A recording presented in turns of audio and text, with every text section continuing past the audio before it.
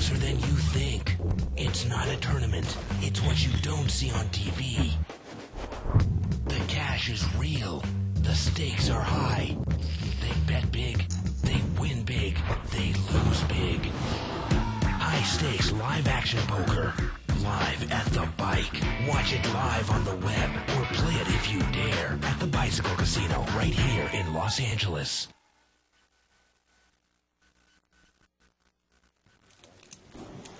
Hello, everyone, and welcome to Live at the Bike, brought to you by the Bicycle Casino in Los Angeles, California, the first and only webcast of real action cash game poker. My name is Bart Hansen, and I'm going to be joined for the first 2 hours with Yana Zelkovic. How are you doing tonight, Yana? Great. 70. And we are going to stream a $200 restricted buy-in, no-limit hold'em cash game. The yellow chips are $5 chips. The blue chips are $1 chips. The blinds in this game are $3 and $5. Let's go around the table very, very quickly and introduce some of the players. In seat 1 there we have Roberto. Seat 2 is Dan. Seat 3 is David. Seat 4 is Sharif. Seat 5 is David Lamb. Seat 6 is Jerry. Seat 7 is Adrian. Seat 8 is Ross. And seat 9 is Quan. And it looks like Quan just took... No, he lost all of his chips, or most of his chips, it looked like. To Roberto there in seat 1. And Yana, we were saying right before we came on the broadcast that Denny Williams was scheduled to do the announcing with you the first 2 hours, but if people were listening last night, Denny actually ran out of here a couple minutes early to go play the Limit Hold'em tournament at the mini series of poker here at the bike, and he finished second. Yeah, so he was up late. He's been up late all night. Then he probably went drinking. And $5,800 richer, second place. That's nice. And so look at that. I wonder what time they finished. Probably around 3. Well, you know, it depends on how big the field was. I'm not exactly sure how big the field was. Today's event was a stud high-low field, so it's obviously not going to be that big. You know that the 2-4 stud high game is becoming my favorite game at the Bicycle Casino. Really? When I have a really rough day, I buy in for $100 in the 2-4 stud game. You can't buy that much fun. I had quads the other day with no pair showing. How cool is that? It's interesting. I'm not that familiar with Stud High. It's a bigger East Coast game over the last 5 to 10 years. Of course, we spread Stud High low here at the bike at the 2040 level. But 2-4 Stud High. Again, you know, people can email us at liveatthebike.com. We also follow the 2+2 thread that started. You can click on Tournament Poker. Click on World Poker Tour and other televised tournaments by going to 2plus2.com and then clicking on the forums key, and we're right there. But I always thought that Stud High, sometimes it's not quite worth it to play at the smaller levels because of the rake, and you're fighting for bring-ins and antes and stuff, and the rake is so high. But maybe some people have some comments about that, about low-limit stud. I don't know, but I've never played before, and I'm reaping the game. But there you go. Thank you. I think what I realized in that game is you're going to see 4th, 6-way, and pretty much like everyone just brings it in for the 50 cents, and for 50 cents I get to see 8 cards, you know, mine and everybody else's. So I think pretty much anything is worth 50 cents. They say sometimes that stud is one of the purest forms of poker because you really have to pay attention to everything going on. So much information. And that's actually one of my weaknesses, Yana, because I like flop games. Yeah. Because you don't really have to pay attention as much. Now, I completely agree with you. It's autopilot. Seat 7 here has got pocket aces. That's Adrian, and he's going to raise to $40. And look at this. It looks like Seat 2's coming over the top with jacks. And he's in big trouble. 140 total. That's Dan. He's made it 140 total, and aces is going to go all in. He doesn't have that much. And jacks is going to call. So we're going to see the cards get run here. Aces against jacks. Jacks. Gut shot. 3 of clubs. Aces with the clubs. Yep. 9 on the river. Aces is going to take it down. And again, in this game, we're going to see this happen sometimes. Not quite a bit, not as much as in the 100 game, but you will see all-ins pre-flop. 225, huh? 26. 226. 226. In the 100 game, if there are 2 people have a hand, you pretty much have to go all in because one raises to 30, the other guy raises to 60. If you only have $100 on you, you gotta either go all in or fold. Yeah, if you're at the beginning stages of the table. Yeah. There's Russ there in seat 8, Russ McGinley. He's going to join me again the last hour and a half of the show after table talk. Thank you, sir. Russ is here? Russ Fox, excuse me, not Russ McGinley. I was like, after the... Russell Fox. Sorry, Russ McGinley. I was like, wait, the guy that came from Florida took a beating? Poor guy, he's back. Russell Fox. A couple of famous Russes on the show. Famous for the wrong reason. Russ Fox gave Russ McGinley a bad beat. Well, pocket kings there for seat 3. That's David.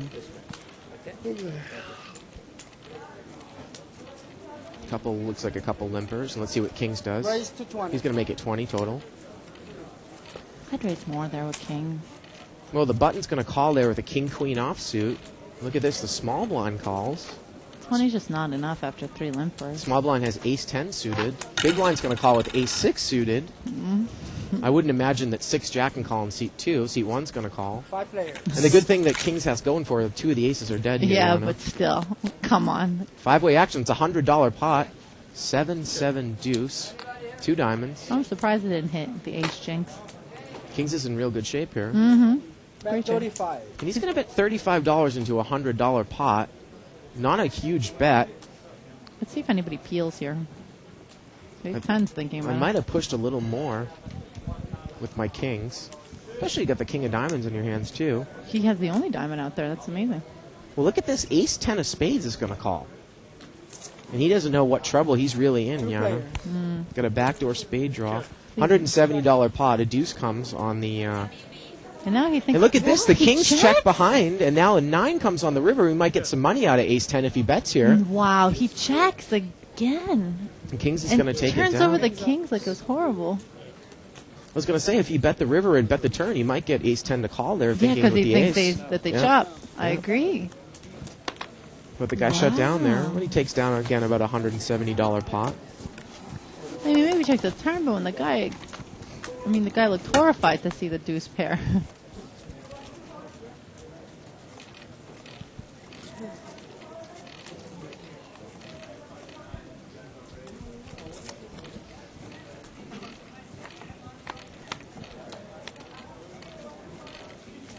Raise 25 total. Now, seat 2 there, that's Dan. He's going to come in for a raise to 25. He has ace-jack offsuit. Immediately to his left, David's going to call with a king-jack suited. And the big blind's in there with ace-deuce of spades.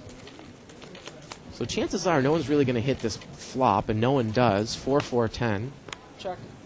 $75 pot. They check with the best hand 40. here. And he's going to bet 40 into a $70 pot, so it's $110. 40 to call. Most likely he's not going to get a call here, I wouldn't imagine, and he's going to take it down.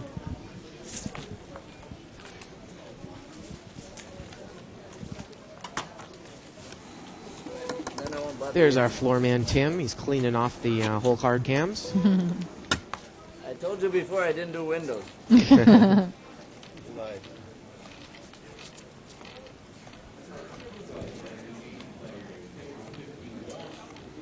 Again, this game has 3-5 blinds, and for a restricted buy-in game, and this game is restricted at 200, the blind size is kind of high. But it is, usually you'll see this blind size in a live casino, as opposed to online where you see smaller blinds. $20. So you do kind of have to gamble it up at first and build the stack up a bit. $20 here on the button is raised with pocket nines. Wow, C2's going to call with a ragged ace, ace-4, and C3's in there with 6-8 offsuit. 3 players. So we got a $60 pot, and that doesn't hit anybody. No, Can't that's be a a scary very, board yeah, for can't be a nines. good flop for nines. See if he fires at it here from position. He No, he's going to checked. check. Now his 6 comes on the turn. Let's see if 6-8 bets here. Well, still is a bunch of This is the overcard. guy that had been against kings. I don't think he's going to And it bet gets there. checked around again, and 9 still has the best hand here. But look at this. C3 is going to bet 15. 3 chip. Well, that's not going too to be small. enough. Yeah. Seat 6, I'm sure, is going to call. One more time. No, he's not. He mucks. Unbelievable. Bart. Wow. Okay. You can't scream like that in my ear. Oh my god, my left eardrum just... Well, I think it was the combination of both our excitement that caused that. I don't know what it was, but there was like feedback. Yeah, that was astounding. Yes, $5. We were both about to say that's not enough. We're both wrong. That's what I thought it was. Well, the pot was about $60. I You know, bet he a bought quarter of the pot. $20. Seat 4 is going to bring it in for $20. That's Sharif. He's got ace-queen offsuit. He's going to get called by the cutoff, who also has ace-queen offsuit. And it looks like we've got ace-8 and queen-jack in there. Wow, Queen Jack, good flop.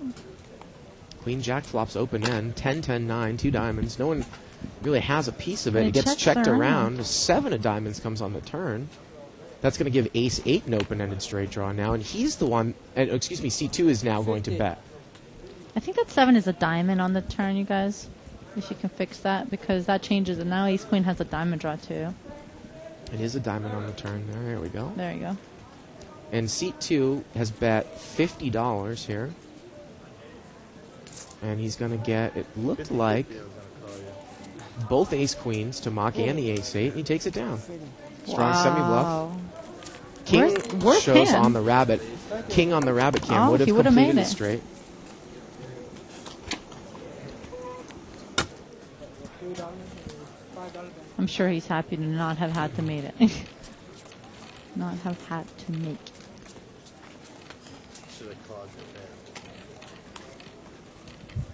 Ooh, look at this. Russ Fox and seat 8. He's got pocket kings, Cowboys.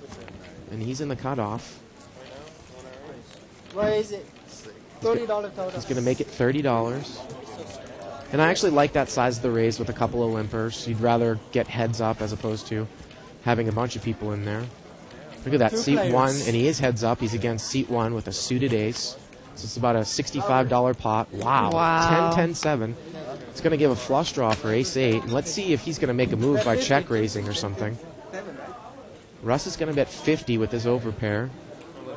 He's all in. Well, he doesn't have enough Yana to get Right. Russ off the hand. Yeah, and Russ calls. He's got the king of spades too, so. So seat 1's going to have to hit an ace or a spade. A 7 comes on the turn and a queen comes on the river, and that's not Kings up. going to do anything for seat 1. Russ is going to take it down with kings up. Anybody else have plastic cards here? Did you get this table? Right. Thank you. I was over there. Again, Russ Fox has actually recently wrote a book about restricted buy-in, no-limit games. And probably some of the only printed material out there specifically concentrating on restricted buy-in, no-limit games. And I believe it's called Mastering No Limit Hold'em. And I'm sure we're going to hear a lot more about it when he comes in here again in the second half of the show.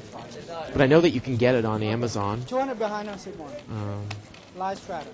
Again, Mastering No Limit Hold'em, or you can just do a search by author's name.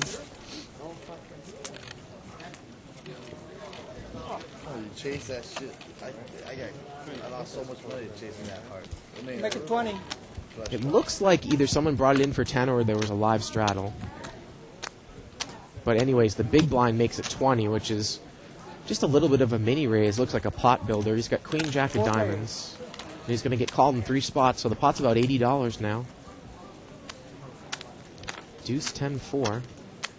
Seat 4's picked up top pair. And it gets checked to him, and he's going to bet.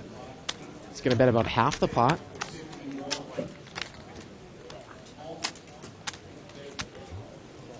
All in. And look at this. 7s, he doesn't believe him. He's going to move all in. Seat 6.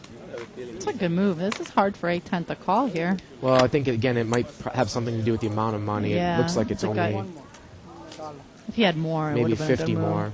2 players. So, got about a $280 pot.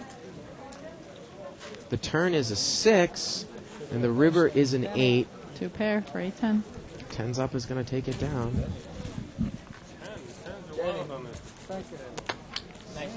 Pay all my tens.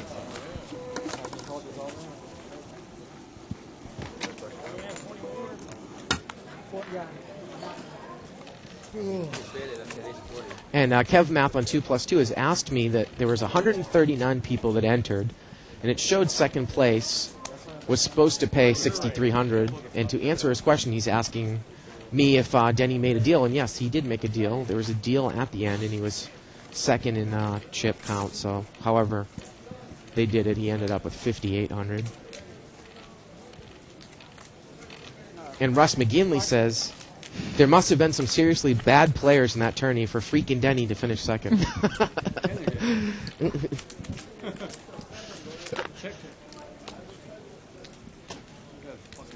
No one has a pair. 5 comes on the turn here. 4 or 5, good.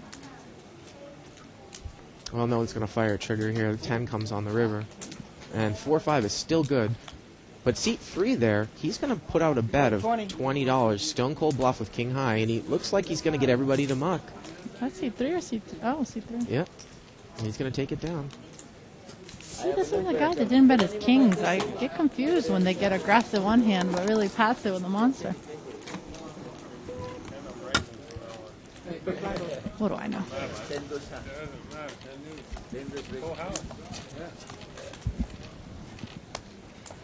Don't give me an idea.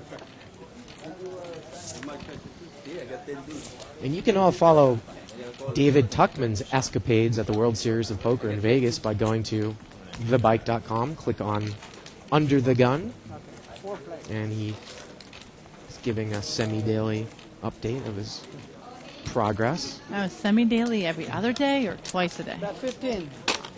Seems to somewhat be on his own time. Probably a few times a week. 4 yellow, I got it. He did well in that one tournament, 66, right? Did he play anything did. else, or Yeah, he's played a few events, pot limit. did he play some money or no? He cashed in pot limit. Oh, really? So King 3 is bet here, 9-10 is called Check it. with a gut shot. And 9-10 now picks up a pair, and it goes check, check, and now King's made trips on the river, and now he's going to 25. bet. I don't think the 9 calls here. It did go check, check on the turn. Thank you. We have a new player coming into So seat you want to take big 6. $5? His name is Sean. He's played here before, right?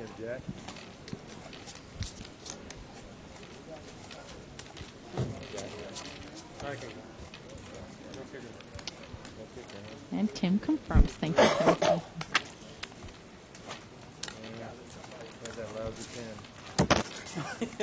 This time, no 10. No tens on the No clock. 10 this time. Turn the 10 magnet off, Wayne. Turn it off. Even the 10 comes, no, 10 dudes. Four limpers here. I got 10 this a while ago. Remember? 6 player. And we're going to see 6-way action. I was going to call $30 pot. because 10 is out of Bet 20. I was going to call 9-10 because I was like, oh, Queen Seat 6. 6 immediately bets out on his top pair. And it's good. then I get a 9 on the turn. And I don't think he gets any action here. Looks like he's going to take it down.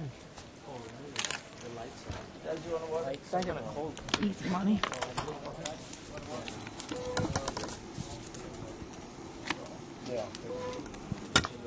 $3.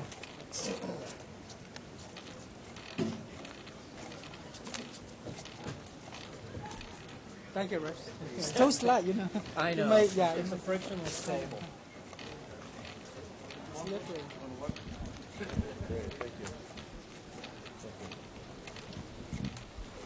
Three limpers. 5 player. Doesn't look like anyone has much of anything here.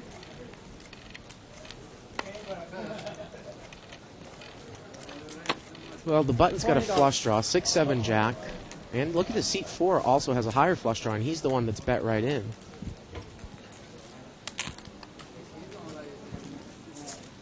So seat 5's drawn pretty slim here. Queen 7 mucks the best made hand. We're heads up, Queen 3 of hearts against Deuce 4 of hearts. Ace comes on the turn. Check, check probably here. Let's see if seat 5 bets here if he takes a free card. No, he takes a free card, and 8 comes on the river. And Queen High's good here, Yana. Check. And the only way that seat 5 can win here is by betting, obviously, as he has 4 high. And he's going to bet, and he's going to move all in. And look at that. The guy has the right read on him. Right. 85. The problem is he doesn't know if the guy had a higher flush draw. Well, I don't know if you would ever call here with just Queen High. No.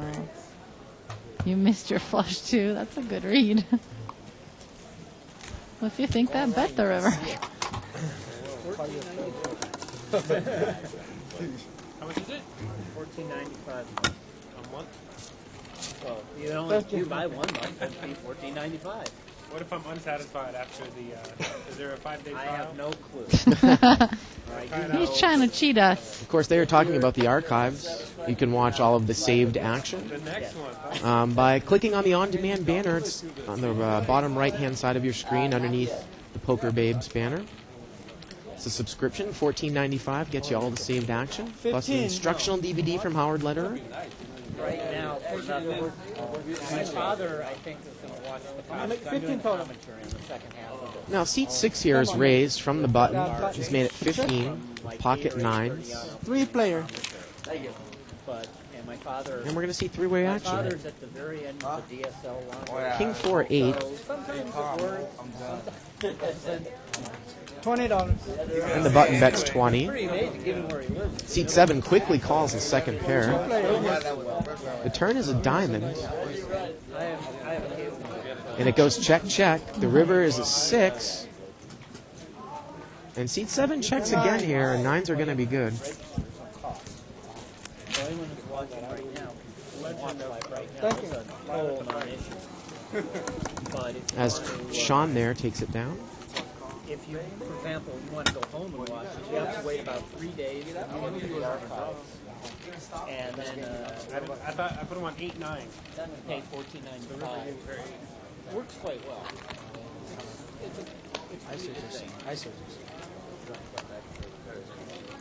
Raise. Well, C2's got big slick 35 offsuit, total. and he's going to make it 35.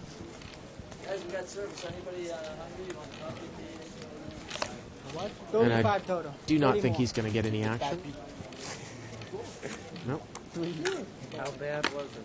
Yeah, and I always think it's funny when people specifically put someone on an exact hand, because, especially at this level, I mean, okay, you put them on a flush draw, good read, but to specifically put someone on 2 cards, I think you can put them on a range of cards, but, What are you talking about? The example where you said you missed Well- your flush draw too?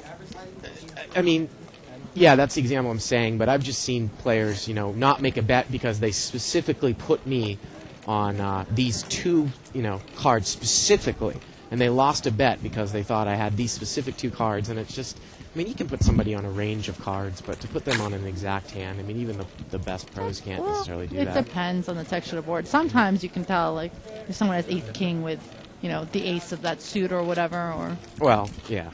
there are definitely hands that can be defined. So this, Okay, guys, actually there's no chopping. Go ahead with this hand. This hand, But, go ahead, you already did it. You showed so me. this one is back to him. Yeah, they can't chop when there's a live player, and quite frankly, I want to point that out. That I feel that it's a house rule that I think is a great rule, where if it folds around to 2 blinds, you can chop it up, take your money back, so you don't just drop money on a random hand.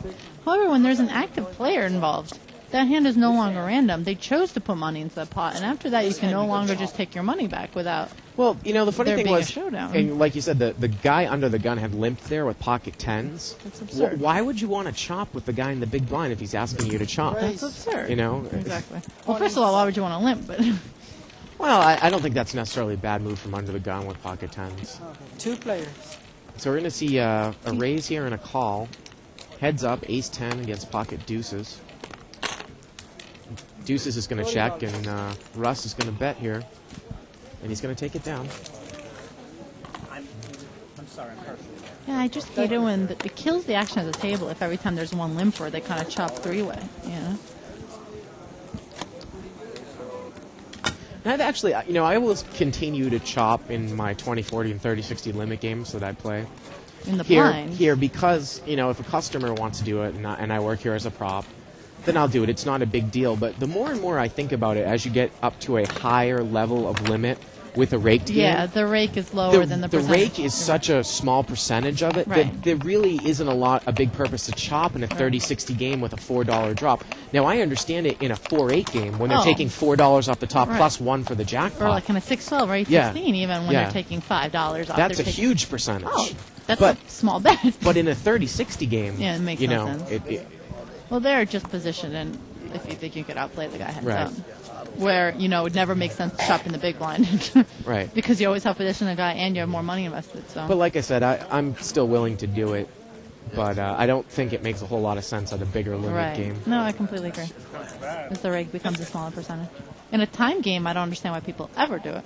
I don't think they would ever do it in a They time do. game. I They think do? people just don't like playing heads up or playing where they feel like they have to be aggressive. They just like playing their cards. Well, four-way action here, limped around. And it gets checked around. Seat 5 didn't bet on the queen. The turn's a 5. I Let's can see bet if Seat something 5 now. bets now. 16. He's going to bet $16. And Seat 1's going to call there with second pair. 2 players. So that check actually gained him a little bit of money there.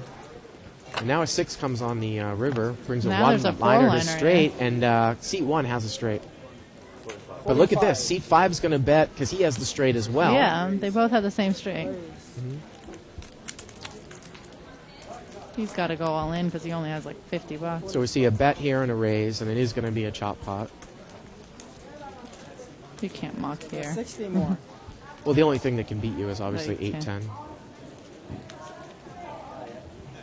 Now, it's probably not proper to go back over the top. A call here is got to Well, be he the proper doesn't even call. have enough money.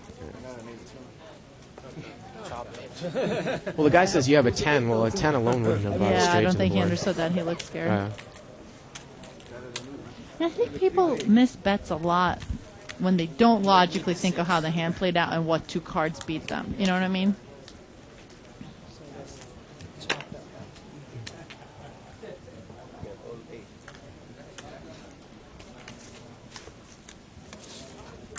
Anybody need cocktails? Who had 60 can I had everything come? I hope not. Of course I have. 2 out. River and 8. Small black.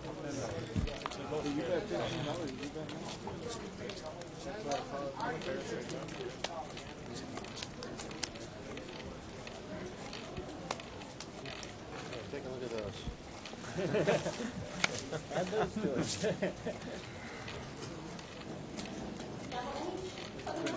Raise $20. Seat 3 is going to Post? come in for a raise. It's going to make it $20 with a suited connector, 17 a club. Did he post Bert? I think he had one chip out and then raise his own post. Thank you. Well, regardless, he's going to take the blinds down. And that's a move that I like that play. I do that all the time. that's a move that I'm a fan of too. And the cutoff or in the Yeah. button with any kind of connecting cards. Well, any kind of card. Especially in limit. I mean, in no limit doesn't make as much sense, but in limit it does because there's 2.5 bets in there already, and for one you have position and aggression.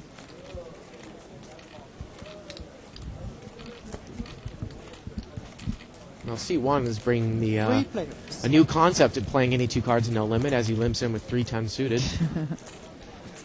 Hey, look, he proved you wrong. Well, he's picked up a flush draw. Queen 4-9, 2 hearts. He's going to bet. 20.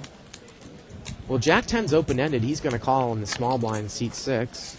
2 players. He's going to have to hit a straight card that's not a heart. That's no help before spades comes. Goes check, check. The river's a 7, and Jack high is still good here. Let's see if seat 1 bets the guy off the hand. Yeah. It's the only way he can win, and he's going to take Wow. it down. So we're seeing some play that, sometimes you don't necessarily see in this game. A lot of players play kind of tight, weak, passive. I love that. You missed your flush draw too.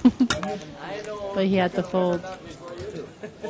Well, there's a good question. If he thought the guy missed the flush draw too, which was a good read, then he has to think his queen high is good, because if you put him on a higher flush draw, he shouldn't have been calling.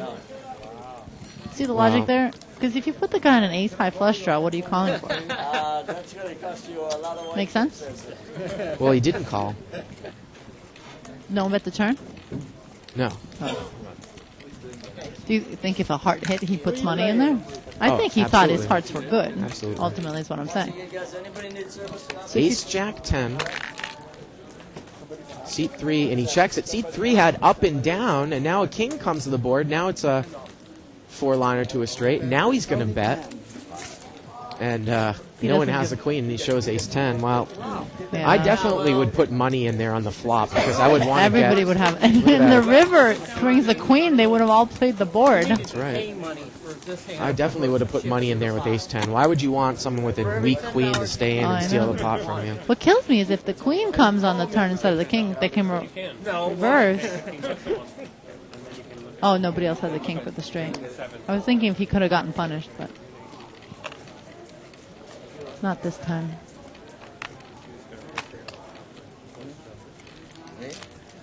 Pay $15 to see it. That's actually interesting. Back to if you missed your flush draw too. That's an interesting concept. Actually, I learned from Pineapple, which is you could be like going on an ace deuce or whatever or a low, 35 total. but if you miss your low, your high card is good for the high. Because if someone else makes a nut low, like with 3-4, you know what I mean? They really have 4 high for the high. Same Well- here. It's like if you put him on a busted flush draw, but you thought your flush draw was good, your busted flush draw high card is going to be better than his busted flush draw. Russ is raised out of the small blind with pocket jacks. He made it 30, and he got called in 2 spots. And when a tight player raises like that, I'm probably going to move out. Look at this. C3's flopped a full house. Russ is in there again in C8 with pocket jacks. A king comes on the turn. Is Russ all in? No. Oh, it just went check, And check? a 9 is on the river, and it goes check, check. No one put money in here? C3, he never bet his hand. Wow. And now it's going to get checked, and now he's going to bet. Whenever we drop that, And Russ Wow. quickly mucks.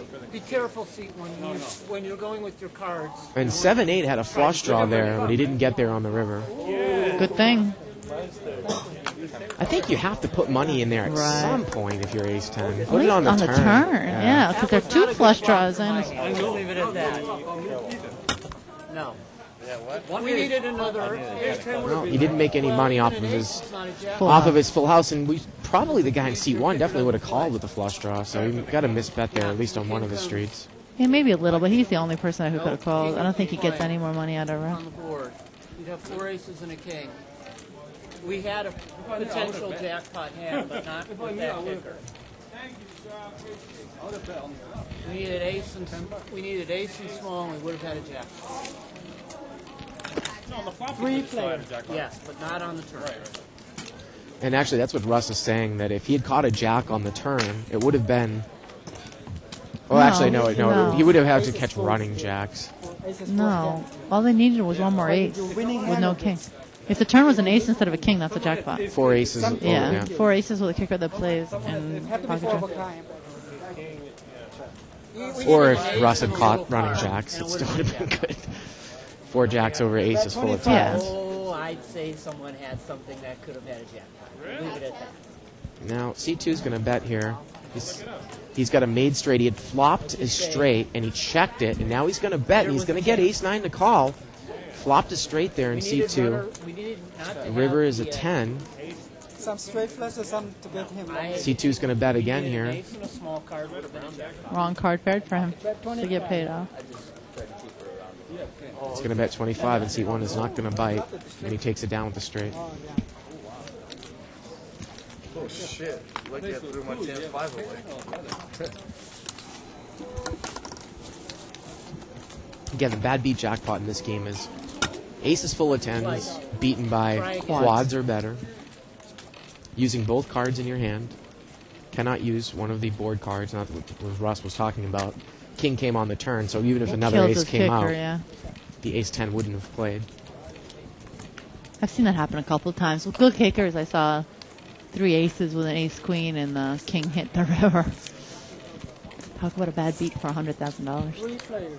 Well, this game, the jackpot's not 100,000, but we do that promotion in the 6-12 and 8-16 certain times of the day. 6 hours a day.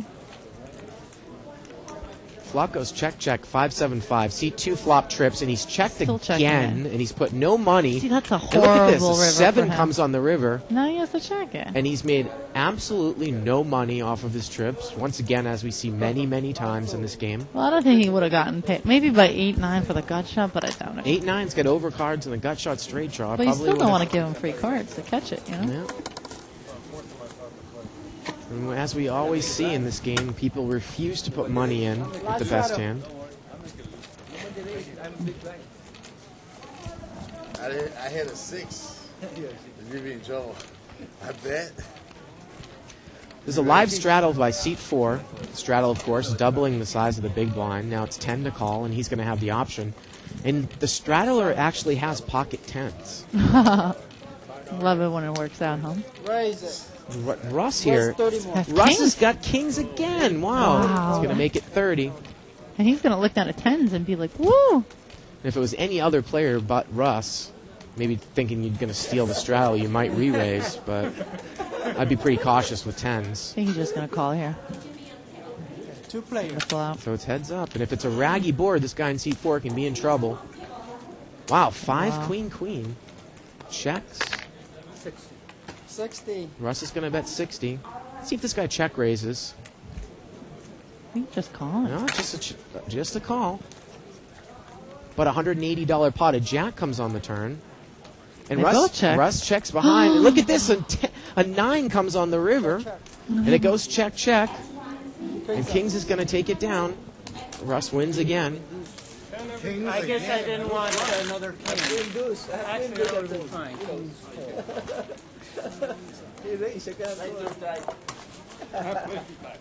Thank you. Oh, Thank you.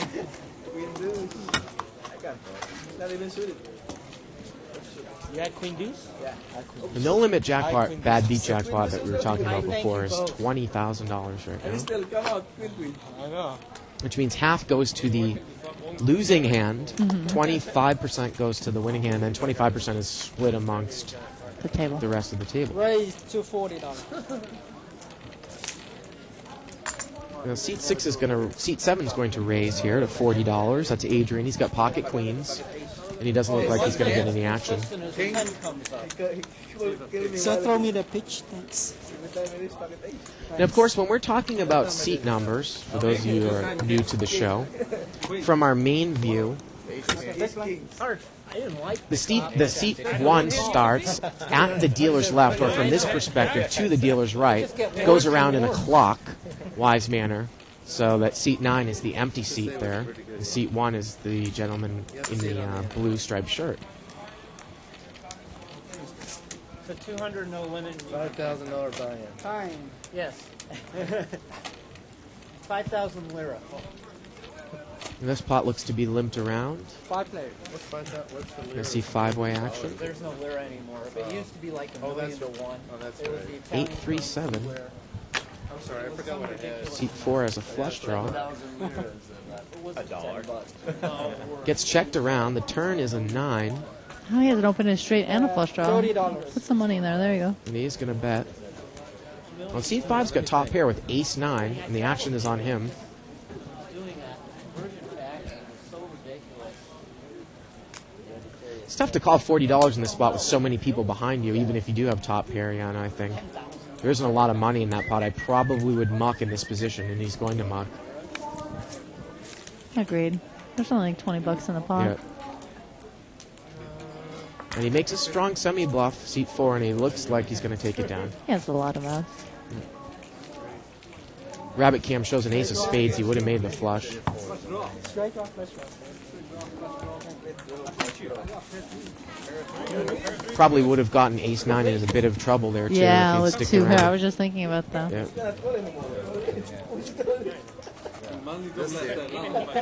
$3. I need a spade, a 6, a jack. We only have one out left. I mean, Now Russell Falk, he's got ace Raise to king, and 25. he's going to make it 25. And seat 6 is pocket. Pocket 10s in seat 4 and pocket 8s in seat 6 in the big Yeah, blind. the button's got 10s. See what he does here. He's just going to Call. call. I think 8. Oh, look, 9-10 suited calls and 8s is definitely going to call. So we're going to see a little bit of a pot here. I definitely would call here with any pocket pair to see if you flop your set. Absolutely. Can I pick one over there? It's only $20 more. Wow, I don't know why he would ever Wow. muck that hand. So we're going to see 3-way action. It's a Flop and Nate, make him $75 regret pot. Oh, 7 deuce 5. Well, the funny thing is that he might have gotten in a lot of trouble here. 50. And look at this. Russ is going to come out and he's going to bet. What is 10's going to do here? He's got the overpair. Is he just going to flat call? Looks like he just calls here, Yana. Wow. The turn is another 7. Let's see if ace king checks. Yep. And look at this, Check. tens checks behind But him. this is how he played kings, Wow. too. But the board was scary when he had kings. Tens half the bet.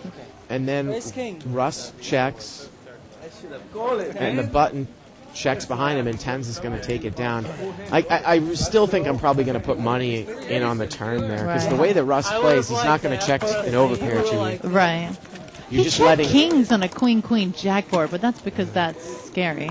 you're just letting Russ get a free card there. But he played kings the same way when it was an overpair. It was just a different texture of the board.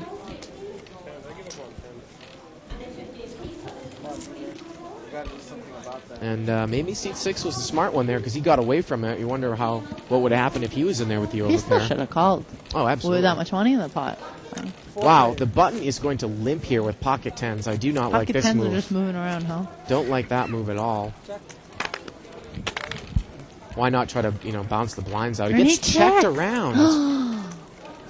On the turn. Six deuce now has two pair, and he checked. Checked it from up front. Now an ace comes on the river. No, everyone checks. This is just unbelievable. No one's putting any money in the pot with the best hand. With any Wait a hand. minute. Did look at this. Seat 6. Muck, the two hand. pair. He didn't even know that he had two pair. He didn't realize it. And I'm getting a confirmation that he had deuce 6. He mucked Right. the best hand in seat 6. Oh, wow. Look at that board. He mucked, and the button took it down with 10s. Wow. Wow. The only thing that makes that not a horrible thing is that it was only like $15. Well, that's incredible. We've seen him muck Tens didn't raise. pocket 8s when he should have called, and then we just saw him muck the best hand at Showdown. He mucked two pair. Not even like best hand king high. That happens once in a while when people just muck no pair, but he mucked two pair. Seat 4 is going to come in for a raise. He's got a suited connector, 7-8 of diamonds.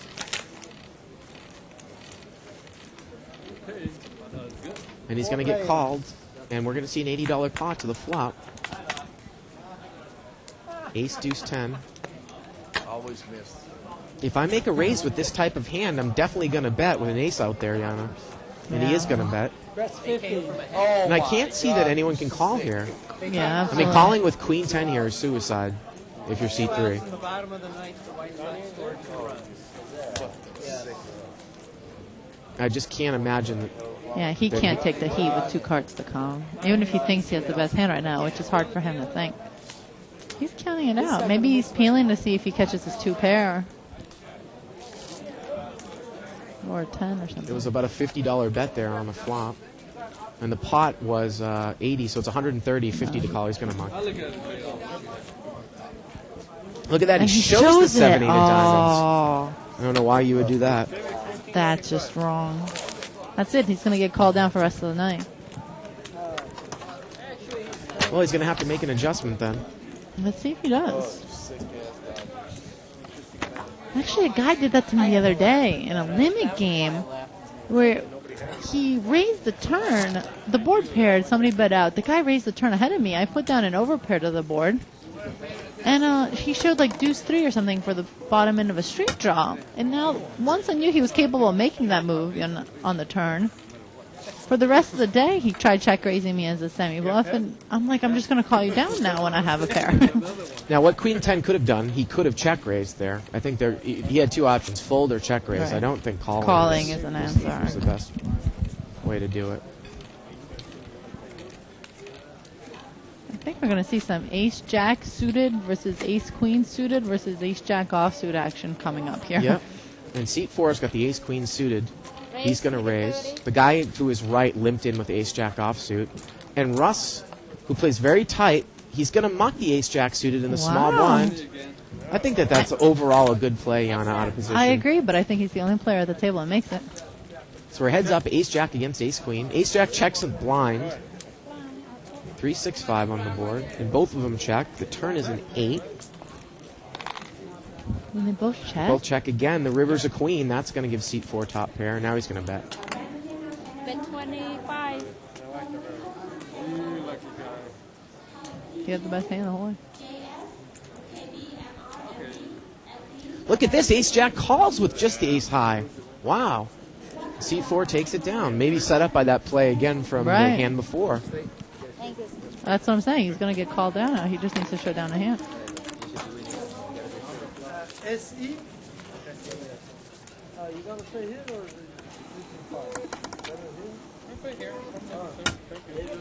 Very happy. Again, we are here every Wednesday through Saturday from 6 to 10 p.m. Pacific time. We stream live cash game. Saturday night is traditionally our restricted buy-in no limit game. Fridays is our big no limit game, and Wednesdays is our big limit game, 30-60, which is very fun to do.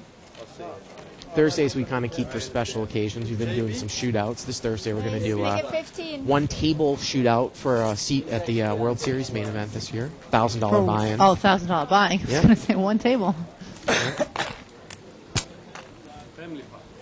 Looks like it was a $15 raise, and 5 people are in 5 there. player. Seat 5 looked to just raise to 15 with jacks. That's not enough. No. $75 pot, 4, 10, 4. Well, no one's got a 4. That's good for jacks. Now, why wouldn't you? Well, I was going to say, why wouldn't you push? Maybe he's scared that somebody's sandbagging a 4. But that's the problem. Why? Yeah, but you if would, someone re-raises him, he's going to have to call anyway, so what's the difference? Yeah. Well, he's going to bet $50 here into a $75 pot. So the pot's now $125. 75 to call. It looks like the action's on seat 2. All he has is ace queen.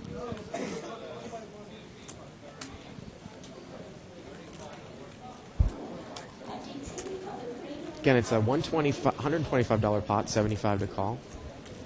He mucks. Seat 3's going to muck. Seat 4's got an under pair.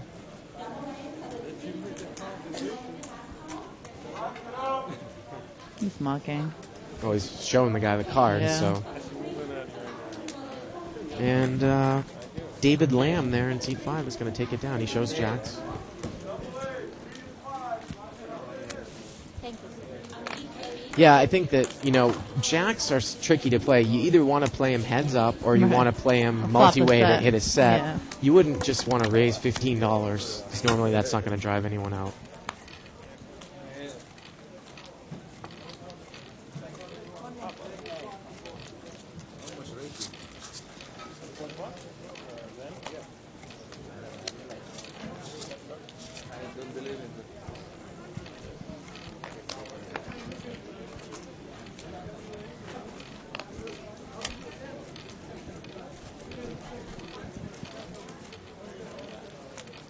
This pot looks to be limped around here.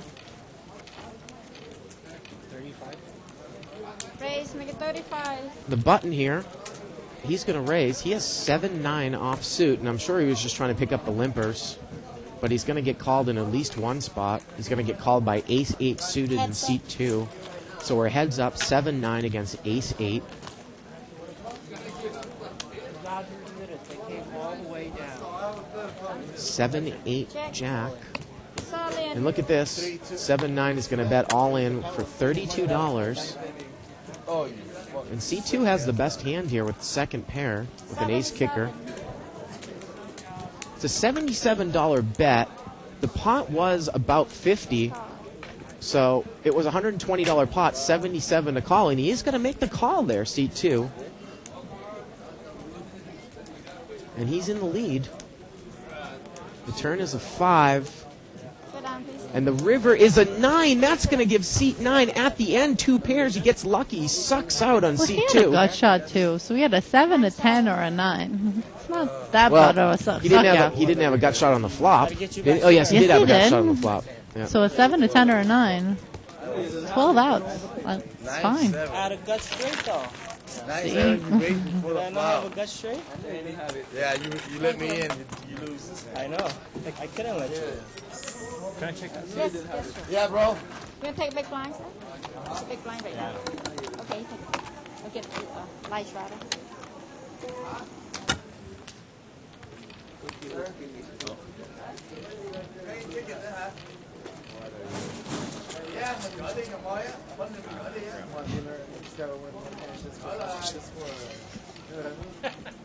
Lights rather. And seat 4 is once again going to live straddle. Raise on the button.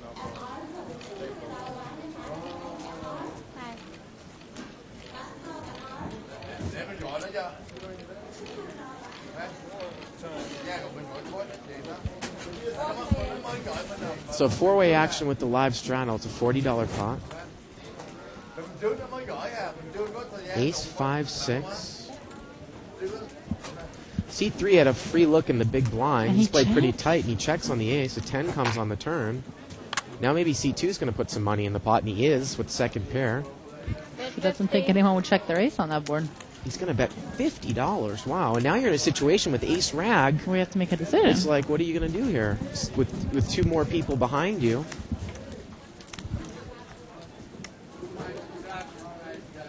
$50 into a $40 pot. Look at this. He's going to muck the ace rag. Seat 4 is going to muck, and seat 1 mucks, and the second best hand takes it down.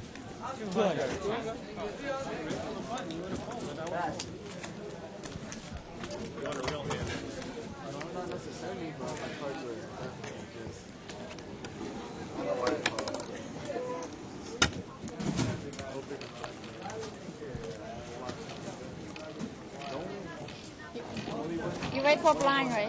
Wait for blind. Two hands. Yeah, okay. Do you in? Yep.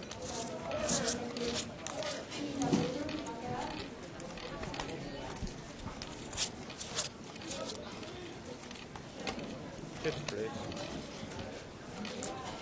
Just want to borrow a scat while you're waiting. Yeah.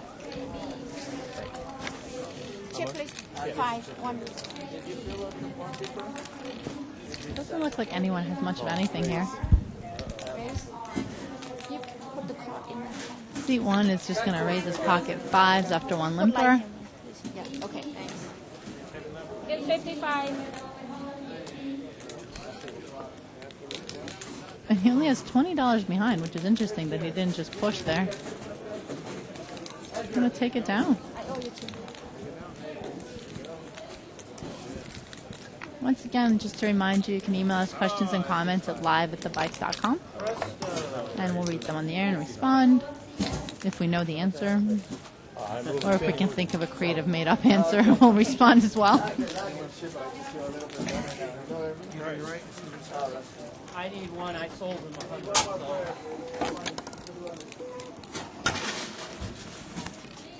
That didn't last long. You take one.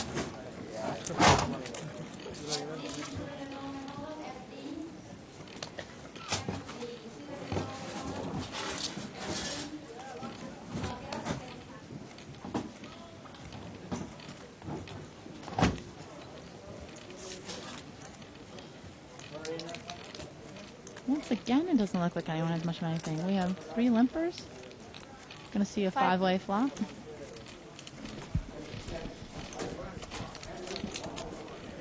Bunch of offsuit disconnectors. 8 deuce jack, 2 spades. 9, please. 8-10 with the best hand. Turn is a 4. Get 20.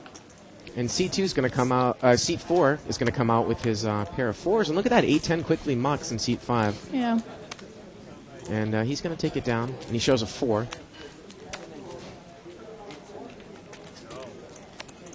Jack 4. Jack 4, he said. Yeah. Tired of the shitty hands of this one. Want to take big blind?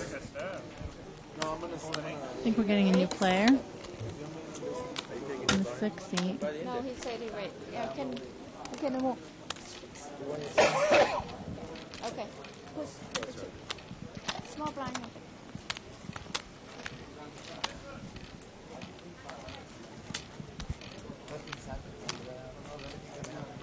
It's worth 5,000?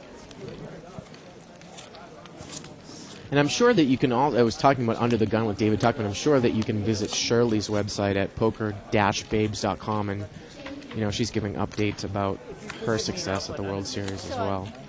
And she's planning on entering Everyone's got a website, Bart. We got to do it. 7 or 8 different events. Actually, I do have one. That's a good idea. Wow, C2's got pocket aces. He's only raised to 15 here, and he's going to get called in 2 spots. $45 pot. Queen Jack 8. Look at this. Wow, Seat Queen 7's Jack. flop, top 2. And he's going to check them.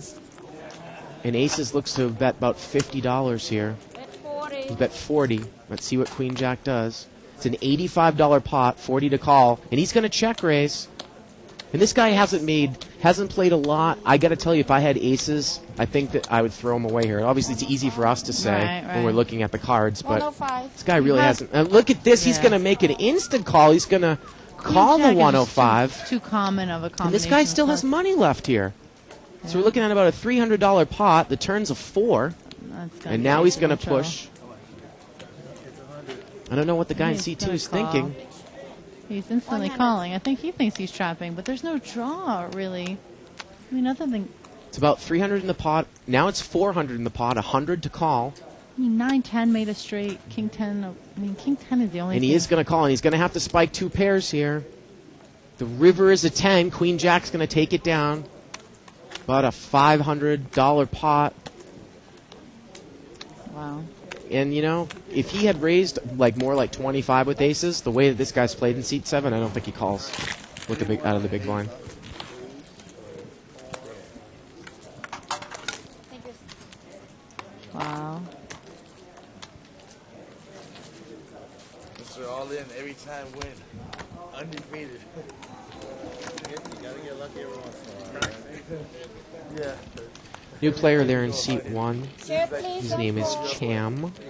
I hope it stays that way. I think it's Chan. Sometimes I make a 300 mistake, behind. though. Oh, you're right. It is Chan. Yeah. Just don't...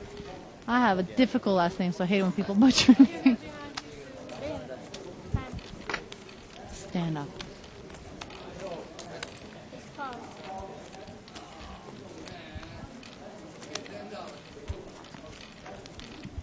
Three play. 3-way action here. It's been limped around.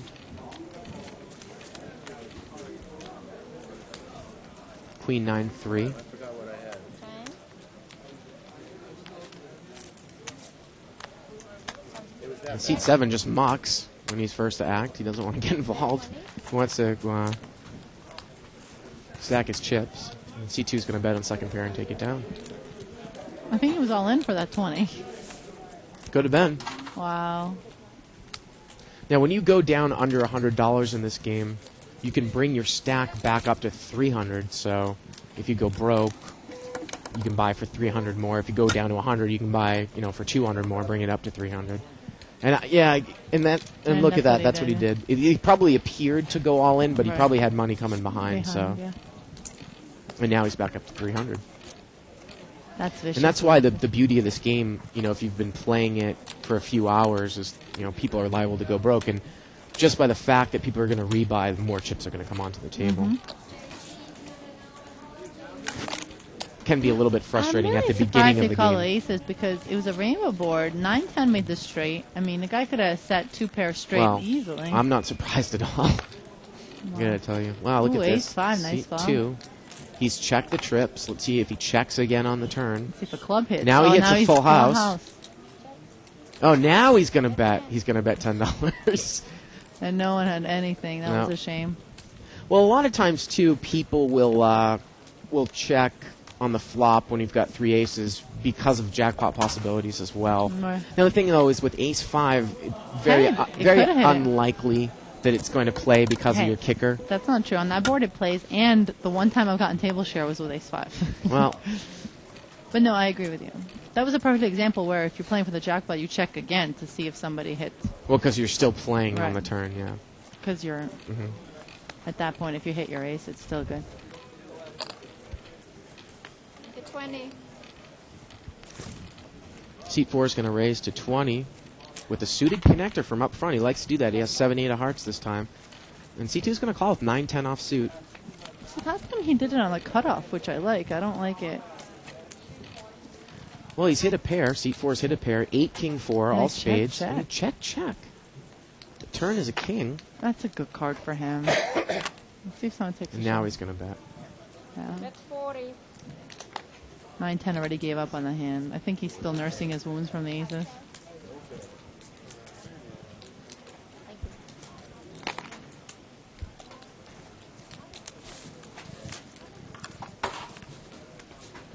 Line?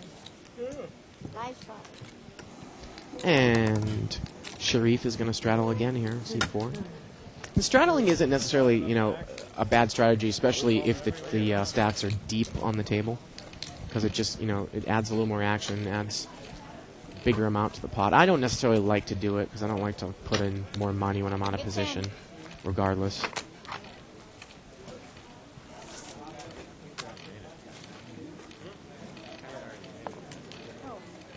Although Dave Tuckman brought up an interesting point. When you're playing three-handed, I think you should always straddle on the button in a no-limit game, especially if the chip stacks are deep compared to the blinds.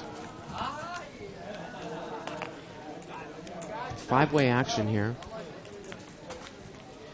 King 9 was the best hand. 4, 5, 9, 2 clubs. Well, he's going to bet on top pair. He's going to bet 30.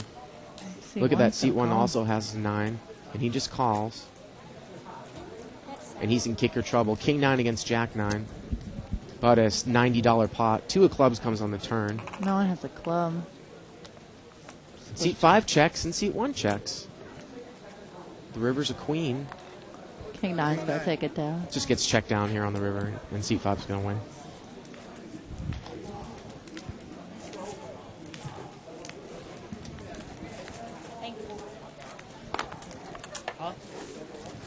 So Sharif there in seat 4 looks to have about $800, which is a lot in this game.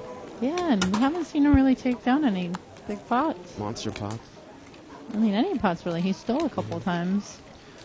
Now, the only problem is the only person that really has him covered is seat 8, and I can tell you that Russell isn't going to give up his entire chip stack unless he thinks that unless he he's has got kings the best and hand. thinks the guy has aces and they go all in. Wow. That was vicious. 4-way action here. It's limped around. Jack, Jack 7. Seat 3's got 3 jacks. And he's going to check, and seat 4 bets on the 7. He bets $15 with 5-7. And let's see how... We haven't seen seat 3 really play at all. And he's just going to check call. The turn is a 5. Now, But still doesn't really... 5-7 recognizes he has a Yeah. two pair. And it checks on the turn. And now...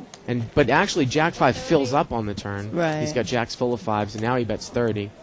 Uh, And he can't call. can't call. Now, if you're going to check call on the flop with trips like that, and you don't think the guy's got trips to your left, if you're going to play it that way, why not bet the turn a little bit on the turn? Because what happens is if you think the guy's betting a 7, which he was in this case, if you've got an overcard that comes on the river, it's going to just make him that harder to call, on the river. Exactly what happened. So if you want to check call, put in a bet on the turn. Check call and then bet, or check raise the turn, whatever you want to do. But he just check called the turn again, and he made no more money out of the hand. I guess he's thinking I filled up. I'm going to let him catch up. 3-way action. Ace, deuce, 7 of clubs. 9 of club, best draw. Gets checked around. The turn is a deuce. King 7 is still not bet here in seat 5. And the river's a 4 of clubs. That's going to give seat 4 the best hand. He's going to take it down. It looks like he bet $5. And he takes I it don't down. get the point of a bet there. And again, I preach a lot. With an ace, deuce, 7, all clubs on the board, if I had king 7, I would definitely bet. If I had nothing, I would definitely bet from early position. Because when you've got a 3 flush on the board with an ace, and you bet, very, very difficult for anyone to call you unless they have the queen of clubs, at least the queen of clubs, the king of clubs, or an ace in their hand. Mm-hmm. So...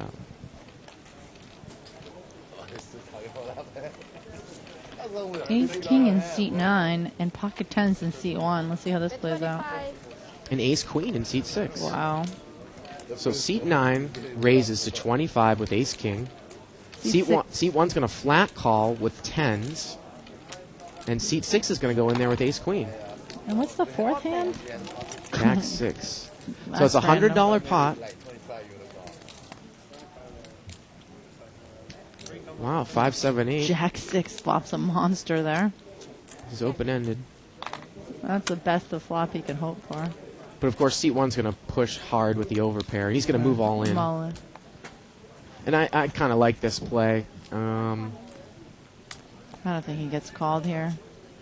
I mean, obviously, if someone's flopped 2 pairs, then he's in trouble, but he has an overpair. Hopefully, people have high cards.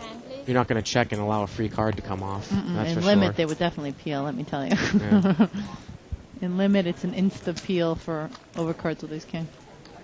Seat 6 is thinking with ace-queen. It's $100, $115 Player's bet. ace are hard, I bet you he's just like wondering. He must think, oh, my overcards are good and I have backdoor hearts. So the pot's $215 and it's $115. He's really to call. short, too. Actually, it might be correct for him to call. He might only have $50 in his hand. Not even. I would call there, actually. If the pot was $150 and only $50 for him to call, he'd be getting 2-1, but he lays it down. I think he was getting more than 2-1. Again, he it was. depends He's on how getting much at 4. money he has. I think he should have called, actually. I wasn't paying that much attention to what the stack bets pre-flop were. Well, the pot, if you only the have pot $50, pre-flop what was was it? it was $100. And So this guy pushed another 120, right? right. So if you only have 50, so that's basically saying that you've got to call 50. So the pot is now 150, and you've got to put $50 in there for. So 3-1 with 7-ounce call. We got a chip count here by Joker Gaming. About $200 there in seat 1. Seat 2's got about $350. Seat 3 has got $205. Seat 4's got $850. Seat 5's got about $200. Seat 6 has about $75. Seat 7's got $525. Seat 8, it's got $660, and Seat 9's got $225.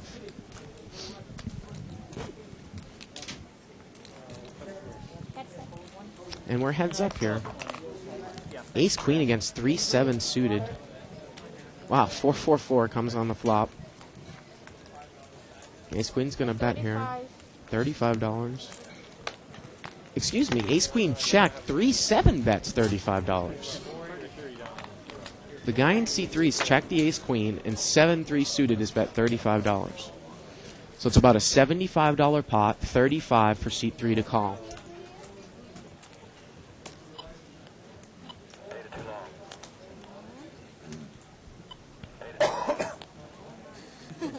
And I don't really know why you would check if you were ace queen and you were the original raiser and you're heads up with this type of flop. And look at this, he's going to muck the best hand again. And Sharif takes it down. He's got about 900 in front of him now. Basically no flop.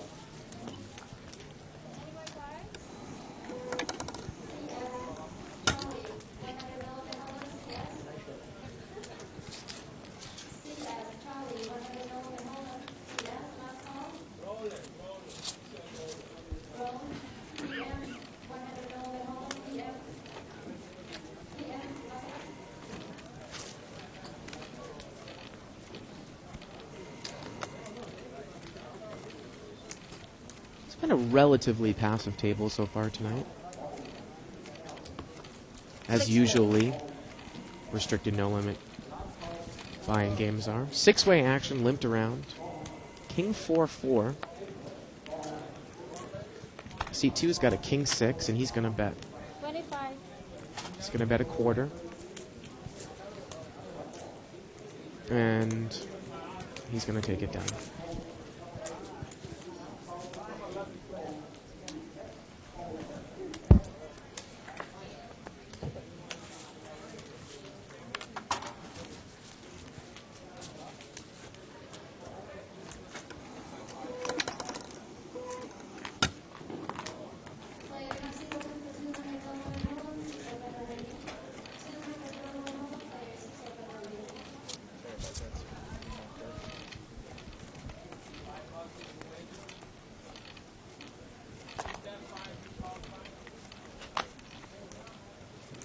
Russ Fox there in the small blind.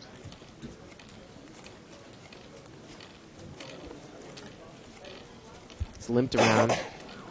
Russ is going to complete there with a ragged ace. I'm going to have to give him some crap about playing a ragged ace, but it was only $2 more. So 7-way action, $35 pot, 5-6-6. Seat 7 on the button has flopped trips. He came in with 3-6 off suit. At 15. And seat 3 is going to bet with pocket 5s. Let's see what 3-6 does here. Get 45. He's going to raise to $45. And seat 3's got a full house. He flopped the full house, and he bet right away. And seat 7 is in trouble. He is in trouble. So the $15 bet, a raise to 45. Now the thing is that it seems like the guy in seat 7 is smart enough where if he could actually muck this hand if he took a lot of heat. He only has a 6 in it with a very weak kicker. That's up. And seat 3 is just going to flat call. The turn is a 10. 5's full, checks to the button. And now I think he might be thinking that maybe his hand isn't necessarily the best one. But let's see what happens here. Bet 45. He's going to bet 45. The pot is now about 150. And look at this. Seat 3 is just going to call. And I'm going to tell you, Yana, if this guy checks the full house to seat 7, I bet you seat 7 is going to check right behind him. This guy's just got the slow play itis in seat 3. The river is a king. Let's see what happens. Well, now he's going to bet. He's going to bet. I like that. Now he's going to bet. Again, the pot's about 220 right now. Bet 50. He's going to bet $50. This is great that the king hit in case the guy thinks he had overcards.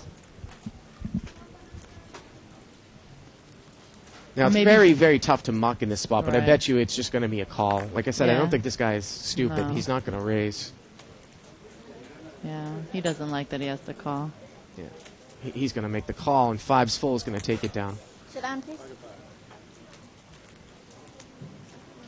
Who called it out? Did he call it out, or did the guy? I think he said he had pocket 5s. Oh, okay. Good acting. Well, he played a bit of cat and mouse there, and I'm glad to see the fact that he bet on the river, because I was Right. feeling that he was going to check again, and it's just like, oh, Right. you know. And he also bet his full house on the flop, too. Mm-hmm. They weren't suited? Five? Oh, all right. I thought it was 5-6. Suited? I thought it was 5-6. I hope not. I'll have to double check. Oh, cute donkey picture on Toothless, too.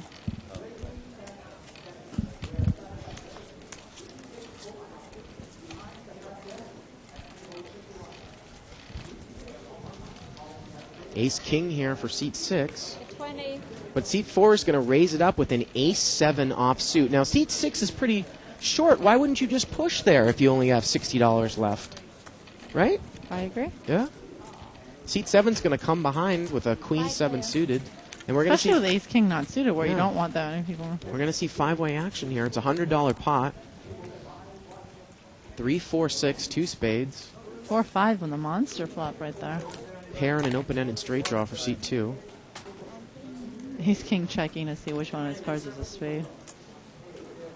And now he has to go. See, if you push all in before the flop, 4-5 doesn't call you. Absolutely. Looks like he bets about $50 all in. And 4-5 is going to make the Right.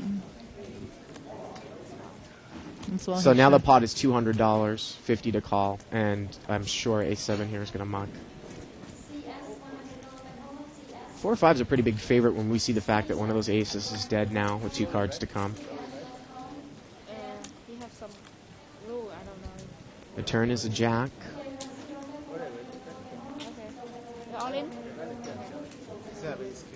And the river is a deuce, and 4-5 actually makes it straight. Straight. And he's going to take it down.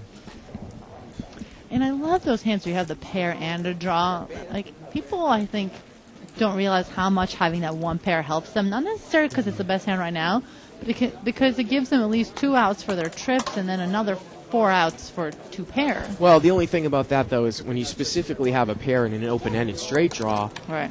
it's not as strong as, like, saying you have a pair and a flush draw, because if you hit your 2 pair, it's going to bring a 4-liner straight to someone else. Fair enough. I mean, Yeah. but heads up.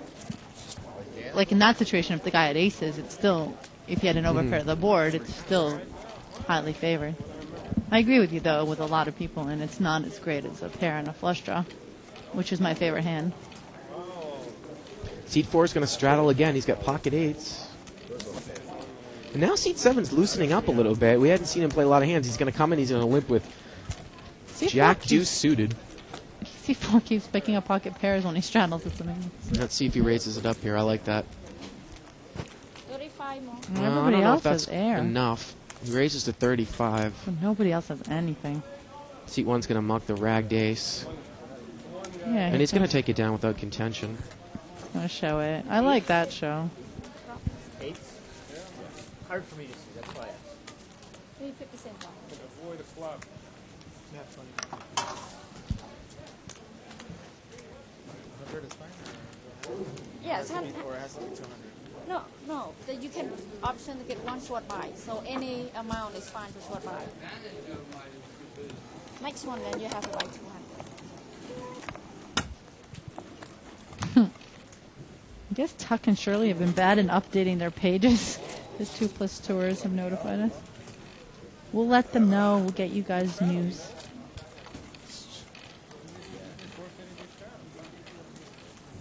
They're just so busy winning all the tournaments.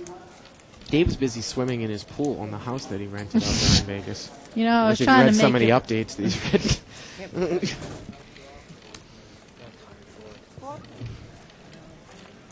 So it's limped around here. Times 4, $20 pot. 9 Jack 6. Bet 15. C2's going to bet in position with second pair. Then he's going to take it down.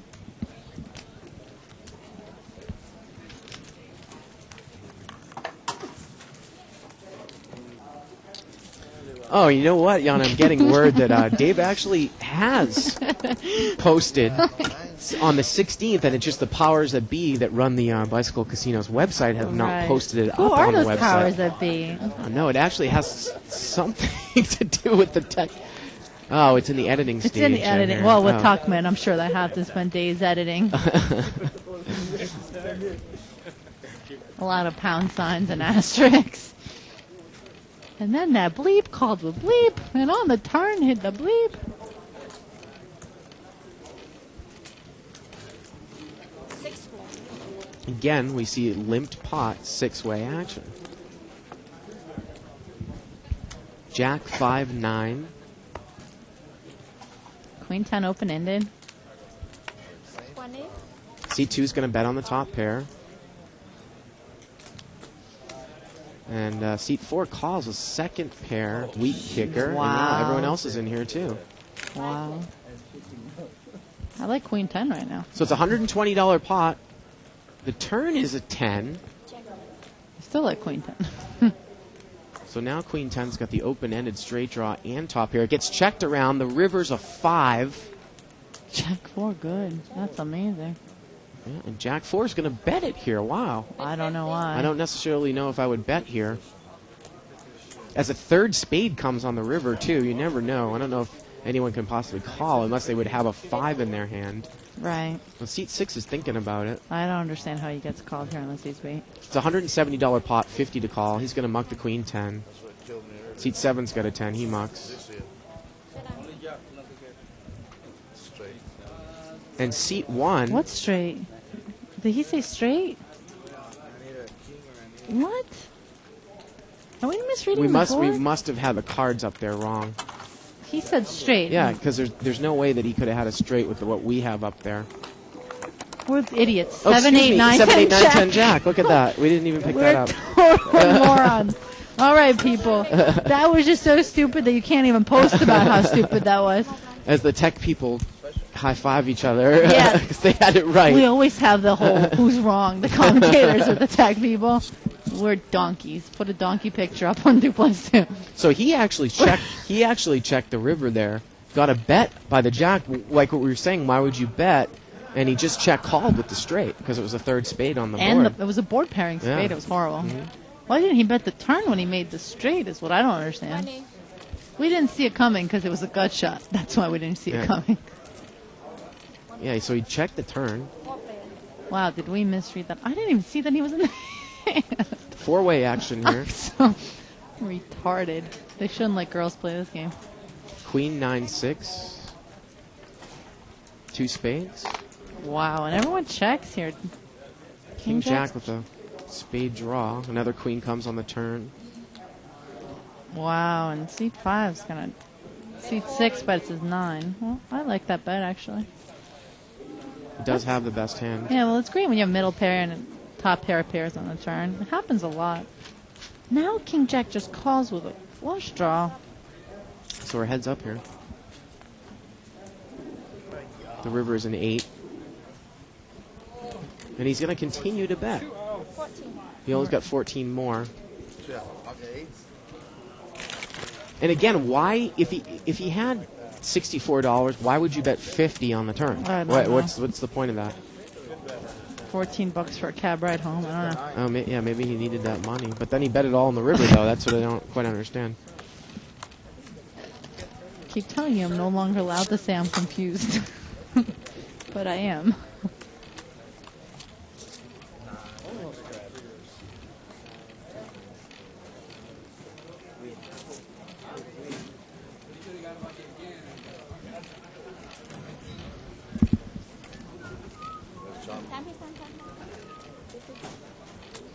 The 15. Seat 4 is going to raise to $15 from the cutoff. How cool is it that like He has network 6-10 suited.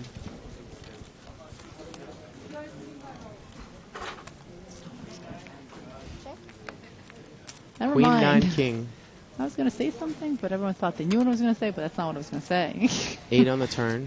I got shushed anyway. Seat 4 is going to bet 15. He's going to take it down.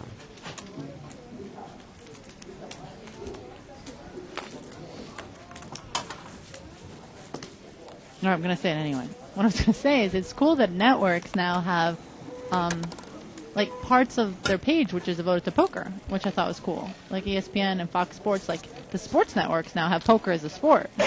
Well, I mean, That's cool. They broadcast it, so I think it's probably a good idea to have portions of their website. Yeah, but they devoted to it. broadcast gymnastics when it's on. There's not like a section. I just feel like we've made it somewhere, you know? There's legitimacy. Like it's an ongoing thing, except our season is year-round. You're not excited about it, Bart. I know. Forget it. Once again, it's going to get limped around here. Once again, no one has anything. Queen 5 ace. 3 diamonds. Someone's got queen. Oh no, queen 5 is out of the hand. No one has a diamond. Seat 4 is going to bet, and that's a stone cold bluff with 6 jack. 10. That's a pretty gutsy bet there. And he's going to take it down, it looks like, and he And shows he the bluff shows again. the bluff again.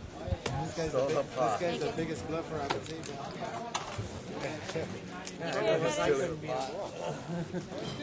I could. I had a pair of 5s, but maybe this guy will bring us some more luck. Alright. I had Jack 5. What's up? What happened? Jack 5. I thought you got the last spot. Which one? The 9? What do you have? What do you have? What had a straight? But you should have. Now, this is the type of table, Yana, where actually I might limp in with some hands in early position that I normally would not play in a no-limit game just because there hasn't been a lot of pre-flop raising. So I might come in with something like Queen, Jack of clubs, limp, where I usually wouldn't play that in early Right, position. because it's not going to get re-raised behind Even you. 9-10 or something like that, you know. Some of those suited connectors that I don't necessarily like to play from up front. As we see again, we're looking at 8-way action here. Unbelievable. 8-6-4, 2 diamonds. And 6-4, flop 2 pair. Yep, seat 4's got 2 pairs. Well, you got to give him credit. Now, if he's going to bet his good hands as well as bluff, a lot of people aren't going to put him necessarily on a hand. But ace deuce of diamonds is in there, and there's no way you can get him out with a hammer. Look at this seat 6 with ace 4 of hearts. Gonna raise him. He's going to see no one fault. See, now people are getting a little frustrated now. Gotta be 990. He's going to raise to 90. He looks to be all in. Oh, that's Russ with ace deuce of diamonds. He's Well, he not gonna mucks call. to the raise now. Yeah. Right. He would have called this guy, though. 7-9 is open-ended there in seat 2. Open-ended, but his cards are black. That's gotta suck for him. Seat 6 maybe still has a little bit more money left. I can't believe that Seat 2 would make this call. He just showed his cards to people around him, and he still said call. I don't think so. No, he's going to muck. And look at this. The bottom two pairs is going to push all in, and Ace-4 is in big trouble here. Yeah. He's got a backdoor heart draw. I don't really like, if I'm 6-4, And he's going to make the call. I don't like 6-4 here. Well, I'll take it heads up against someone, Yana. Yeah, bottom two pairs suck. The turn's an 8. That's going to counterfeit. Queen comes on the river, but the 6 is still good. Still good. A perfect example why I hate Yeah. bottom two is if the guy just says top pair, a lot of things counterfeit your hand. Yep. If he had a 6 with a better kicker, he would win. Exactly. Yep. Or even if he just had the 8, or if he had, overcards with a draw. How many hearts were on the board? 2 hearts. River was his heart. So it was 1 heart and 2 diamonds on the top. And Russ did muck the nut diamond draw on the flop. The other thing with 6-4 is you don't know that he doesn't have a set, is what I'm really afraid of on that board when I'm taking a lot of heat. Yeah, but I'm saying. Well, I agree with you, but the guy only had a little bit Right. of money left, so I don't It's have not a a huge problem. decision with $50. Yeah, I don't I have a agree. problem pushing back. In a all bigger in. game, it's a bigger decision. Oh, absolutely.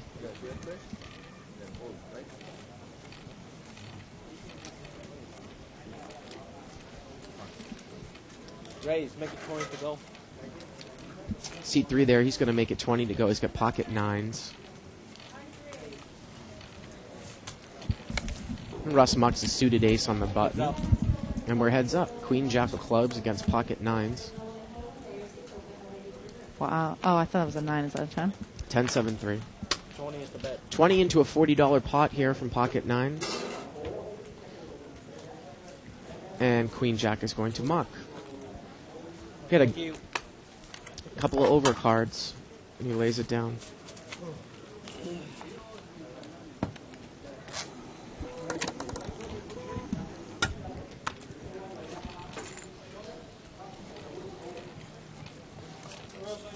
Doing well, Dan. How are you?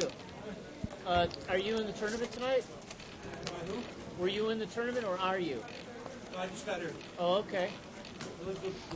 The tournament tonight was 7-card stud high-low. Stud high-low, yep. Starts at 4:15 on the weekends. One seed in this game, if you want in on this game. Tomorrow's tournament is Yeah, I'm doing commentary. $500 pot limit hold'em. I think there'll be a second. I don't think they get a lot of players for pot limit, just because it's a really hard game.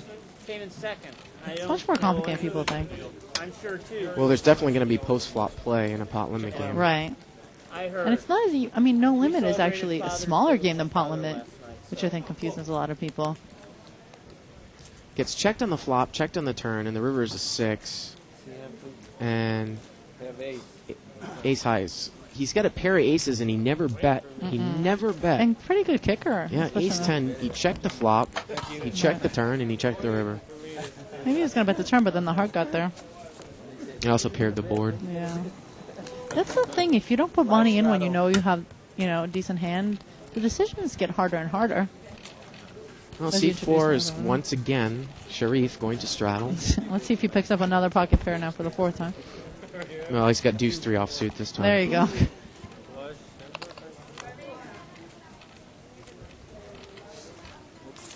We'll get there.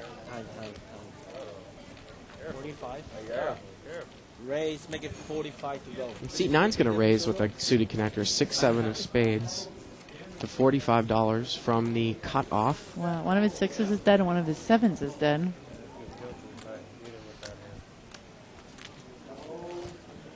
Seat 6 has got pocket 4s. So again, you have to call here. Well, depends how much he money. doesn't have enough money really to make Well, that type of call.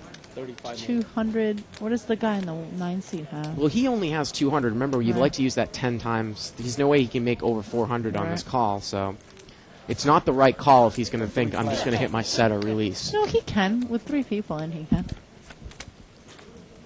Again, he's not going to make $400 total. Queen 6 queen. Look at this. Seat 7's flopped.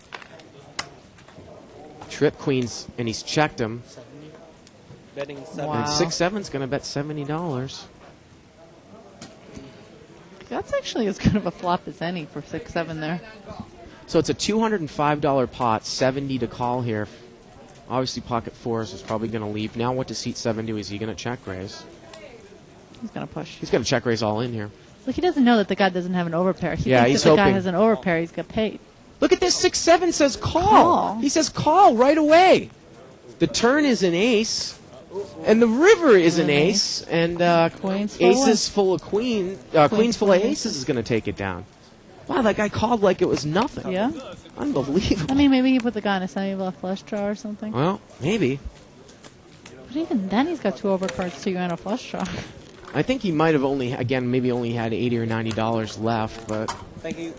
that's going to always also factor People into. listening must get annoyed at us for being like, he only had $100 left. You know, that's still money.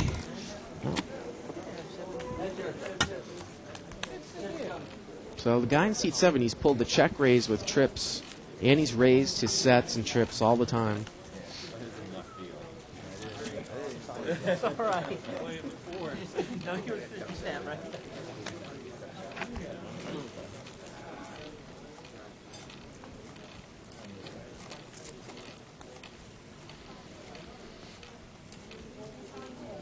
Your turn, sir.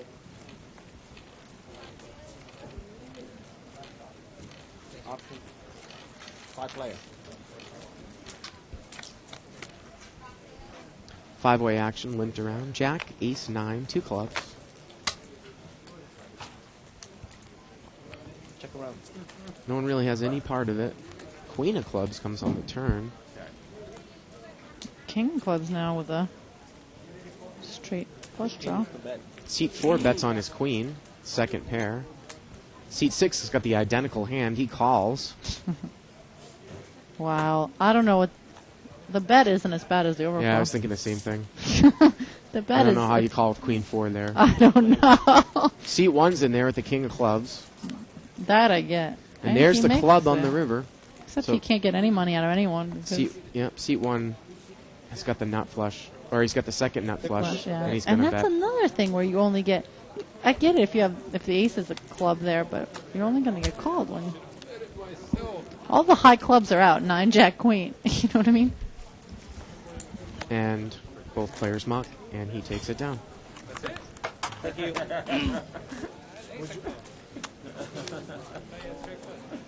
What did you have?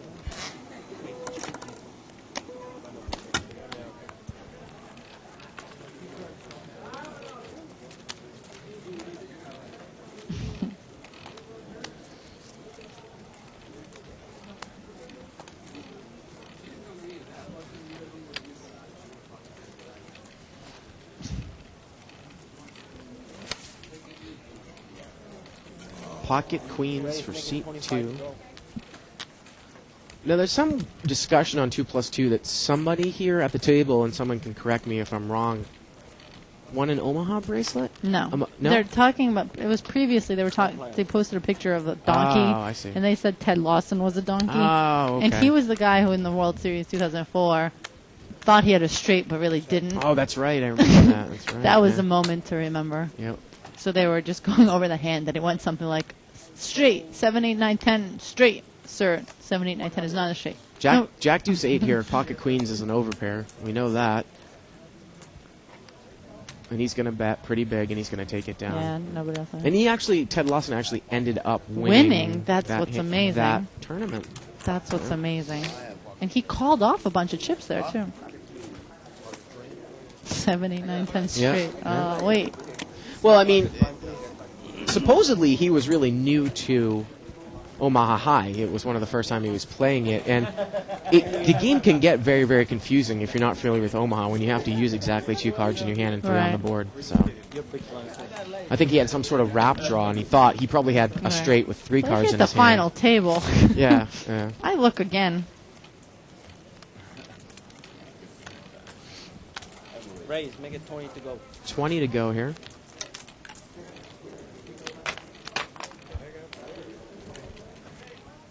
Eight, 10 off suit. 5 player. The big chip stack. 5-way action. $100 pot. Ace 7, 7. Oh, it's got the 7. Seat 7 had limped in with an ace rag, And if he doesn't bet now, 40 is the bet. and now the button's going to bet 40. And now the thing about ace rag is you have no idea where you're at. There's 2 Exactly. people behind you that could also have a 7. This is why you don't want to get involved. Now, he does have the best hand, but very difficult call. Well, he is going to call. Reluctantly. If Yeah. you limp with that, what are you hoping? I mean, other than 2 pair. Heads up. Or a wheel. So we're heads up, ace-4 against 8-10. The turn is a 4. Aces and 4 still plays aces and 7s. And it goes check on the turn. The river's an ace, and that's Wow, going to give a it's- full house to seat 7. Ace is full of 7s. He's not going to get any money since C4 was in a stone cold bluff. Oh, he's going to bet, and obviously C4 is going to muck.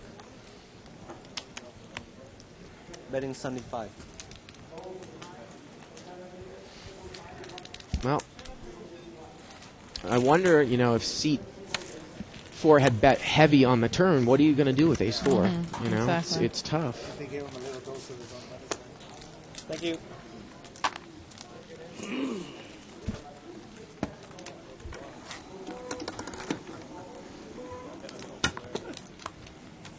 I still think recently one of our funniest moments, Bart, where Big blind, sir. both you and I are sitting here for 10 minutes. The guy says straight, and we're like, what? We have the cards wrong. There's no straight. Oh, keep bringing it up. It's funny. If we can't laugh at ourselves.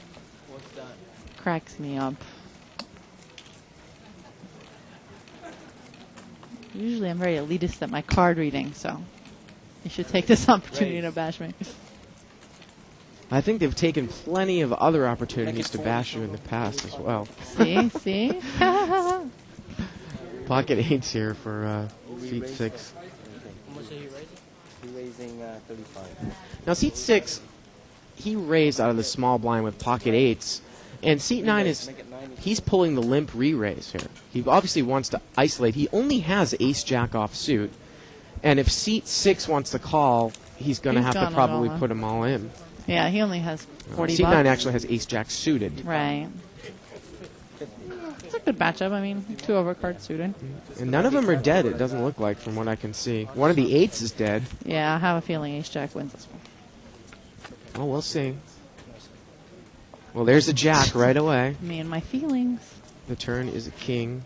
And there he goes, 2 pair. River's an ace. And ace-jack's going to take it down. I'll try to protect your hand. It's freaky how good I am at that coin flip call. You want your 50 cents? Thank you.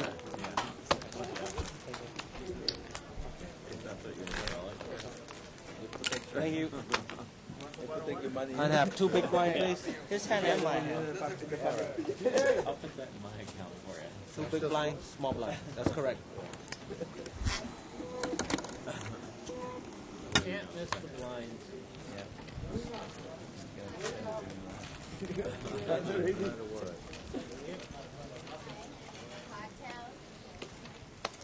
And it looks like seat 6 is departing.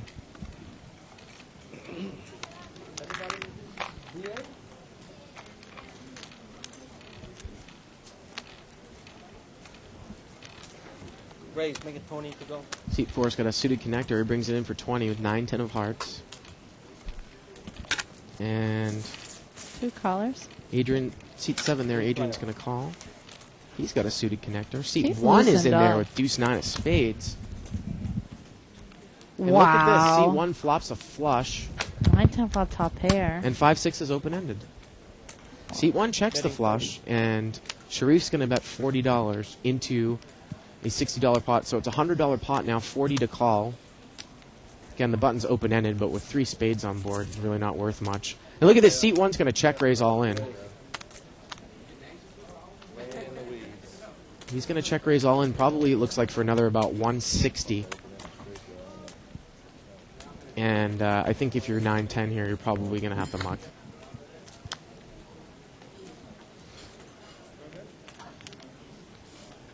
And he shows a 10 up. And I think the other guy shows a deuce of spades. Oh, no, he shows a 9 of spades.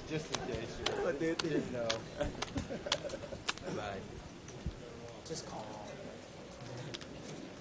And it shows the deuce of spades. And that's odd because C1's been playing pretty tight the entire night. He came in with that hand. Very good. I don't think he's been playing tight. This guy? He limped in with deuce 9 under the gun. Deuce 9 Yeah, of but I don't spades. think he was playing tight before that at all. Well, maybe it was just me. I didn't think we had seen him in many hands. No, he didn't have it. He didn't have it.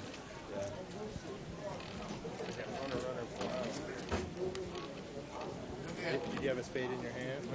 Again, you can email us at live@thebike.com with questions, comments, suggestions. We are also monitoring the thread on 2plus2.com. Click on forums. 25 to go. We are at the Live at the Bike official thread for 618. Seat 2's raised here. He's got pocket kings. And wow, Seat 9's got queens. Wow. And he just flat calls, and he thinks, it looks like he yeah. thinks he's trapping the He kings. does think he's trapping. So it's about a $45 pot. Wow. Oh, wow. Well, see, queens won't like the king because of the ace-king possibility that it's just a flat zone. Betting 30. Well, he's going to bet 30 and see where he's at. I was going to say we could see some real action if it was Yeah. a raggy flop. The king's going to kill the action. C2's doing a little Hollywood action over there on the side. Well, remember, this guy was in the small blind and he just flat called. So he could have a flush draw or some sort of two pairs. It's not like he made a call out in the field. And Kings is just going to flat call See, if here. a spade hits, that's going to be interesting. You If know. it turns a 5, that's going to fill up Seat 2. I think Seat 9's going to keep. And now Seat 9 Bluffing bets away. 70.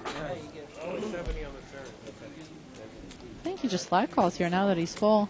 He wants him to catch So a it's spade. a or- $170 pot now, 70 for Seat 2 to call. And both players, Seat 9 looks like he's got about another 200 left.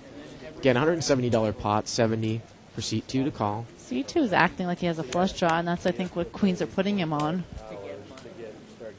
And he does just call. So now it's a $240 pot. Seat 9 is drawing totally A dead. queen would be vicious. Deuce comes on the river. And look at this, he's He's- still going oh, He's going to push. I have a feeling.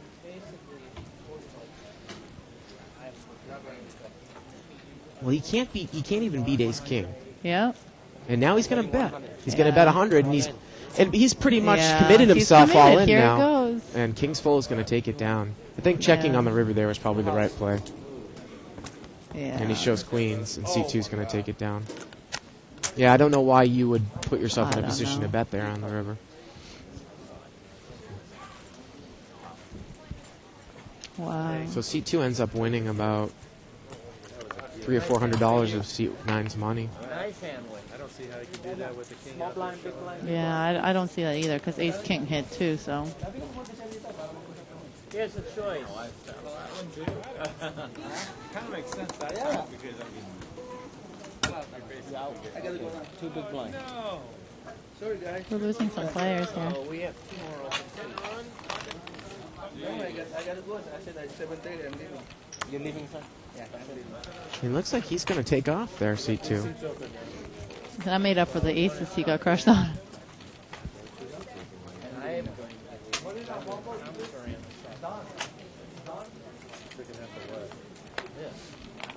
Your turn, sir. I like to play, They but won't I let got me play. You know. We do have a board. Looks like Seat 6 is locked for someone. No, this. I thought it was a Band-Aid for some reason. That's Small blind on the button, and the button has Ace King. C5 has pocket tens in the big blind. No, I This should be interesting. raise. Make it 20 to go. Button's going to raise to 20 with Ace King. Small blind's going to call with Queen 9 offsuit. Tens is going to call. 3 player. And wow, look at that. Seat 7 is in there with Deuce 4 offsuit. See, that guy used to say he was the tightest guy at the table. $80 pot. Deuce 6-7. Great board for tens. Where he's got to see where he's at. Look here. at this. He checks though from up front, Wow, and he gets checked around. and the button checks. Well, now the turn is an 8, and Queen 9 is going to bet. Yeah, he's open ended. Let's see what tens do.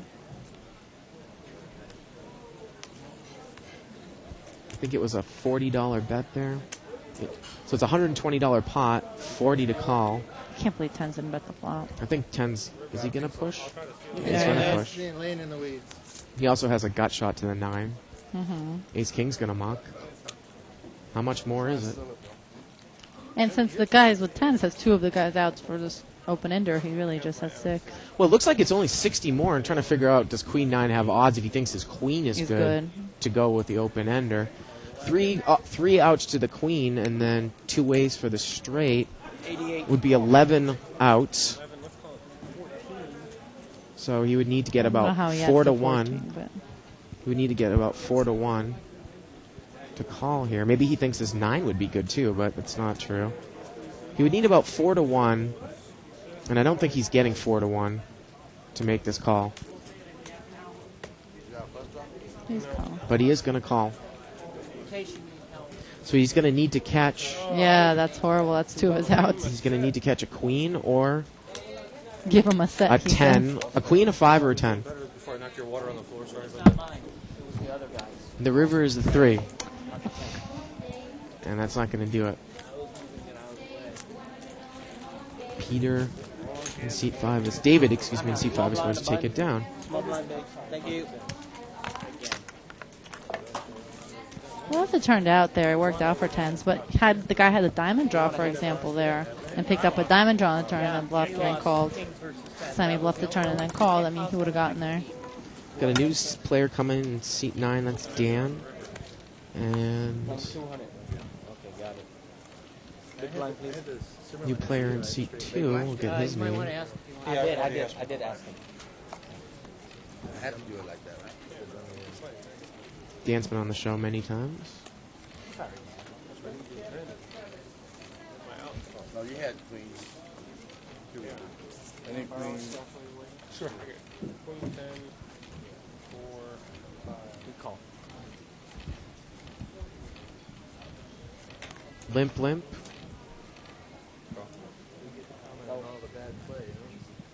Hopefully all the good play. Let's have a positive attitude. Good play. So seat 2 is William. 6th player. 6-way action. King 4-10. And Russ is not in the hand. He would have flopped 2 pairs. King 4. The turn is an 8 of clubs. 4 King 10 8 on the board. And now C2 is going to bet on the 8. And he's going to take it down. My parents have a new burglar alarm. When you turn it on or off, even when you turn off at night, it goes beep, beep, enough to wake me up. I'm gonna have 2 big blind, please. Yeah, they live in Tarzan. I'm not commuting back to Irvine. Big blind, sir. It's horrendously bad for me. Well, actually, you could play my game one time and Oh yeah, leave at their house. that's not a problem. It's just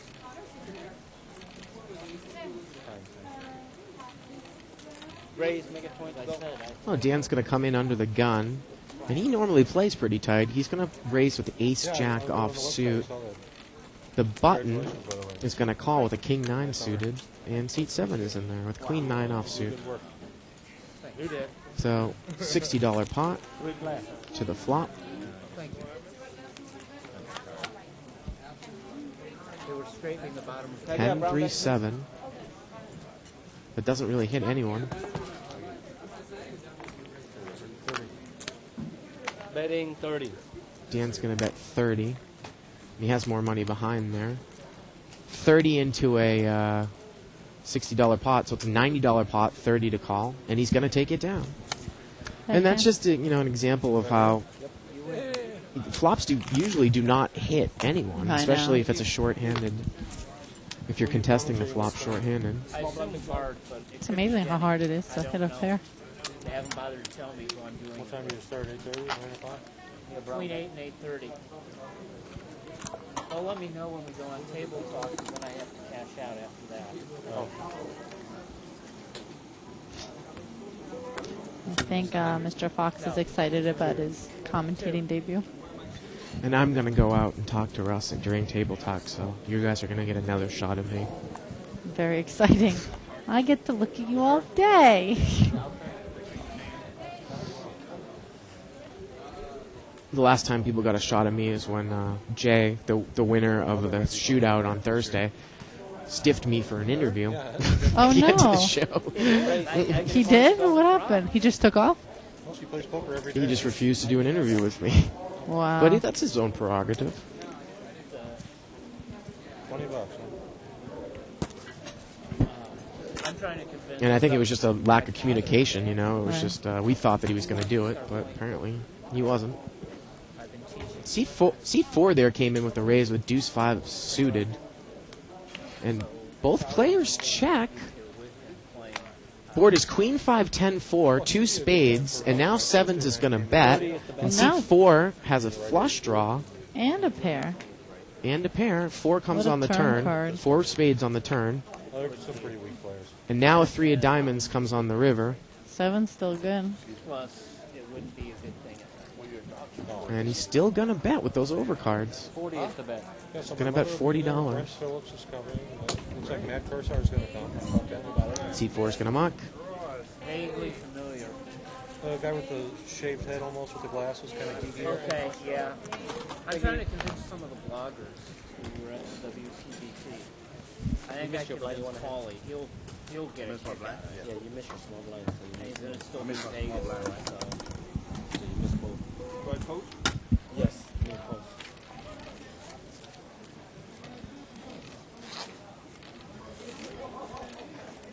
So New setup? it should be great. Yeah, I'm going to go up Wednesday, I think it is. I'm going up Sunday morning, obviously Friday. I went ahead and reserved it at the Plaza. So have I. I like the idea of staying in the host hotel and not having to go in there. I'm thinking of renting an electric wheelchair because of my mobility problem. And just, that way I can cruise around downtown. Not a bad How is the plaza? The one in New York is really good. Absolutely. The one in Vegas is okay.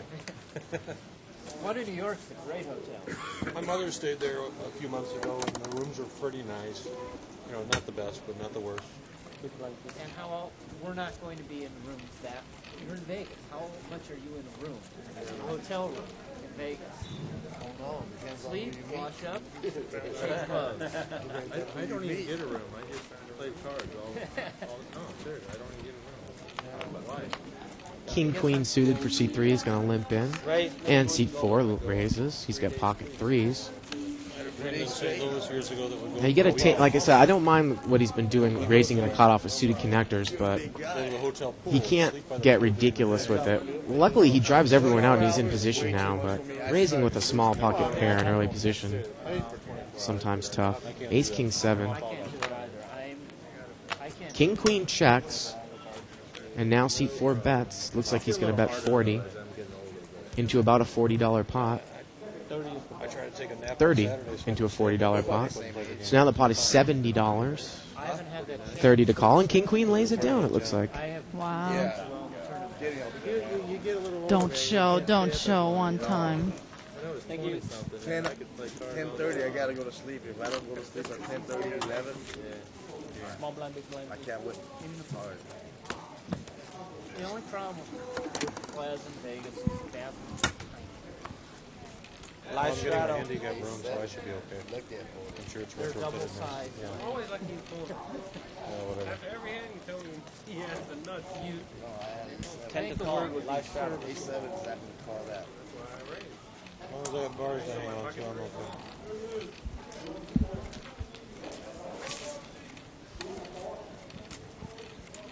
Russ mucks King 10 off suit in late position. Didn't even call the straddle. Very, very tight. And you would have flopped top pair. Seed 5's flopped the nut flush draw. Queen 8, King, 2 diamonds. Check around. It gets checked around. The turn is an ace. Now Seed 5's got Come top on. pair in the nut flush. Ace 9 doesn't put money in there now. I'm going to put it in for him. Well, now he's going to bet. Tony's the bet. He's going to bet 20. This guy's a real character in seat 4. Plays with my mom a lot, actually. In a poker sense of the meaning? Thank you. Did you really just say that, Bart? Oh, it sounded bad. What? He does. They play No Limit together all the time. I talk about my mom and her poker habit all the time on the show. Oh. My mom's in Vegas at the new Wynn Casino. She said it's beautiful. Used to run the LA County. Have you been yet? Did you I visit? have. Is it nice? I have. It is nice. The poker room is very nice.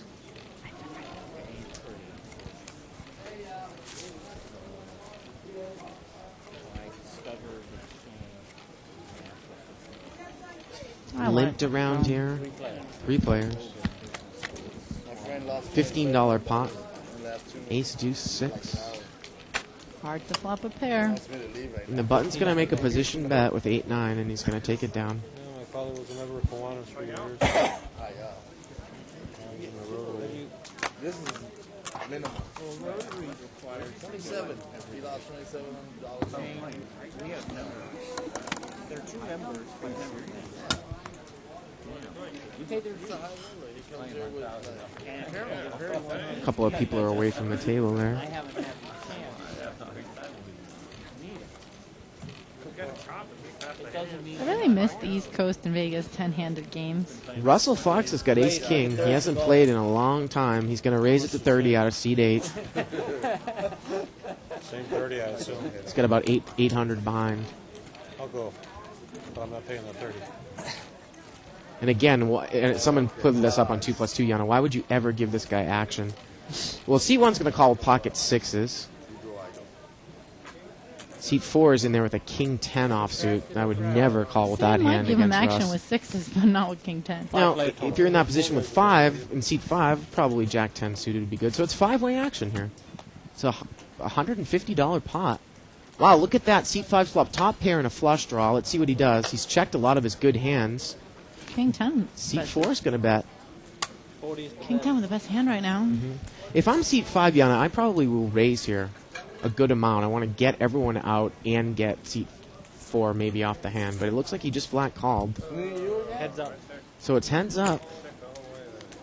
It's about a $250 pot. A 5 comes on the turn. 5-9 still in there now. And a club comes on the river. It gets checked around, gets checked Wow. down.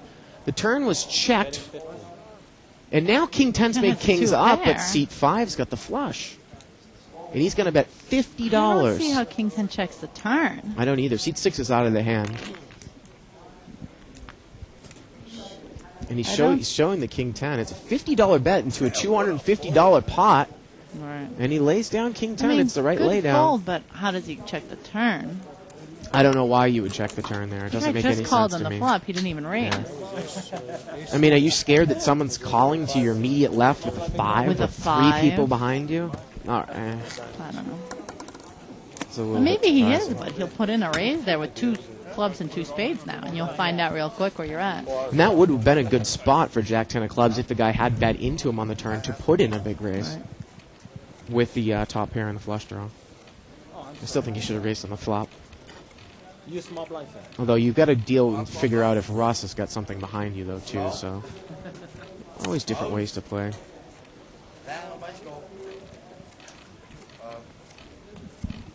Guy's on his phone.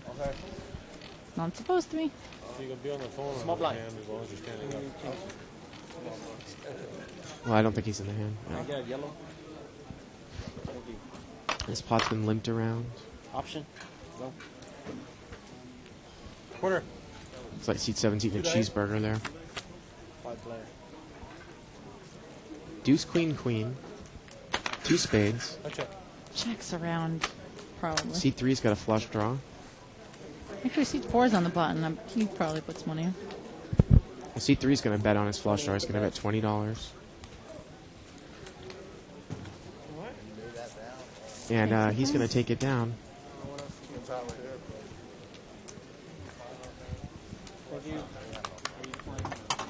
So we're going to do one more hand until we go to table talk, and I'll be back with seat number 8 there, Russell Fox. 25, 50 cents. You should play and he should commentate. Can't miss that.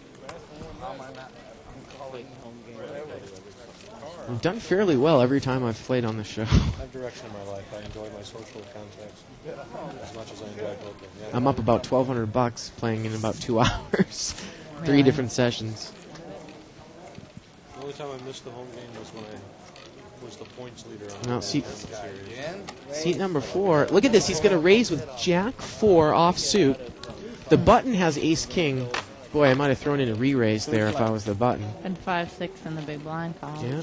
Jack 4. That's a bit much to steal $7. $60 pot. Look at this. Jack, Jack 8.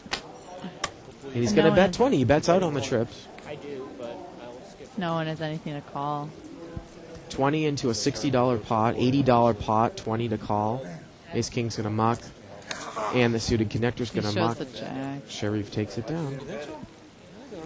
If they knew the other card was a 4. So that's going to do it for us for this portion of the show. Please enjoy the table talk. Right now we're going to turn the microphones and the announcers down, turn the table talk mic up. And Yana, thanks for joining me. Thanks, Bart. And I'll be back in a half an hour with Russell Fox. Yeah, because I have to get up, and I'll play one more orbit. Timing is just being shot right now. I know, I have 30 minutes. It's just, I love to play. If you have any names on the board. Okay.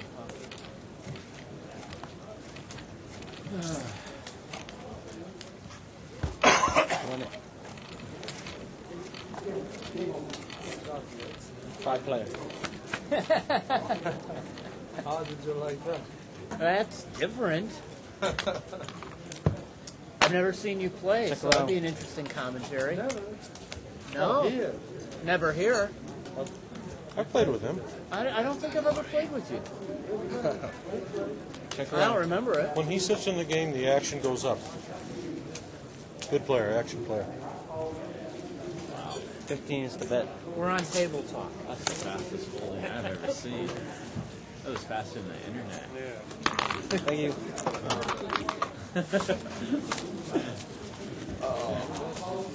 I will get up sometime in the near future. At 8:25 or so, 8:20, 8:25, I have to be in there. I'm pretty out of church Saturday. Was there a tiny little booth you sit in? There's a booth right behind that wall. It ain't big and it's warm. You should put a piece of glass so you can see directly in. Do player interviews or something. We call every hand, huh? Raise. Make it 30 total.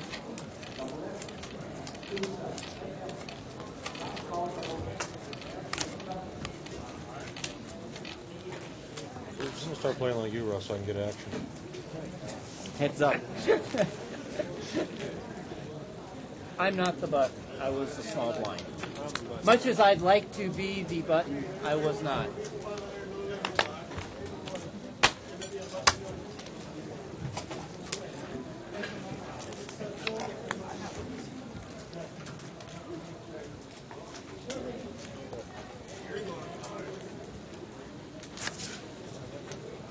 He's fast like me too. I'm sorry? I said, I made my decision. If I make Thank a you. decision, I'm not gonna. I could sit here. What's the point in doing that? It's not right Exactly. for. If I honestly have something to think about, I'll take my time thinking. Thank you, guys. I got something to think about. Now it's a cocktail.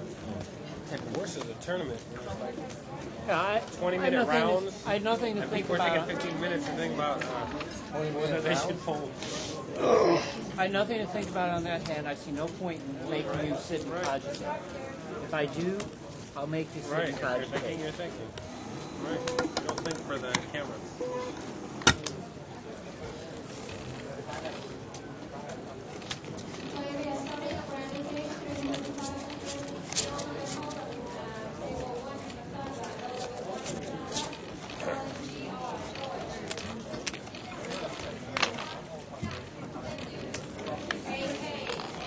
Nice. 20.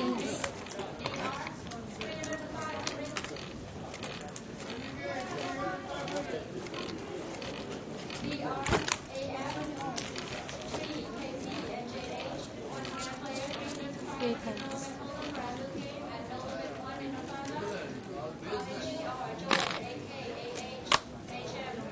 $35. Raise. All in. Call.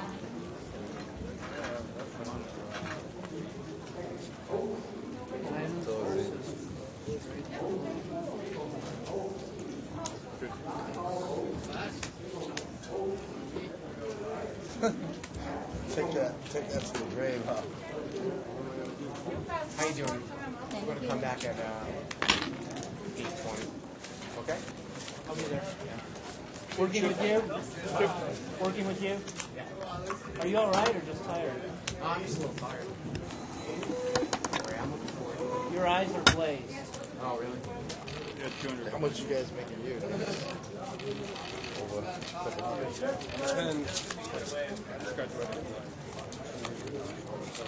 You guys don't play? No.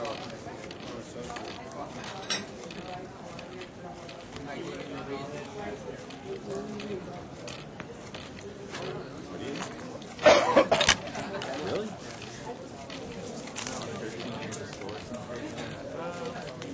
4 years undergrad.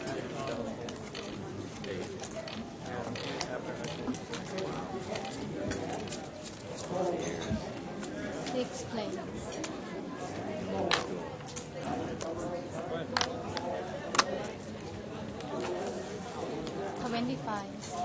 Thursday night game, I play dealer's choice around of whatever the dealer chooses.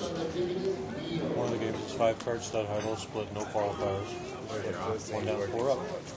I'm in a Royal Flush Thursday night. How often is that? Serious? How often what? Imagine a 5 Thursdays. Every week?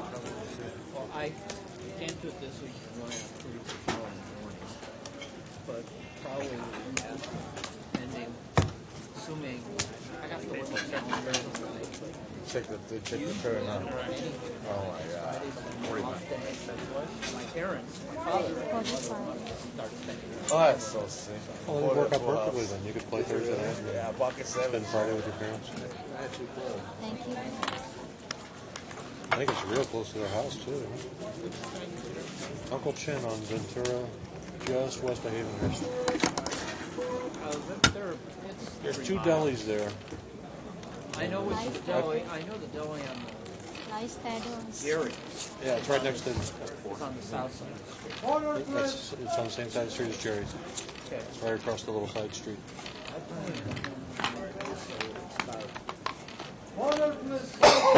call it my entertainment industry. Okay.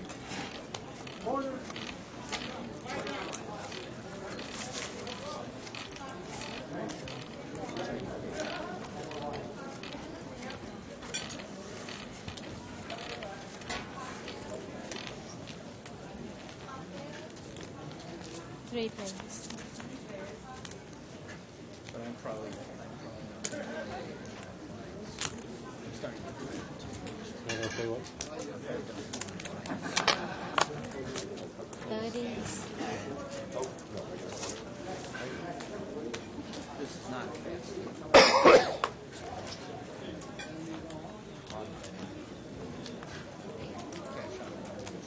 30s.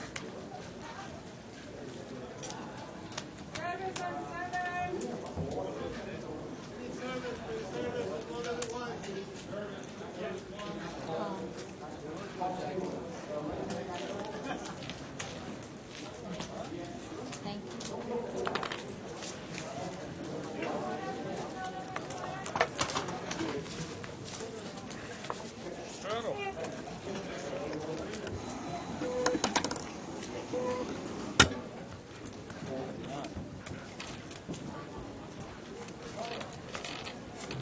See, DJ won the $5,000 event. Yes, I saw it. I wonder how much of that money goes to keep. Did you read Rick Charles' post on RGB about it? No, I have not seen RGP since my parents' computer. They're at the end of the line as far as DSL where Race they live, 15. so I don't even try it's pointless. Anyway, Norman Chad was interviewing TJ after the tournament. You got a hot seat? And Rick Charles is standing behind the fence with Tom McAvoy. In the middle of the interview, McAvoy yells out, "Hey TJ, can you loan me $300?" Wow. 5 planes.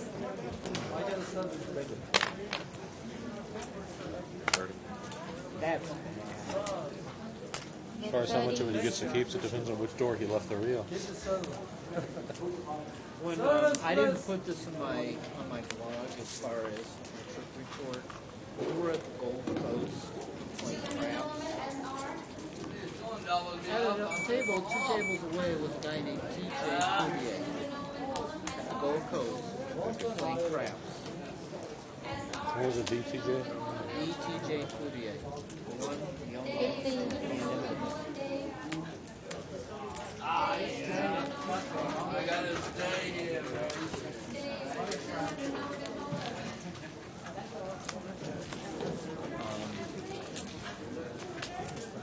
I'm gonna read your blog. I gotta try it.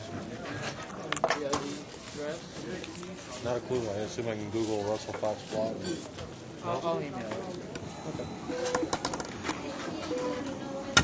I have a tax blog too. Like. So not big, well, not the average, but it's tax. That might interest me more than the Booker blog. To tell you the truth. Tax blog is taxabletalk.com. The poker blog is on nice, long, stupid address. Raise 20. 4 plates.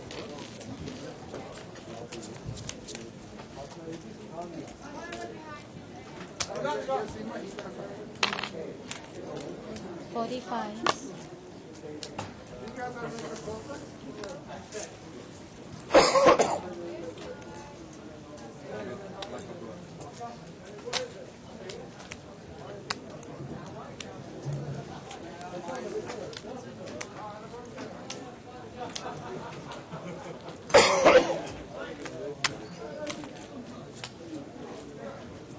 Three plates. All in.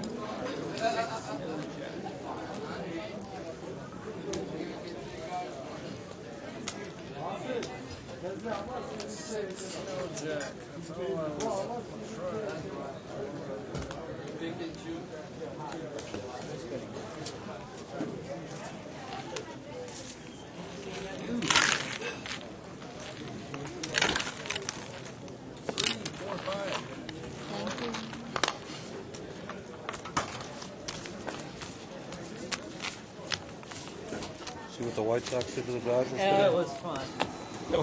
I'm not a Dodger fan. I'm sort of a Dodger came fan. from ahead. Yeah. It's not nice. It was Gave awful. up 4 runs in the bottom of the 9th inning with 2 outs. Yeah. Don't have no. I'm a Cubs fan. We're used to things like that. And you can rub that in. I won't. You can. I'll let the standings speak for themselves.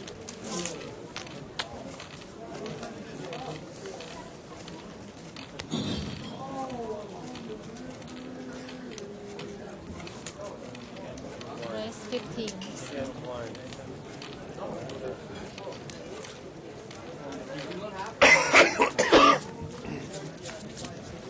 Three plates. What did the Cubs do today? I think they lost 7-2 or 3 in New York at Yankees. I have no idea how the Cardinals. I haven't heard either. I think they're playing in Tampa. They are. They won last night 6-4. 30. Let's put it this way: the Cardinals are playing easier. Well, this weekend, the Cardinals finished with the Yankees in Boston last week, Yes, being both 2 out of 3. Right? but do they play Kansas City yet again? They usually play them every year because of this the I rivalry. know, but I mean, I'd rather play Kansas City since the White Sox succeeded. Oh yeah. The Cardinals played the White Sox. Not this year. Thank you. They just played them. Cardinals do not play the White Sox. No? Okay. They play Toronto. So my friend Jeff, who's a prostheticist, makes my prosthetic leg for me. His nephew's on the White Sox. John Garland, the pitcher. Mike. You need to get some wrap up. One's enough, Russ. That's how I carry stuff. You lasted a long time. Yeah, I get the 500,000. I think I was a 6-year-old girl. Up to me? Yes. Right. 5 plates. expect to win everything I do. Be gentle with me in the commentary. Yeah, catch up with you on Monday. I will be. Everyone knocks them dead and have fun. And make it lively. I want something to commentate about tonight. 15. 7 deuce a good hand. The hammer. It is this time.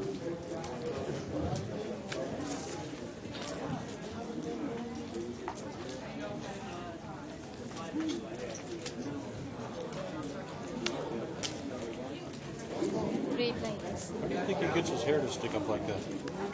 Ice. Ice. That's good stuff, man. It'll work. 20s. Oil. It's like liquid glue. Yeah, that's another good view of it.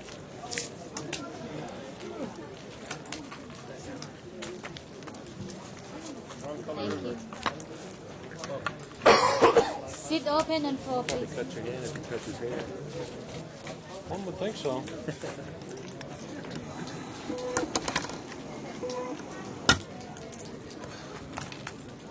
Fly, please. How do you know?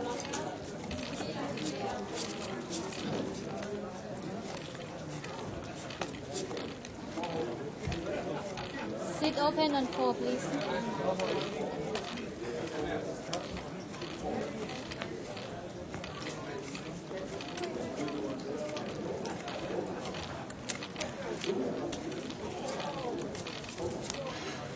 Five players.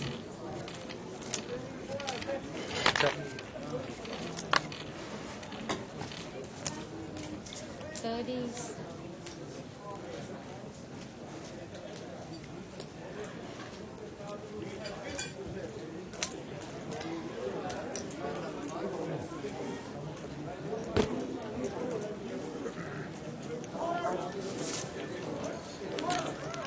Three players.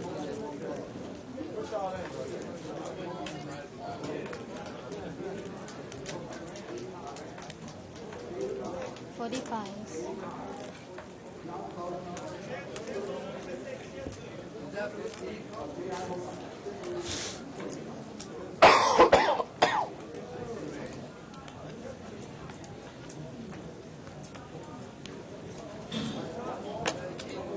That big hat.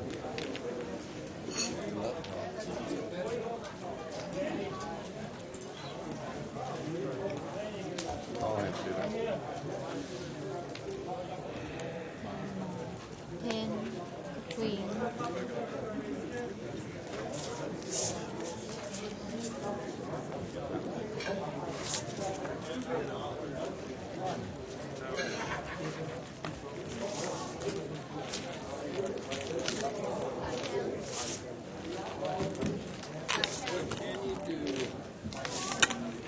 Thank No, you. you couldn't give me more out. Couldn't kill it, man. Huh? Kill me. I was open-ended. Double gut. Jack or seven. Double gut. Top there. Double gut. Second place. That's the most expensive. Exactly.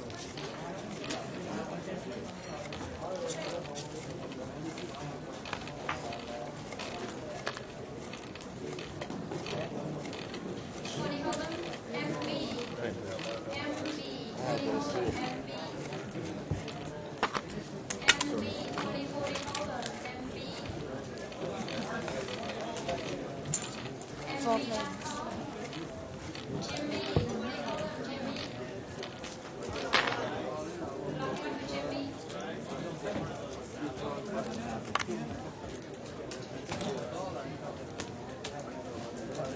$25.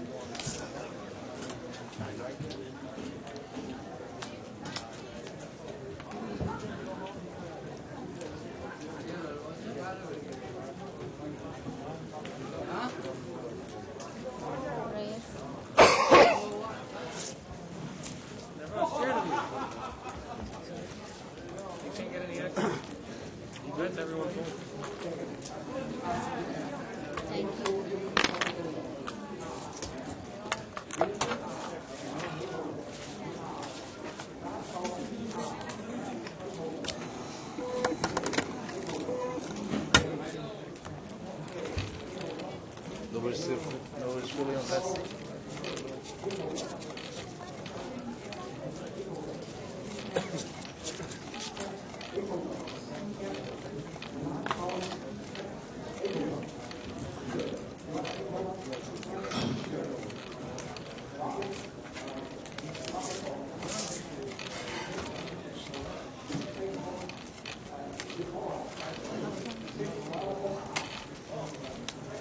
Five turns.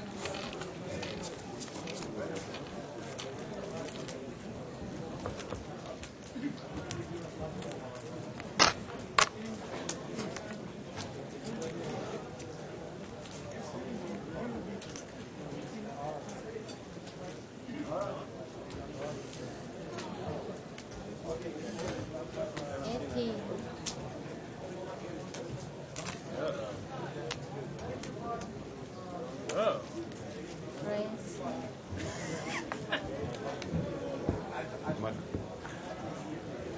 It's like about 70? CZ 100 CZ 100.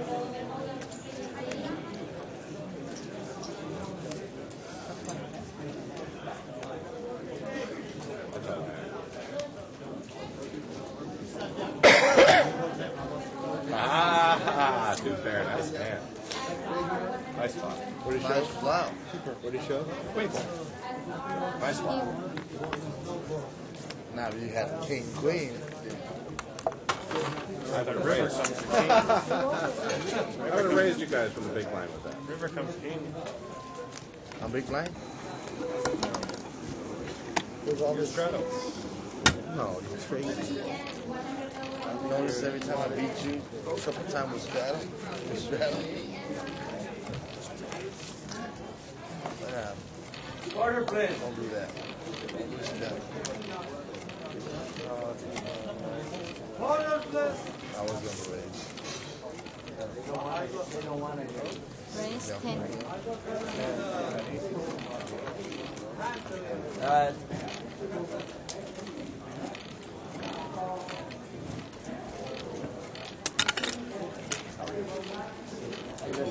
Four I'm above you right here.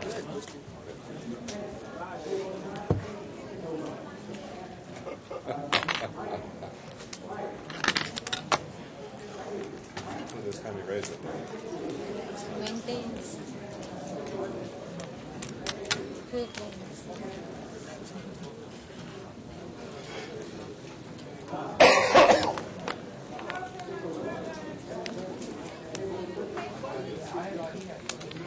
$50.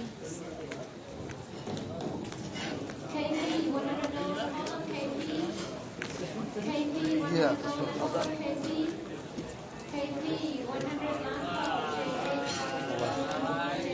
King high.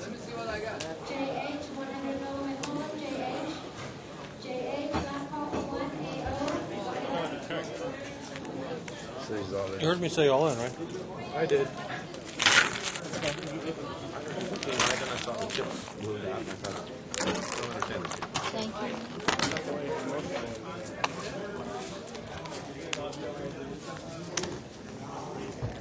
Okay. Cord wires and stuff. Yeah, cord on the ring. On bay? Big one.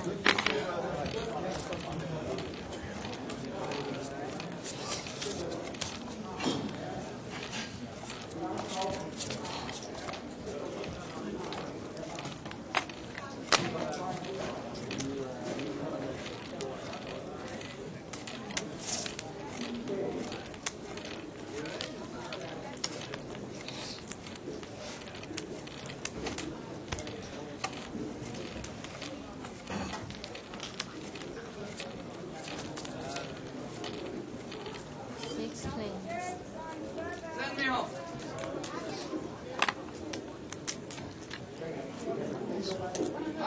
35.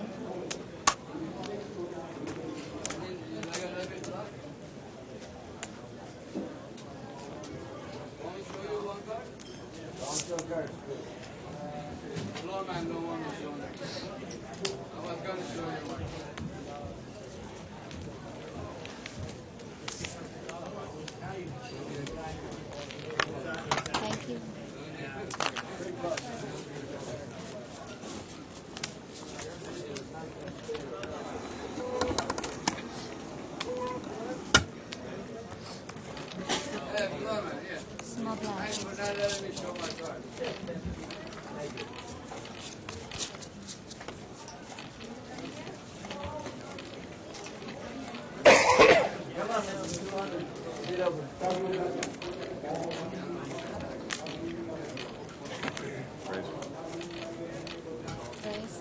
Terry.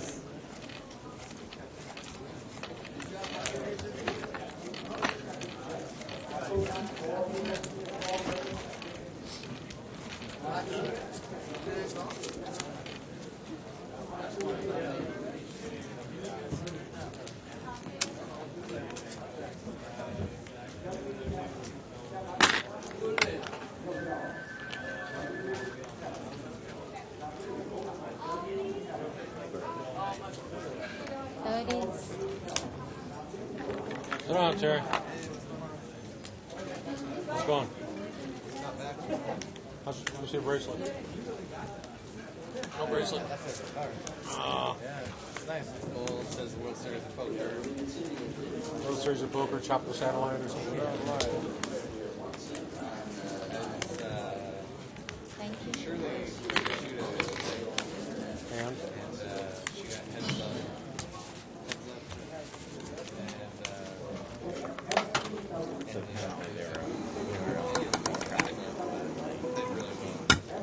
Who'd you lose to? Anybody you know?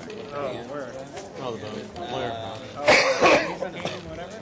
Yeah, when it was the ace, pretty bad. The ace, no, ace king, Seven or something. Something like garbage. they were giving me a bunch of crap.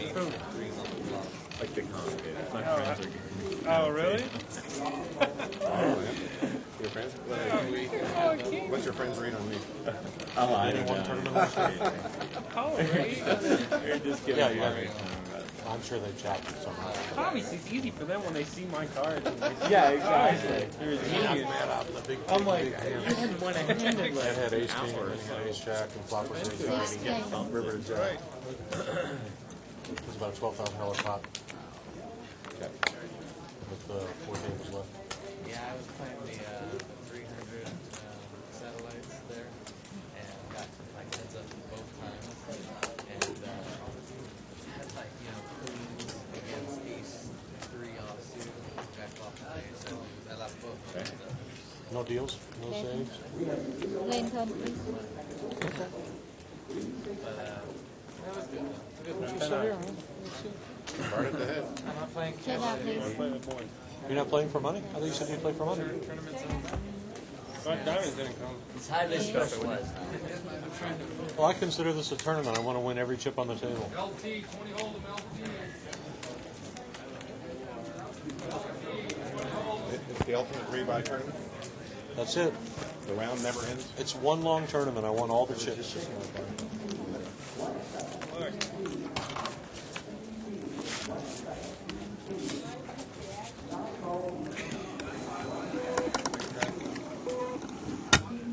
Just imagine my friends doing the same thing. Oh, yeah. You're going to be on there. You're kind of subjecting yourself to that. Exactly.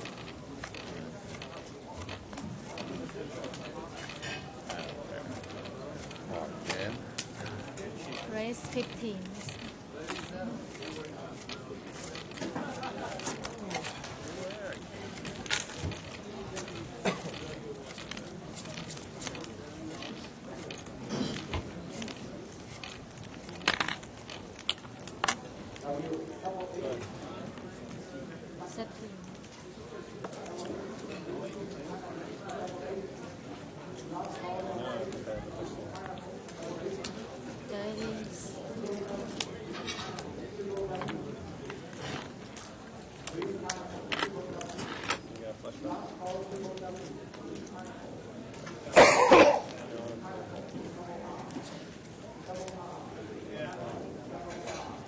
Fuck sevens. That's way good. Sevens is good. Beats the hell out of ace king. An ace. Ace jack like I had. Wow, not an ace didn't come. Wait, 8-4? And we are back. And I am joined by Russell Fox, straight out of what looks to be like another winning session from the 200 game. Russ, we didn't see you really play many hands, but I don't think that's necessarily always the not the best strategy. I think in this case it definitely was. Well, I tend not to play very many hands, especially in comparison with, say, Sharif in C4. That's just not my game. If you have a lot of loose players, in this case one player who's very loose, it just doesn't make much sense. Well, I was saying, as Dan flops top pair in seat 1, he's going to check it. And seat 7 bets on second pair with 8-10. And Dan quickly, seat 1 has the top pair, and he check calls. And the jack comes on the turn, so it's king 5 against 8-10 right now. Goes check, check. The river is a queen. And it brings a one line and 4 cards to a straight. No one has a straight, but king 5 takes it down. Russ, what I was going to say was that I actually like playing on a table like this because even in early position, as I was telling Yana before you came on, I might limp in with hands like suited connectors and hands that just aren't really that strong that I normally wouldn't play from early position. I might limp in with them because there hasn't necessarily been a lot of pre-flop raising. I've seen a lot of flops that just are like limped 6 or 7 ways. I didn't get, unfortunately, a lot of suited connectors and small pairs, and I would have loved to get them because they're hands where you get the chance of doubling up. And the implied odds in this game are tremendous. It's a low-risk strategy, and I agree with you completely. I got a lot of 10-3 offsuits and things like that I just am not going to play. Adrian's going to bring it in here from seat 7. He has pocket aces, and he raises to 35. And seat 4 had limped in with a suited connector. And he's going to call. Don't quite know how much money seat 7 has. Well, you might want to call maybe one time here if you can bust a huge stack. Seat 7 has about 400 or 500 in front of him, so it's a pretty good stack, and Sharif in seat 4 is down to about 500. So the flop is king, jack, jack. And seat 4 is quickly going to fold his 7-8 of hearts. And there's actually quite a few chips on the table here. Again, if the 200 game has been going for a few hours, if people rebuy, it gets more chips on the table. The yellow chips are $5 chips, the blues are 1s, and the blinds are 3 and 5. And seat 4, I believe, has straddled every single time under the gun, and he's going to straddle again. Yep, he has. I don't believe he missed a straddle. Also, this game moved. We started this game. In fact, I joined the game when it started at a different table, and it was moved in banc to this table. So we had a lot of chips on the table to start. It's going to get folded around, it looks like. The small action's on the small blind with an ace-9. Seat 2. And he's going to raise. He's going to make it 30. And look at that. The straddler in seat 4 calls. It's 5-7 against ace-9. Wow, 2 pairs right on the flop for seat 4. 10-7-5. And seat 2 bets looks like $25 into a $60 pot. So it's an $85 pot, 60 to call. And he's going to raise up here with 5-7. And I'll be shocked if seat 2 puts any more money into the pot here. That's William in seat 2. Looks like seat 4 raised it another 100. And like you said, I think it's not going to matter because seat 2 really doesn't have much. So now it's a $185 pot, 100 to call. And this is a case, again, in a restricted buy-in game. Even if you wanted to get tricky, he doesn't have enough money to even push back over the top to get the guy off of a hand anyways. No, so there's not enough money, and Ace-X, at this point, he made the continuation bet, which wasn't a bad idea. Unfortunately, seat 4 actually has a hand here, 2 pair, and you need runner outs, and there's no way that seat 4 is going to be folding this hand. Now, the other thing, Russ, that I've noticed, and I don't know if and he shows one card. I believe he shows a 5. And the rabbit cam shows that another 5 was going to come on the turn. I don't know if you noticed this out on the table, but seat 4, even though he's been aggressive with his raises, hasn't really made a move when it wasn't warranted, meaning like he's never made a raise like that as a pure move. And in fact, that influenced a hand that came after when you went on Table Talk, where I had pocket jacks and the small blind and raised, and he called, and the flop came, I'm going to say King Queen X with 2 diamonds, and I checked. I did not make a continuation bet because I somehow felt strength from him. And he bet the turn, which was, I'll say, another queen. We paired one of the big cards on the board, and that just another hand that I never saw him bluff. It doesn't mean that he didn't. I didn't see it. So this pot is going to be limped around 6 ways. Jack 8, 9. There's 2 diamonds. Seat 4 has flopped a flush draw and a gut shot straight draw to the 10. And seat number 8 there, and we can't quite see his cards. He's bet 20.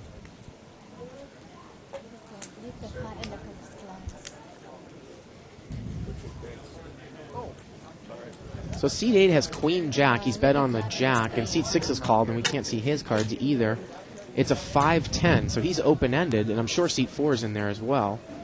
Wow, look at that. The turn is a 6, and that gives seat 4 a straight flush. A 2-card straight flush, Russ.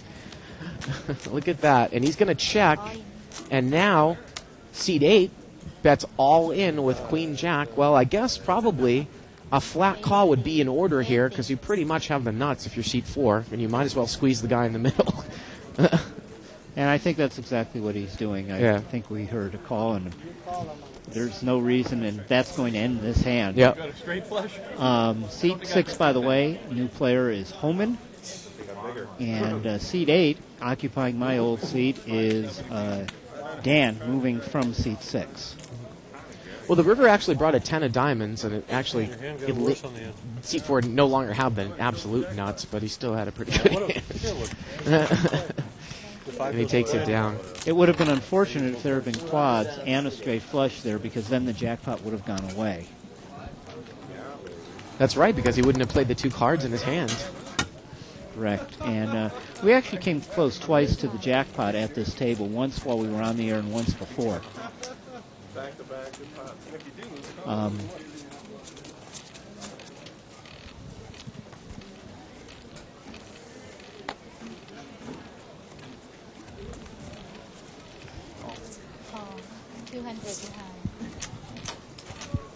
So it looks like we're seeing some more limps.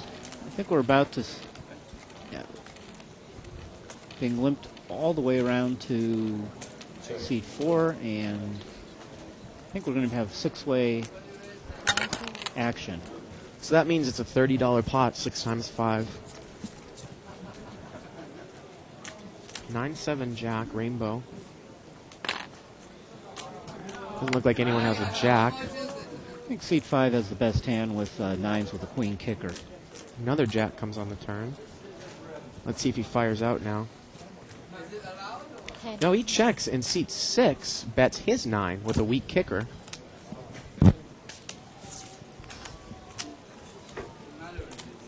Rather weak bet there, $10. You would think if you've had trip jack, someone would have bet already, and I would probably want to bet more than that on the turn. Board is rather coordinated.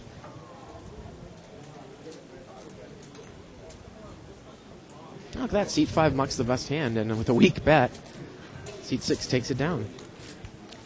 Well, that also illustrates the value of position.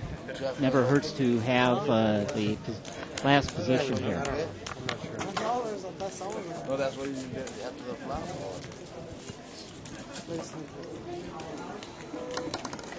Light, big light.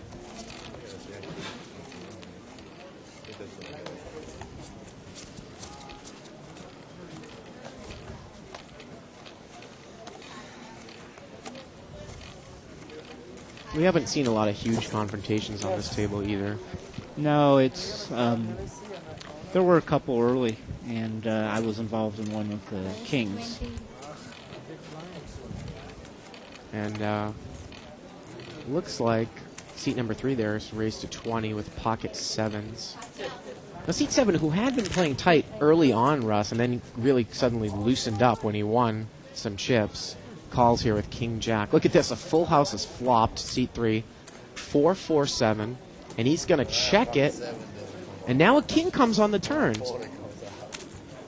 And he bets. No, excuse me. Well, I couldn't tell if King Jack checked and called or if he bet. The river is a 3, and now King's going to check. And now C3 bets. It's like 40? Looks like 40. 45, which is very close to a kind of a string bet there. And King Jack's going to call, and the 7's full is going to take it down. And what I mean by a string bet there is, like, it looked like he was betting 25, Russ, and then he's probably looking across the table, and then he continues to drop chips out of his hand. Legally, it's probably not a string. They were in his hand. He didn't go back, but it's a little bit sketchy. Let's just say that he put in as many chips as he thought he could get away with and get called. So, Russ, you're in the booth. You've been in the booth a couple of times now, and promoting your No Limit book that's been out for, what, a month or two now? It's been out for about 6 weeks. 6 weeks, okay. And as far as we know, doing well. We'll be talking with our publisher this week to get exact statistics, but he's been enjoying some time off, so it is available here at the Bikes Gift Shop. It is available online at Amazon and our publisher's website, Congelco.com. And it is also soon to be available in Barnes & Noble in their retail stores. Oh, cool. And we have a raise to 20. And it's called Mastering No Limit Hold'em. Mastering No Limit Hold'em by Russ Fox and Scott Harker. So 4-way action times 20 here. It's an $80 pot. 6-6-9. Seat 7 has overcards and the nut flush draw.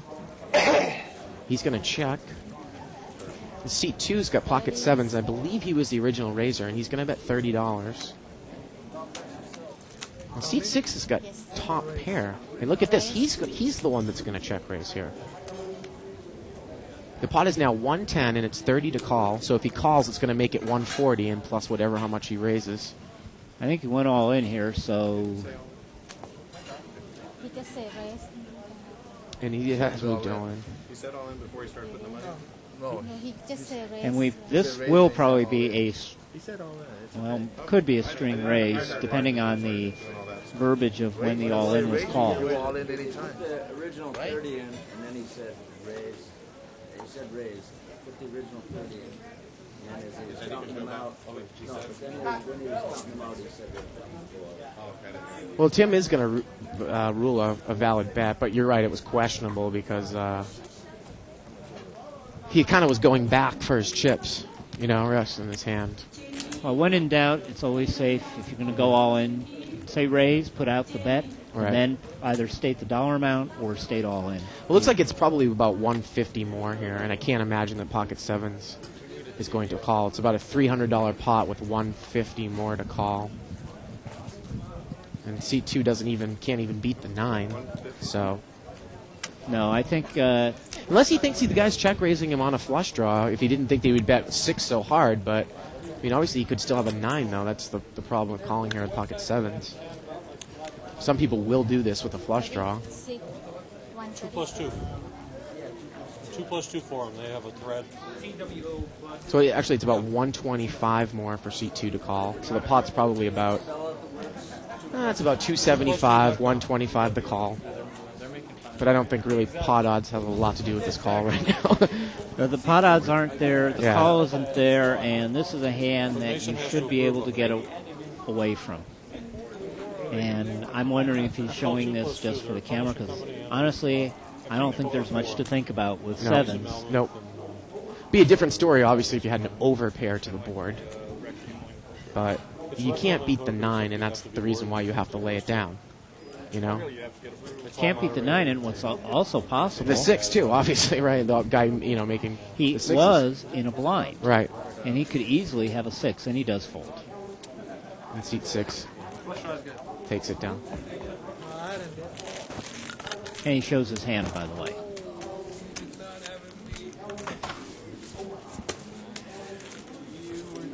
So, of course, if anyone wants to ask Russ questions, they have copies of this book, you can email us at live@thebike.com or post up on the forum on 2+2.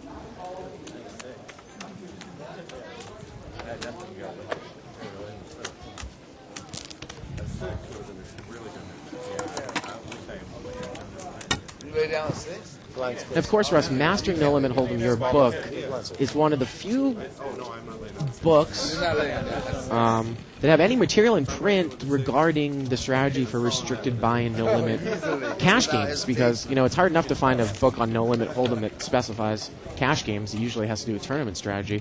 And I've never seen really any printed material regarding the restricted buy-in games. I mean, obviously there are internet forums and stuff that address it, but in terms of a book, it's one of the few things that's out there, right? I believe it's the only book currently out there. There's going to be at least one other, but for right now it is the only book out there, and we think it'll stand just fine even when there are other books out there. Yeah.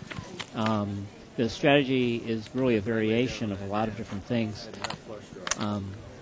Really, a lot of what you have to do depends on chip stacks. You have to look at people. It's a lot different of a game because you're usually short stacked. On this hand, with a flop of random low cards, we had a pre-flop raise, I believe, by Ace-Jack. Right. And the button, when it gets checked to him, he's going to bet with top pair. He's got 7-3. But it looks like he got called in a few spots there. Well, there was a lot of calling by people when I was in this game of raises. A lot. Typically... Well, the turn's a king, and everyone's going to check. Seat 8 is still in the hand. He's got pocket 6s. And a 9 comes on the river. And 3-7 is still good here, Russ. It's going to get checked down, it looks like. And the button's going to take it down. Yeah, normally, you're not going to call with Ace-Jack with that type of flop in a no-limit game.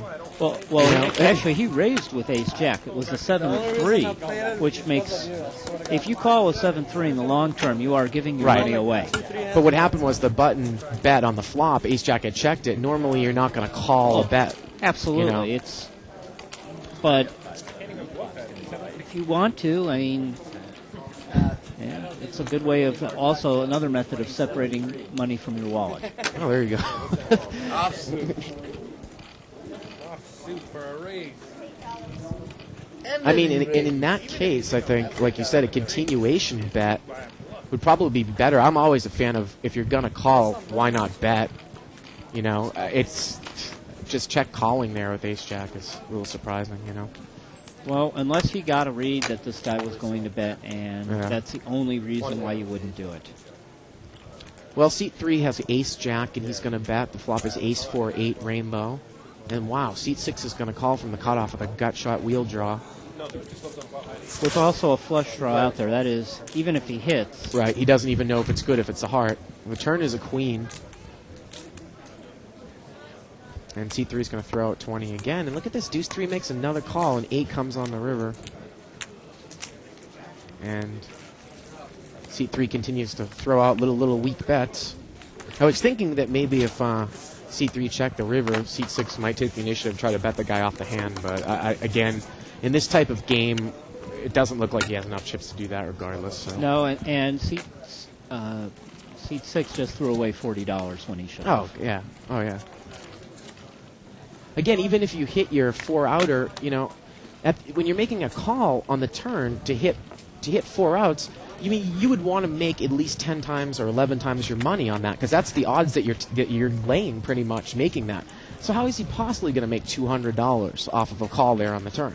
Well, I know you play Omaha, which I enjoy Omaha high-low. And one of the rules in Omaha of good players is you don't draw to anything but the nuts in a loose game. Right. Because you're going to get killed. In these games, if you're drawing to hands that are likely going to can be beat readily, in other words, there are 2 draws out there and you're drawing to the weaker draw. A straight draw, when there's a flush draw, you're in trouble. Right. Look at this. Everyone's checked around and someone's thrown in a $5 bet here on the river. And seat 8 looks to have the best hand with aces up, I believe. There's so many hands out there. He's going to get called in a couple of spots. Yeah, I'm pretty sure the ace-9 is good. We're looking. I can't see anything that's better. Yep, ace-9's going to take it down. And the guy with seat 3, I believe, who was the better, just mucked his hand. He had bet on a 7. And Again, probably not the best strategy with 8 people in there with that type of board to throw in a $5 bet when there's 6 overcards to your hand, or 5, as many overcards to your hand as in the deck there, and there's 6 people to act behind you. And the pot's laying them about 10-1 to call. It doesn't make much sense. This hand, seat 6 is raised up to 20 with ace-3 offsuit. Well, you can be a little bit looser with your raises against a straddle, and I believe, again, we've got seat 4 straddling here. But I don't necessarily know if I would do it with a weak ace. The guy is in the cutoff, though. But he's going to get called in 2 spots, so it's a $60 pot. 9, Jack, 7. Let's see if the guy who's the raiser fires. No, he takes a card, Russ. Don't understand why. The king comes on the turn. Well, the continuation bet was missed, and it's checked on the turn. And the best hand belongs to seat 8 with 8s. Yep. And I'll be surprised if he doesn't win the hand, because I don't think anyone's going to bet here. Well, the funny thing actually is that seat 8 was the raiser, with pocket 8s, and he didn't bet the flop. It wasn't with ace 3. Ace 3 had limped. But now ace 3 is going to bet from seat 6 on the river here. After it had been checked around on the flop and the turn, he's going to make a bet here on the river. Now, pocket 8s, he was the one, like you said, that didn't make the continuation bet. He had checked the flop, checked the turn, and now this guy's betting with absolutely nothing from seat 6. And I believe it's a $20 bet into a $60 pot, a $40 bet into a $60 bet, and he got called. Yep. And 8s is going to take it down. Oh, I had 2 pair. First time I've been able to... I don't necessarily know, like I said, if that's a proper call there on the river. There are 3 overcards. I definitely still think the guy should have bet on the flop, though, with 8s. I mean, even if overcards come there, Russ, you can't chicken out, At least one continuation bet, unless you have something like 8s on the flop, is ace, king, queen, you have a number of callers. Right. And of course... Right.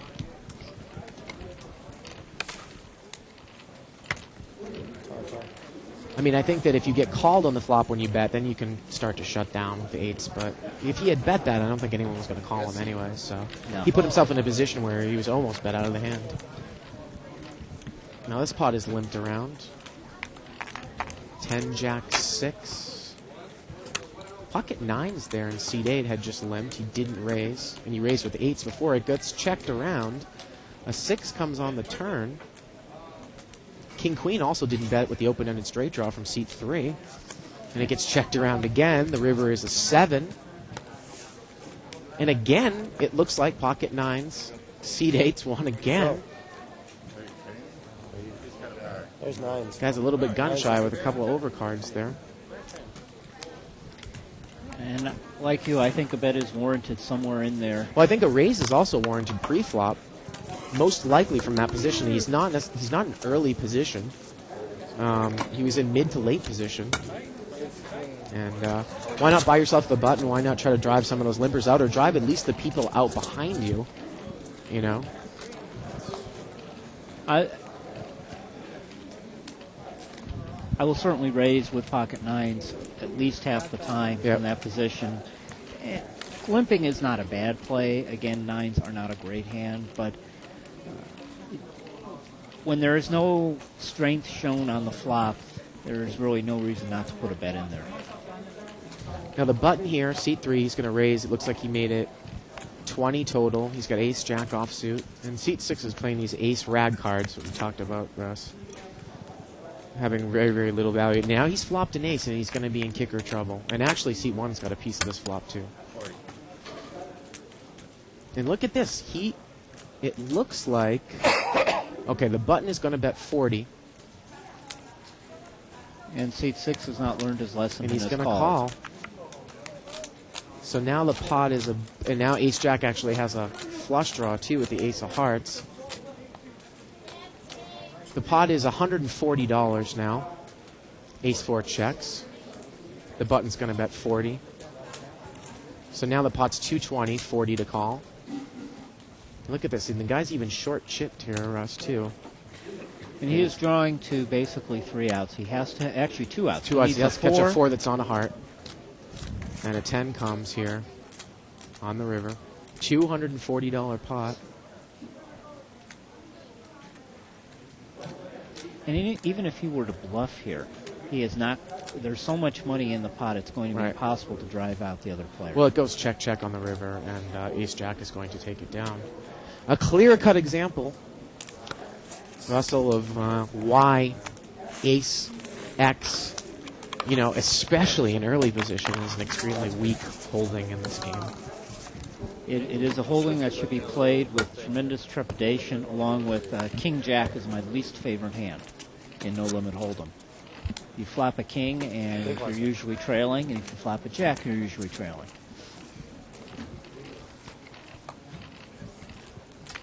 Take a look at that crap.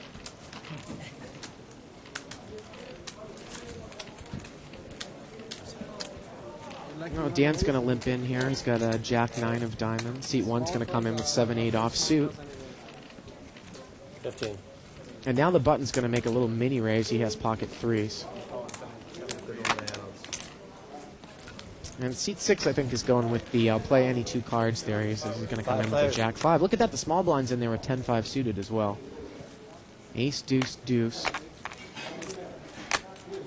And I believe, Russ, that pocket 3s is still the best hand. Pocket 3s is the best hand, but it's going to be very difficult And he checks for him to bet. And seat 9, Dan, now has the best hand with 9s and deuces. And now the button bets when another overcard. You would think that Dan's probably going to call here. He is going to call. Check. So now it's about a $70 pot. Another ace comes on the river. 9s. And Dan's going to take it down there with aces and 9s with a jack kicker.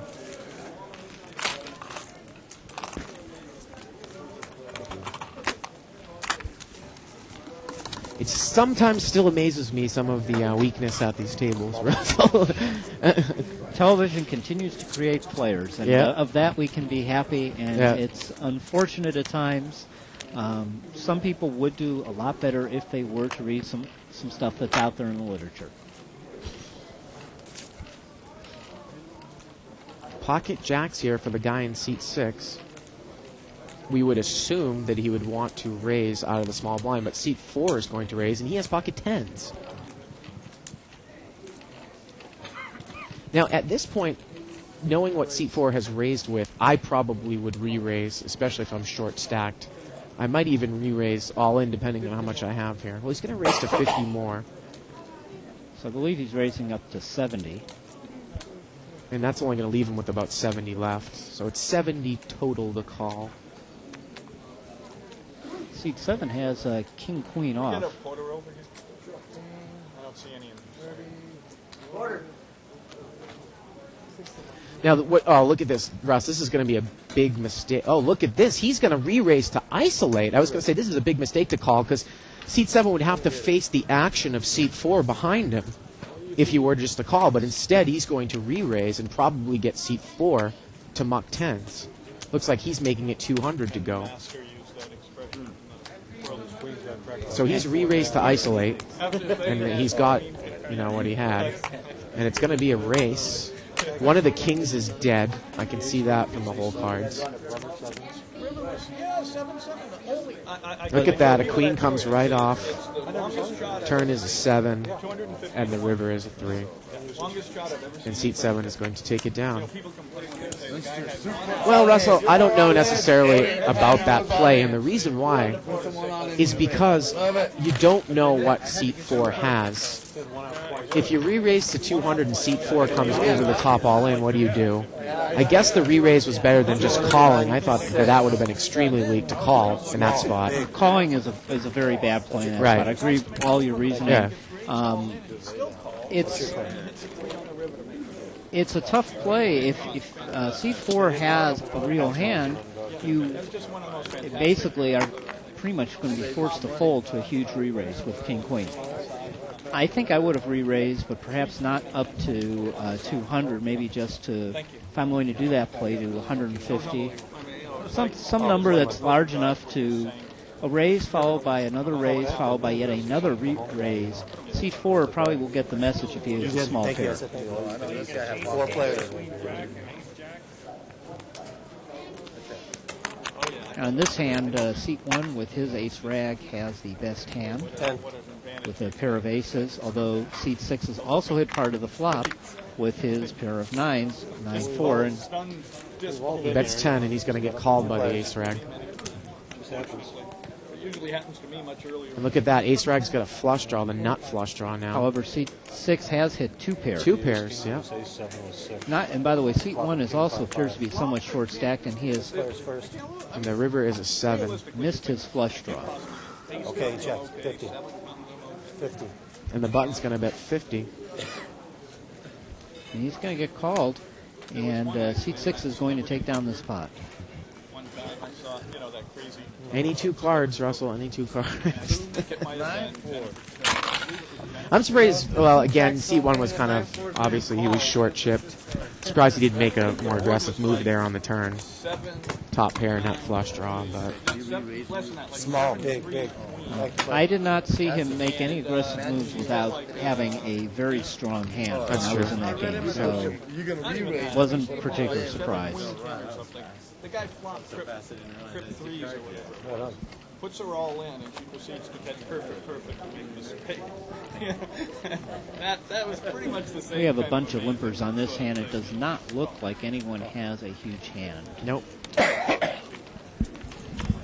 So 6-way action, it looks like. $30 pot, ace 7-3 rainbow.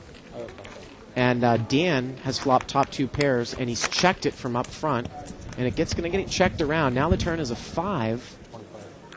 And now Dan's going to put some money in the pot. He's going to bet 25 with aces up.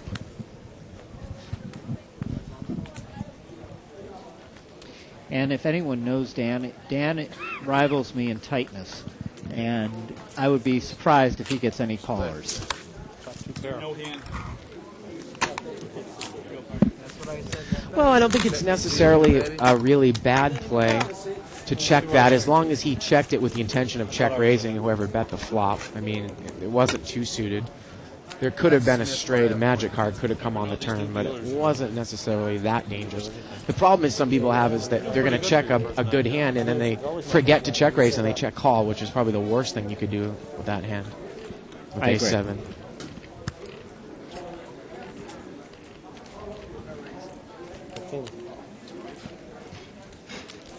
Seat 5 limps with ace-jack offsuit, and the guy to his left raises with king-3 suited.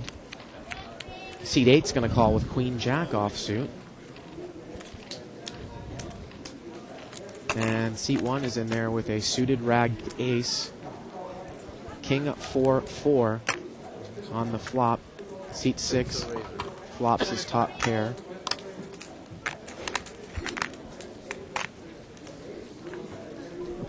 And he's going to bet. Again, the board is king 4-4. Good bluff. Sure. And he's going to take it down. And another thing he's doing, he's also showing his cards a lot, which is, although given his style, is not going to tell any of his opponents that much, but it does show that he is betting with the best hands. Seat 1 there is moving over to seat 3. Chan. Ace, queen on hand. Okay. Would anyone like seat 1? Players coming in. Does it come with any chips? Well, now, since restricted no-limit Hold'em games, Russell, since they're fairly a new game, not really more than 2 years old, 2.5 years old tops, really, when I'm talking about spread and live card rooms, where did you get some of the information to put into your book? Was it just through personal experience, little research online?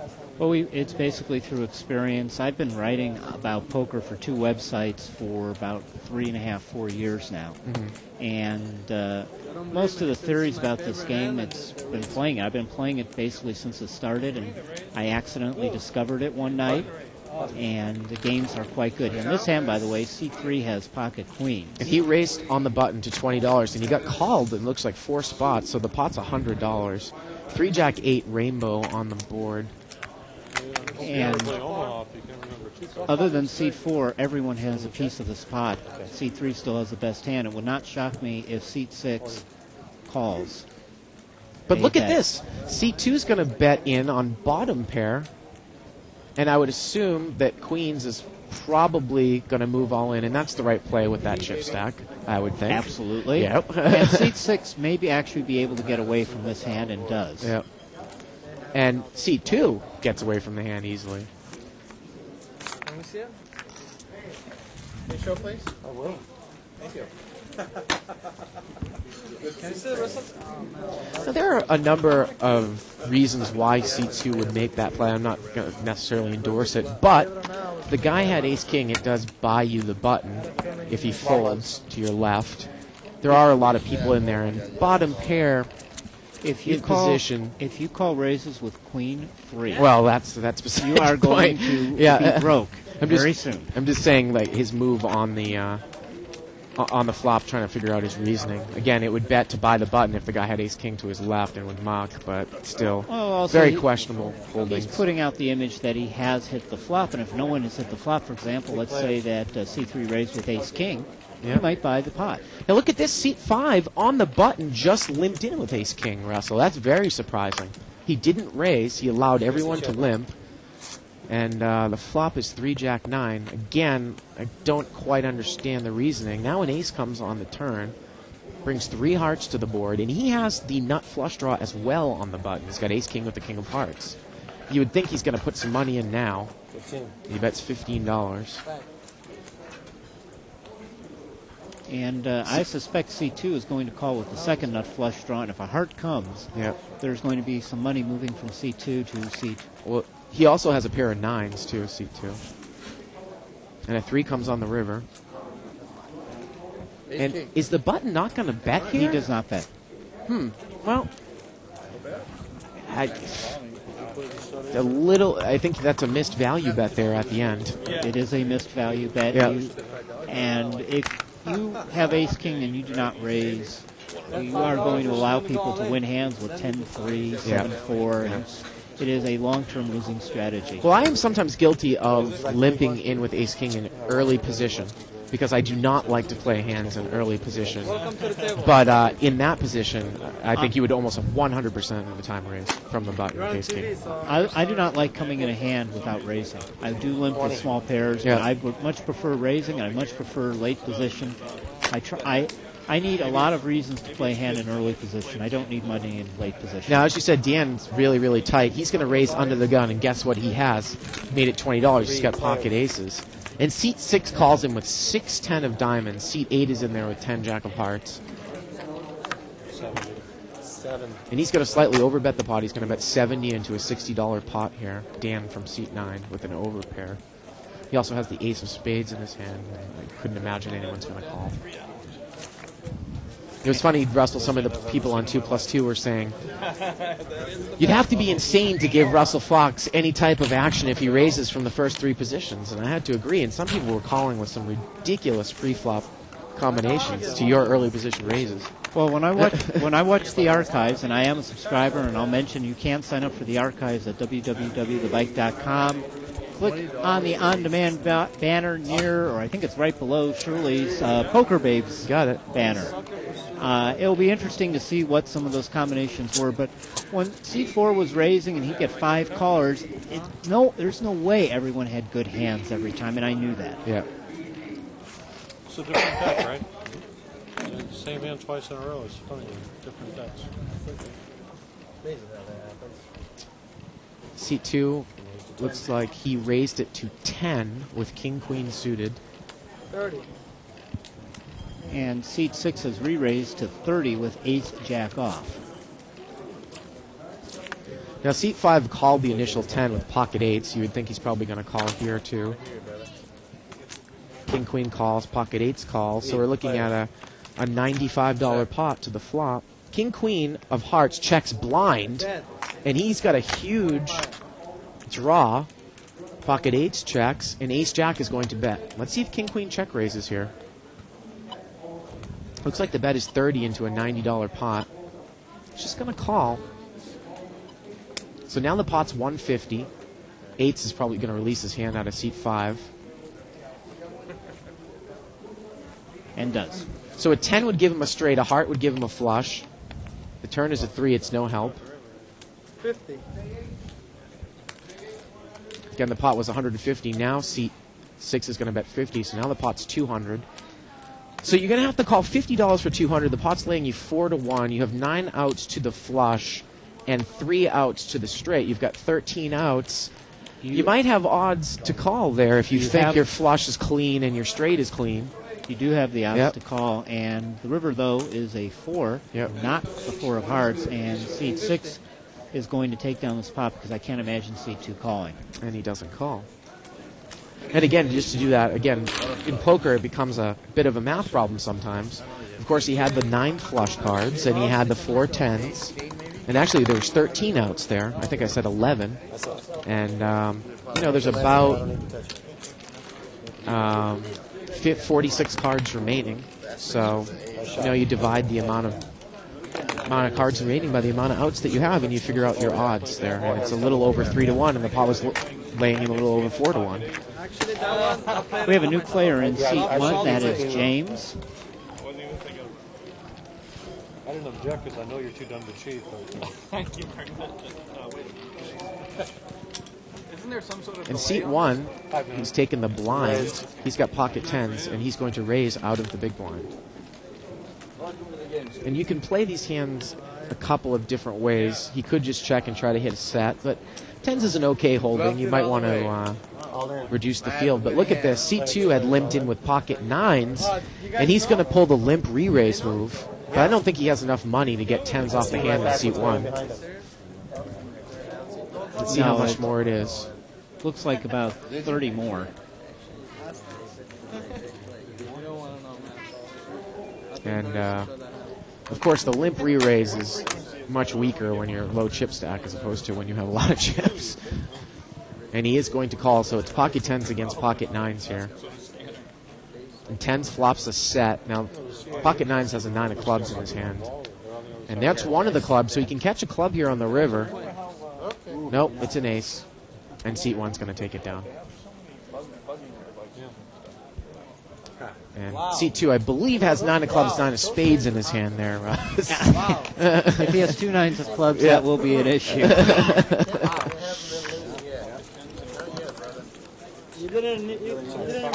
You haven't lost yet. I thought he had the ace. I'm just saying. That ace scares me. No, I thought he had it all the way. Went all the way. Oh, the aces were on the 4.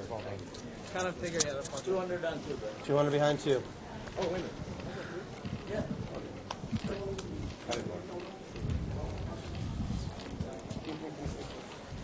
300 behind. Donation. You believe it?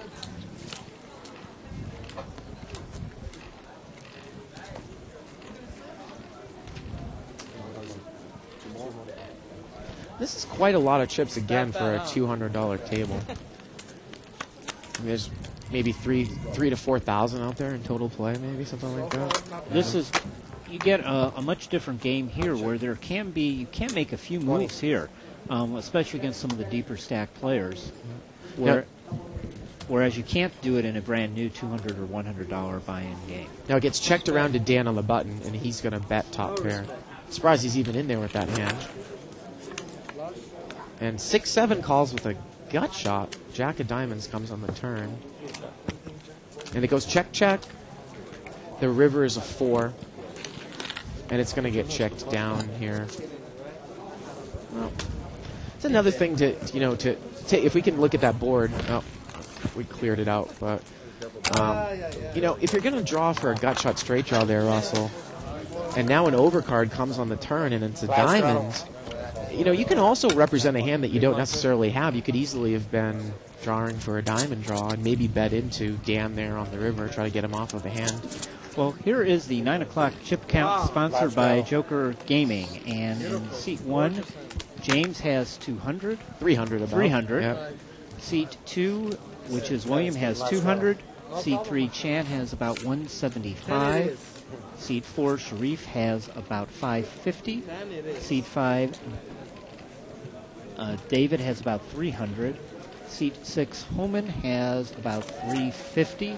Seat 7, Adrian has... Adrian. There you go.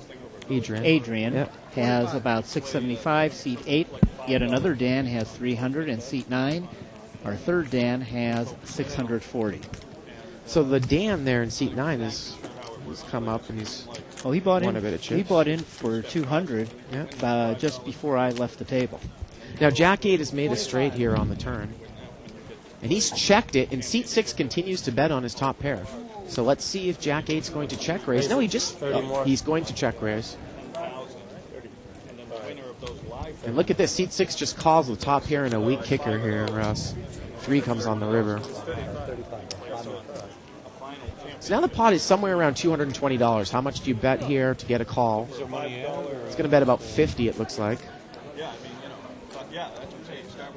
And this is a hand that seat 6 should get away from. The bet is actually $65. 65. And I think he's going to call.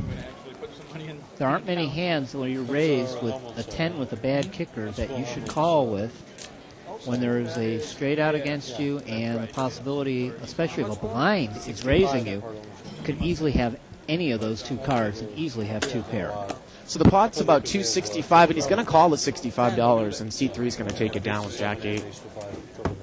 I have a website with bonus codes. Sign up and announce a bonus code, but I have no idea what. Now, are there any tips in your book or from experience that you can give as to how to spot the live player? Now, obviously, at this table, it's pretty obvious when seat 6 turns over 10 deuce there that he's one of the live ones. But are there any little nuances? Because that's obviously, a big part of poker, selecting your table, selecting who you want to play against, who you think is capable of bluffing, who you think is coming in with inferior holdings, things like that. A lot of that is experience, recognizing mannerisms, people who are nervous, people who talk about it. It's pretty obvious they're just new to this game, making bets that are out of proportion.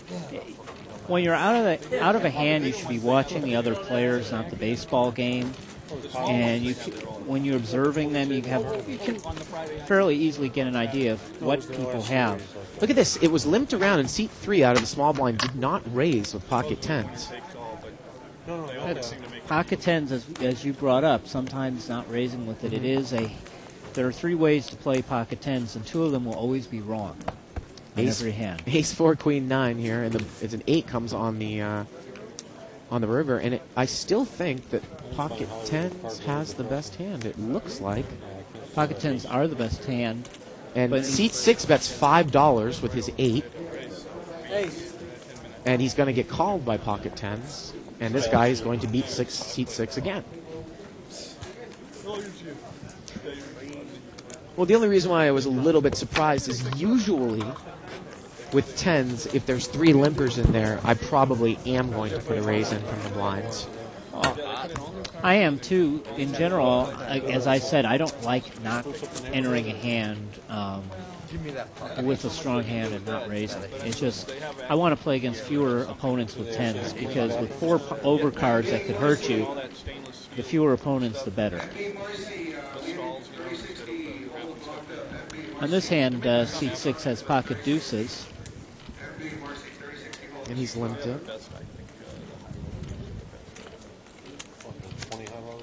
Six players.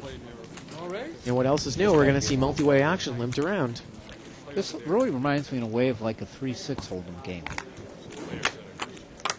In the number of players seeing the flop.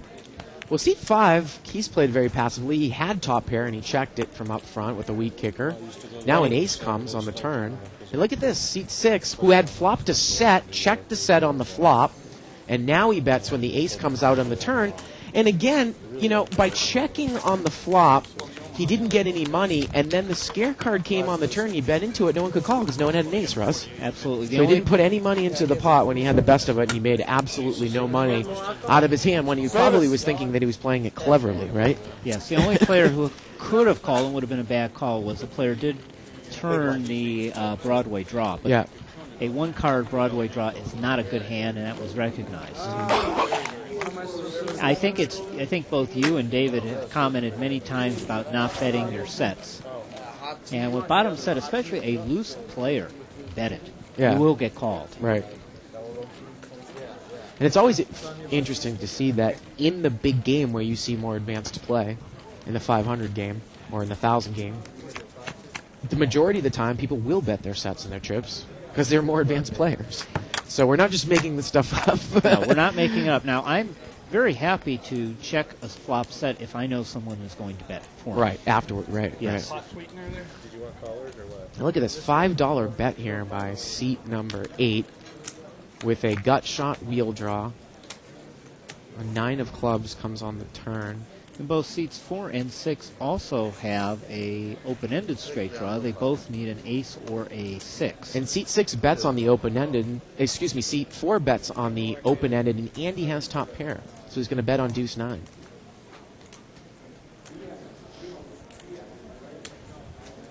Now look at that, he's going to muck.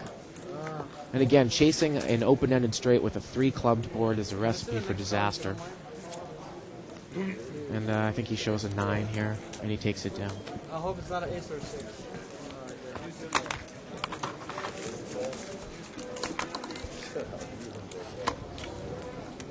The other thing, too, Russell, when you flop some of these monster hands, even if it's like a nut flush where you think, well, this is a hand that's good enough to slow play, there's always that card that can kill all your action. And especially in a very, very loose game, I would still want to put some money in. Because you're always taking the chance that you're not going to make any money. And in a game like this where there aren't a lot of movers and stuff, you're not going to be able to trap anyone for a huge hand anyways, right? You know? No. Unless you happen to be up against the action player you know is going to bet, there's very little reason to slow play. This is a game where you bet your hands. Making moves in the long run does not work in the limited buying games. 30.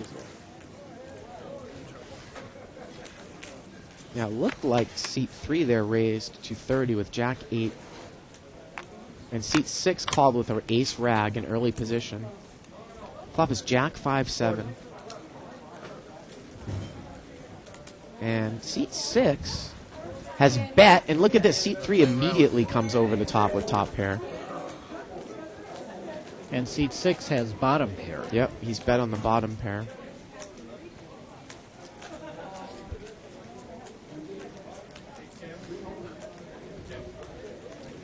Now, obviously, I don't like the call with ace 5 rag there. The bet on the flop, well, it's not necessarily a bad play if you think the guy is weak and he might have a couple of high cards.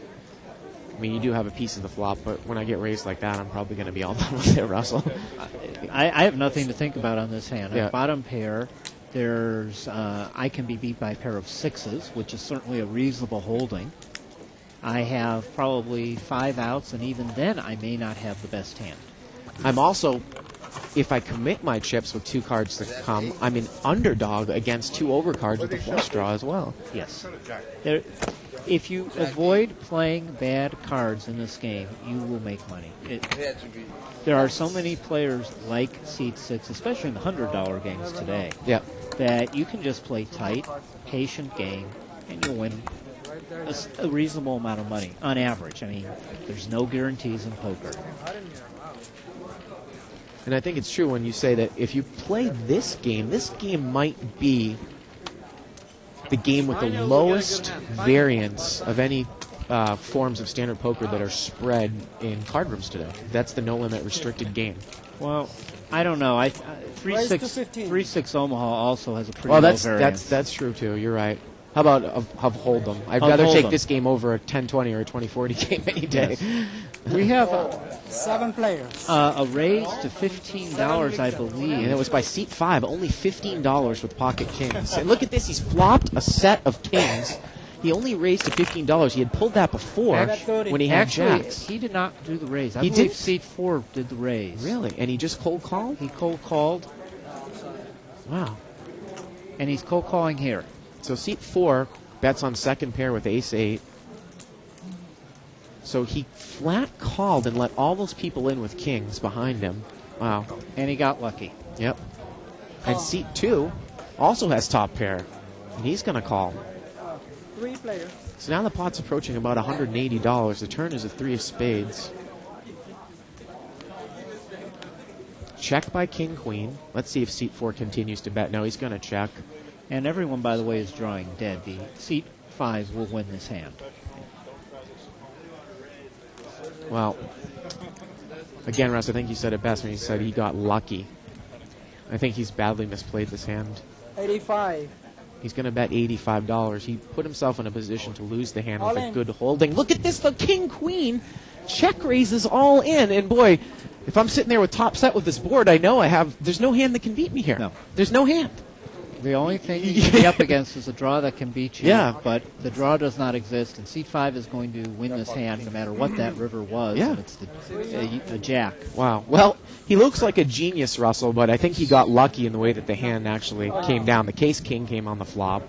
You've got a guy in there at the king and a good kicker. And you're lucky that, you flopped that top set. No one could pick you off with all the amount of callers behind you, He absolutely got lucky. I'm thinking I can't be beat unless a diamond comes up. I didn't put you on that. I would have went all in too if I were you. King, queen. Put him on ace.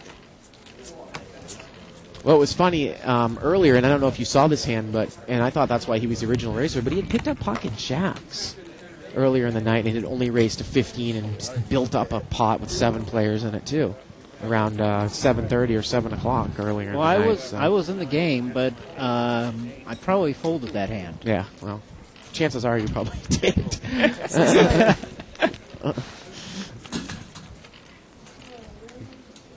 Queen, Jack, 5. Dan in seat 9 has flopped an open-ended straight draw. Gets checked around, and he's made it. An ace comes here on the turn. Got 20. He's going to bet $20. My goodness, is seat 6 going to call with a gut shot to the king, and he calls. Wow. He's going to call with 310. And the best he can do, is chop the pot here. Now it's on the button who has an ace, and he's going to call 20. So now Dan's built himself up a little money here, $60 on 4th Street, and he has the nuts right now. Well, the river is a jack. Bet 50. And he's going to bet $50. And this is good card for him because someone with a weak ace might call now thinking that the pot's going to be chopped. The only hand that Dan can be scared of is someone having a pair and making the full house, but it's just unlikely given the style of betting here. Right. The fact there was, I believe, no raise pre-flop. So Dan did just bet right out on the turn on the ace, and like I said, I suspect the guy in seat 7 may call here thinking the pot is going to be chopped. And you're absolutely right, Yeah. and he calls. Let's see. Dan shows the nut straight. I did. I knew I had it because I looked. Thank you, sir. Looking for that thing. I underbet the pot on the turn. I know Dan very well. We're friends, and Sure. Chips and 4. I'm just here for the food. Dan is 300 behind. definitely a tight player. When Dan bets, he does throw in the occasional move, but they're rare. Yeah. Sit 2. Raise to $10. Well, seat 2 is going to raise to $10 with ace 7 suited. What I really call an annoyance raise. Yep. And also it's a dangerous raise in no limit because it opens, it opens everything up to a re-raise. 8 players. 8 players. 8-way action here. Seat 8 has pocket 9s. Flop is 8 deuce 6. So seat 8 has an overpair, but it in essence is almost a unraised pot. And Dan's going to bet on top pair with Jack 8. He's going to bet $20 right away. And in one way, it's not a bad bet to find out where he is. Yeah, that was one of the possibilities. I thought it was the king. And he's going to get called in several spots here. Seat 3 calls with a gut shot straight draw. Seat 4 calls with second pair and an overcard. Seat 6 calls with a couple of black overcards. Actually, seat 3's hand's a little better. He has a double gut Double shot. gutter. Double gutter, yep. He's got the double gut shot. Well, the turn is a king of diamonds. And 9s looked like he just flat called there. Yes. Didn't raise. And now seat 4 has made kings up. But seat 5 had the flush draw, and he's got there on the Total? turn. Yeah. 200 total. And he's going to raise to 200. And you got to almost 100% think he has a flush with the way that he's played all night. Pretty weak. Yes. He has played weak tight, Yeah. and Do you think he has a flush? and Dan is even Yeah. saying at the Yeah. table, which he really shouldn't do, but he is saying that.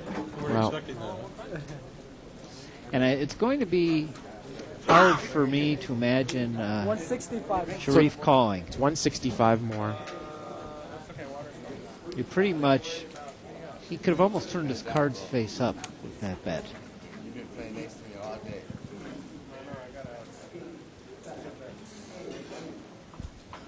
You have no one. I think he's smart enough to. Oh, you have outs. Yeah, you have outs. Show the next card. I have to. Sure. Your favorite hat? Rabbit Cam is a jack of hearts, What is it? We're playing. We're supposed to say No, that's okay. which would not change a thing. So show him that he has a full house. Thank you, sir. It's a king? I had a small flush. I had to bet. What's that? Again, Large straddle. Russell, what would Sir, you the have next done 5-7 I'm getting, I'm going all in that hand if you had played pocket nines like that pre-flop, and then that flop came with 5 or 6 people in there? Somebody put a weak bet on the flop, and now you're in position and you have an overpair. straddle. I don't think that calling is the right play in that spot. What do you think? What would you have done? Well, I'm probably going to raise, Yeah. but there is a case to be made for calling because there are so many probable draws out there. You're not likely to get everyone all out. in. Okay. The only raise that's likely to do that is all in, and some of these players are calling raises that they shouldn't. So, Yeah. and in this hand, by the way, we have an all-in bet. And he's got 6-7 offsuit from seat 6. 121. He's going all in with 6-7 offsuit. Now, no one's going to call here. Nobody calls me? So he's going to take $8. And he shows it. Yeah, that's great. But it is consistent. Yeah. See, I wasn't lying. Well, if you do call on the flop with nines, what are you hoping to see on the turn? A black blank, That's why or there's- trying to hit the set? there are It's so weird. many hands you know. out there. You're up against so many opponents. I'm going to raise. Yeah. But I'm not liking it in any Right. manner, and that's the case to be made why I might even raise with that hand pre-flop, Right. so you don't have 8 opponents. Right. Just again, it's interesting because 7 opponents. sometimes you'll see a player misplay a hand, but then he's played it in such a manner where it makes me think, well, if he's put himself in this situation, what really is the correct thing to do? And I think it probably would have been a raise, and then if you take some heat with a re-raise, obviously you need to release. Absolutely. Yeah. I call you bad. 5 players. 5-way action. I think this was straddled out of seat 4. I guarantee it was. Yeah. He hasn't missed one tonight. Flop of Jack 8. All right, check. And I don't believe anyone has hit any part of the flop. And it goes checked around on the flop. The turn is a 5 of clubs, and still no one has a piece. C2 has Do it, man. 8s. It has an 8, ace 8. It flopped ace 8. Yeah. I think that's good enough. No, I think so. But it gets checked around on the turn. And now the river's an ace. And I suspect C2 is going to manage a bet. And he does. But the thing now is that seat 5 has a better hand. His kicker is going. Yes. His kicker is going to play. Ooh. 10 play. No. 10 play. And that's an opportunity missed. Certainly checking the flop, there's nothing wrong with it. Put the bet in on the turn. Yep.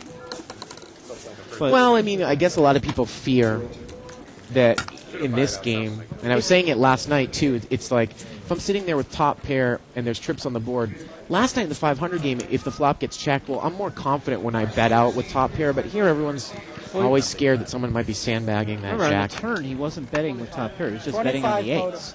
He was Right. going to be betting on middle pair. But no one showed any strength. Put out the bet. If you get raised, it's an easy fold. 4 players. Now, seat 3 has pocket 10s again, and he decides to not. It looks like seat 9 raised, Dan with pocket 7s. So I believe Dan is the raiser here. And look at this. Seat 6 is going to move with a stone cold bluff. And if Dan was the raiser, boy, that's a 103. gutsy move because Dan easily could have hit that flop when he usually doesn't raise many hands. And in that case, he happened to have pocket sevens. It's actually a good bluff from the standpoint with the ace out there. It is the ultimate scare card. Yep. Now, it'll be interesting to see if C3 calls. Unfortunately, because he showed the bluff before, there is a chance that he will get called, but it does not happen. Quickly mucks. And he shows the bluff again, Russell. Again. Get that backdoor straight draw. That's flush draw. More cocktails for my friend. More cocktails. Cocktails, main table. You should be tipping me. I'm giving you guys a show. Let's get an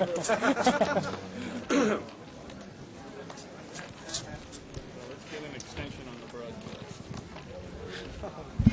Goddamn Hennessy's. Ooh, pocket kings for seat 8. Well, I have that in seat 8 a That's couple Dan. times. One of our 3 Dans tonight. And I'll go all into anybody calls. He's going to make Like it a 20 to go. Seat 6 is lived in with a 6-9 offsuit. The button's going to call with king 8 suited. Sweet player. And we're going to see 3-way action in a $65 pot. And seat 6 has 6-9 off. Yep. And is 5-8-5. Now, is this going to get seat 3 in trouble? He has top pair. I don't know. What am I supposed to do? Me and my big mouth. I just cost myself another $200. I've checked. Wow, king's checks here. Now, is he checking with the intention of check raising? That's the question, Russell. The button's going to bet here. Looks like I think it was 45 with top pair, king 8, How much? 25. 25. Now, the problem here is if seat 6 shows some strength with some sort of ridiculous bluff, puts seat 8 in a position where he's going to have to muck the best hand. Well, there's no way seat 8 should muck kings here. He has the overpair of the board, Yeah. even if it's raised. Well, what I was saying is, well, because it's seat 6, yeah, but I was saying if seat 3 bets and seat 6 shows some sort of strength representing a 5, well, he's going to muck. I called him. And he is going to check raise all in, and that was why he checked the flop. And that makes sense. Yeah. Looks like about a $75. I'm sorry, 106. Look at this. The button just calls like it's absolutely nothing. Doesn't even. I don't know if the thought of an overpair goes through his mind, but he's just going to call like it was absolutely nothing here. And he is going to an 8. He's going to have to hit an 8. You're right. Jack of hearts comes on the turn, and the river is a 7 of spades. Pocket kings. Oh my God, you must be. Just seems too easy sometimes. Yeah. In a way, I wish I was still sitting in this game. Yeah. Oh no, I didn't show you. Can you show his card? I did. I just showed you. Thank you, sir. No, my card. Let me put it this way. The patient players at this table have very large chip stacks, and that should tell you all you really need to know about this game. Yep. Then you bet it, so what the hell's going on? Small blind, big blind next The other thing that I quickly realized when I first started working here as a prop, props are actually not required to play the no limit games. I think sometimes we'll have to start a 100 game, but they're not required to play a 200 or a 3 to 5. And I was always wondering at first, I'm like, well, these games are smaller than the games that we are required to play, 20, 40, 30, 60. Why don't they make us play them? But now it really makes sense. If you're trying to come in here for a quick hit, it's the wrong game to do. You should be over and limit. You know what I mean? This isn't the type of game where you can pop in and out of and move around. You can if you get very lucky. If the deck runs you over, you can make. There was a player in the 200 game early this afternoon who did very well. Look at this. Queens didn't re-raise out of the small blind here. There was a raise, and seat 5 did not re-raise with queens. He's played a little bit weak again here. And it goes checked around. Seat 3 checks top pair. The turn is an 8. And now he's going to bet with king 10. Wow. He's going to bet $50. And the right move for seat 5, if he realizes what he's up against, is to muck.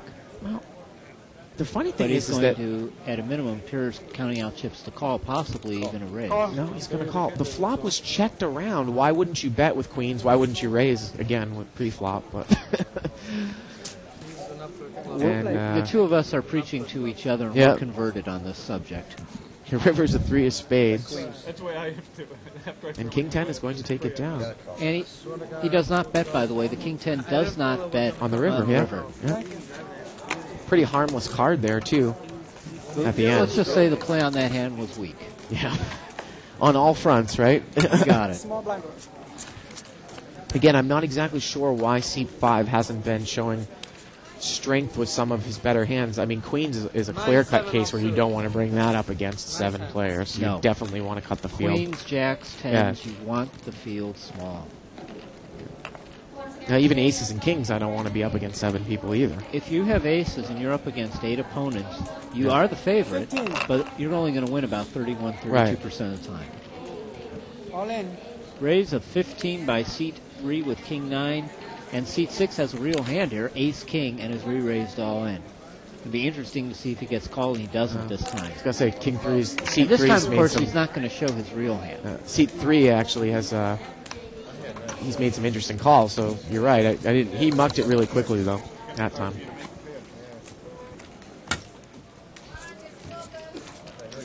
And I always have to say this kind of as a disclaimer. You know, poker is poker, and we all have our opinions. Russell and I have our opinions. The other commentators have their opinions. And, you know, we've kind of gone in a direction with the show that we're not only just commentating the action, but a lot of people complimented the fact that the show is instructional. So that's why we don't mean to denigrate the players personally in any way or anything like that. None of this should be taken personally at all. We're just talking about how people play. Yeah. There are many right ways of playing poker. There are several wrong ways, too, we believe. Right. But sometimes the wrong ways work, and it can be very frustrating.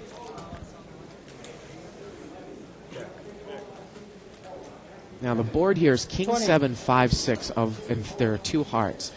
Dan has a pair and a flush draw. He has second pair and a flush draw and a gut shot straight draw, and he's going to bet 20 with 7, 9 of hearts out of seat 9.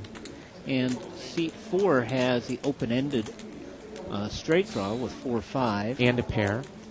And seat 7 also has an open-ender on the other end with 7, 8. And seat 5, seat 5's got the top pair open-ended. Seat 8 has the gut shot with the 9 jack.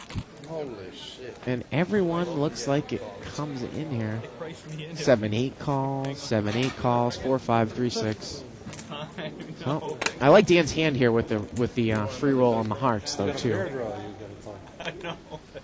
And it's, I believe, up to seat 8, who's still debating about calling this hand and shaking his head about the amount of money that's in the pot, which is somewhere around $150 now. It's 20 to call, and he's going to call 20. So now the pot's 170. The river is a 3. And that does give the straight to seat 4. And he checks it? Yes. He's going to check. But there is a flush out there. There's a flush out there that does not exist. And now the action's on the button here. And look at this, Russell. He's made 2 pairs, but he's not going to bet. He had 6s and 3s. Wow. And 4, 5 is going to take it down.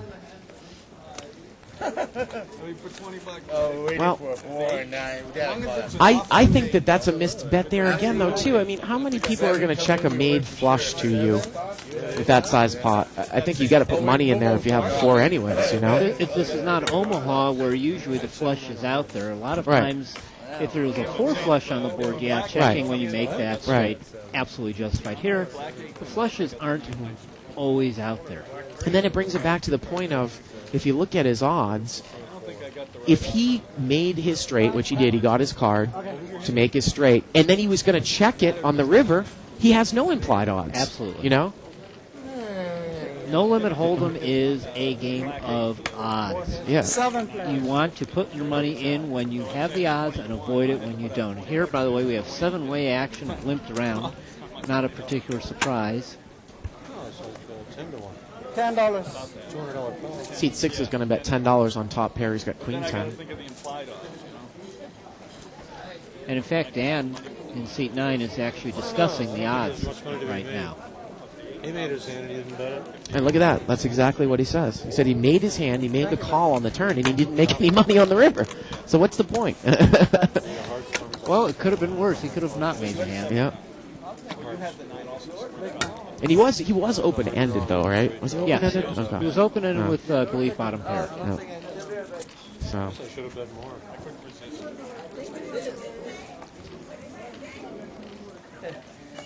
Actually, there was one specific hand I saw, Russell, that no one actually saw. You were like next to the cutoff, and there had been 2 or 3 limpers, and you had king 10 offsuit, and you mucked in fairly late position. Now, obviously, that is a trap hand, but is that a hand that you won't pretty much will not play under any circumstances? No, it just my gut feel. This game at the time was loose. In fact, by the way, seat 7 has king 10. Yeah. And I just like hands. I just like king jack and king 10 from personal experience. It's just a bias that I have. I've lost too much money with those 2 hands. Look at this. Seat 3 makes a $10 bet into about a $30 pot with nothing, and he takes it down. I will tend, by the way, to raise with the king 10 suited in late position there with a couple limpers. But king 10 offsuit, especially given how I've done with that hand, it's a personal bias, and it's probably wrong. I tend to muck it. About time. 5-7. Don't listen to him, Russ. I think you're doing a great job. 6 play. And Russ McGinley. Well, remember, Oh, I remember Russ. he's got a little personal vendetta against you on 2 plus 2. I'm just kidding. 25. You cracked him with your kings. Yes, I did. And on this hand, we have a bet of 25 by C2 with Jack 9, and that is, excuse me, seat 7. Seven, yeah. with Queen 9 top pair. I would imagine they would, looking at you. And he takes the pot down. One's varsity, one. Thank you. I go to all the games. We all feel bad for Russ McGinley. He's a guy who watches the show on a very consistent basis and is a frequent contributor to the thread that goes on 2 plus 2 every night. And he flew out here from Florida and always went in all his money with the best hand and pretty much went broke in this He's game. a class individual, and Yeah, he class deserved act. He Yeah. deserved a better result than what he got. Yeah. Unfortunately, I had the odds to call on that particular Yeah. hand. Anyway, Seat 4 again is straddling. And he's actually picked up a pretty decent hand from the straddle position as a random. He's got ace-jack suited. as does seat 8. Yep. Dan's in there with pocket 3s. Raise it. And look at this. Seat 4 is going to put in a raise here. Right. Raise 45 more. 45 more? You gotta, think of this too when you're limping against this guy straddle. He's pretty much raised out of the straddle position almost at least 30 or 40% of the time. So Yes, and that impacted my action too. yeah. No, Dan mucks pocket 3s here. So maybe, and in this case, I don't know if you flop the set. He does have a lot of chips in front of him. Maybe he just doesn't want to deal with it. You like Tyler Lyon? It was $45 total. It's a big guy. Right. Case No, could $45 raise. So $45 raise. But it would have been $45 more for him to call. So $45 more, and you're probably only going to get 4 callers. It's a very close decision. In this case, practically turned out correct as there was no 3 on the flop. look at this. Seat 6 who's in there with Queen 7. He's flopped top 2 pairs, and he bets $25 into about $160 pot. Yep. Pretty much is asking to be called. About 80. All in. And look at this. In seat 4 moves all in. He thought he sensed his weakness. And Queen 7 immediately calls. Seat 4 is going to have to catch some sort of running combination to win. 3 of diamonds on the turn. No, he doesn't make the flush on the river. And seat 6 is going to take it down. It's a hand that seat 6 probably should not have been in on, but once you are there, he played it reasonably well. Well, he tried to make, a rather weak bet there to kind of induce a move, and got exactly what he wanted. Thank you. I mean, he's betting $20, like you said, into a $160 pot. And look at that kid catching 80-yard passes. Wait a minute. And before we end this, I definitely want to thank my father, who is attempting to listen tonight, and all the other fathers around. Happy Father's Day tomorrow. Oh, that's right. And it's already Father's Day on the East Coast in the U.S. My father, with his not-so-good DSL connection, I hope he's listening tonight. And for all the people there's a lot of watchers in the Netherlands. It's been Father's Day for about 10 hours. He's really lucky, huh? Time. Big cards, nice big cards. Very nice big cards. I had to raise. Come on, Mr. Pocket Aces. No, no aces. Very big. Somebody call me, please. There it is, Russ. Oh. Seat 1 has pocket tens and appears to be making a raise. Seat 6 is the one there who had the king 10. And I'm almost going to guarantee he's... Well, The guy who plays at my home game has two sons that go to Canyon and play football there. 2 players. no, king 10 was the razor. Oh, Russell. That's interesting. And 10s is called, and now we're heads up. Last name is Kirby. that's an excellent. That's the kind of flop you want with pocket tens. Yep. And how is seat 6 going to play? He's going to check. They're not stars or anything. It's about a $90 pot. Seat 1's going to bet here. 90. He's going to bet about the size of the pot.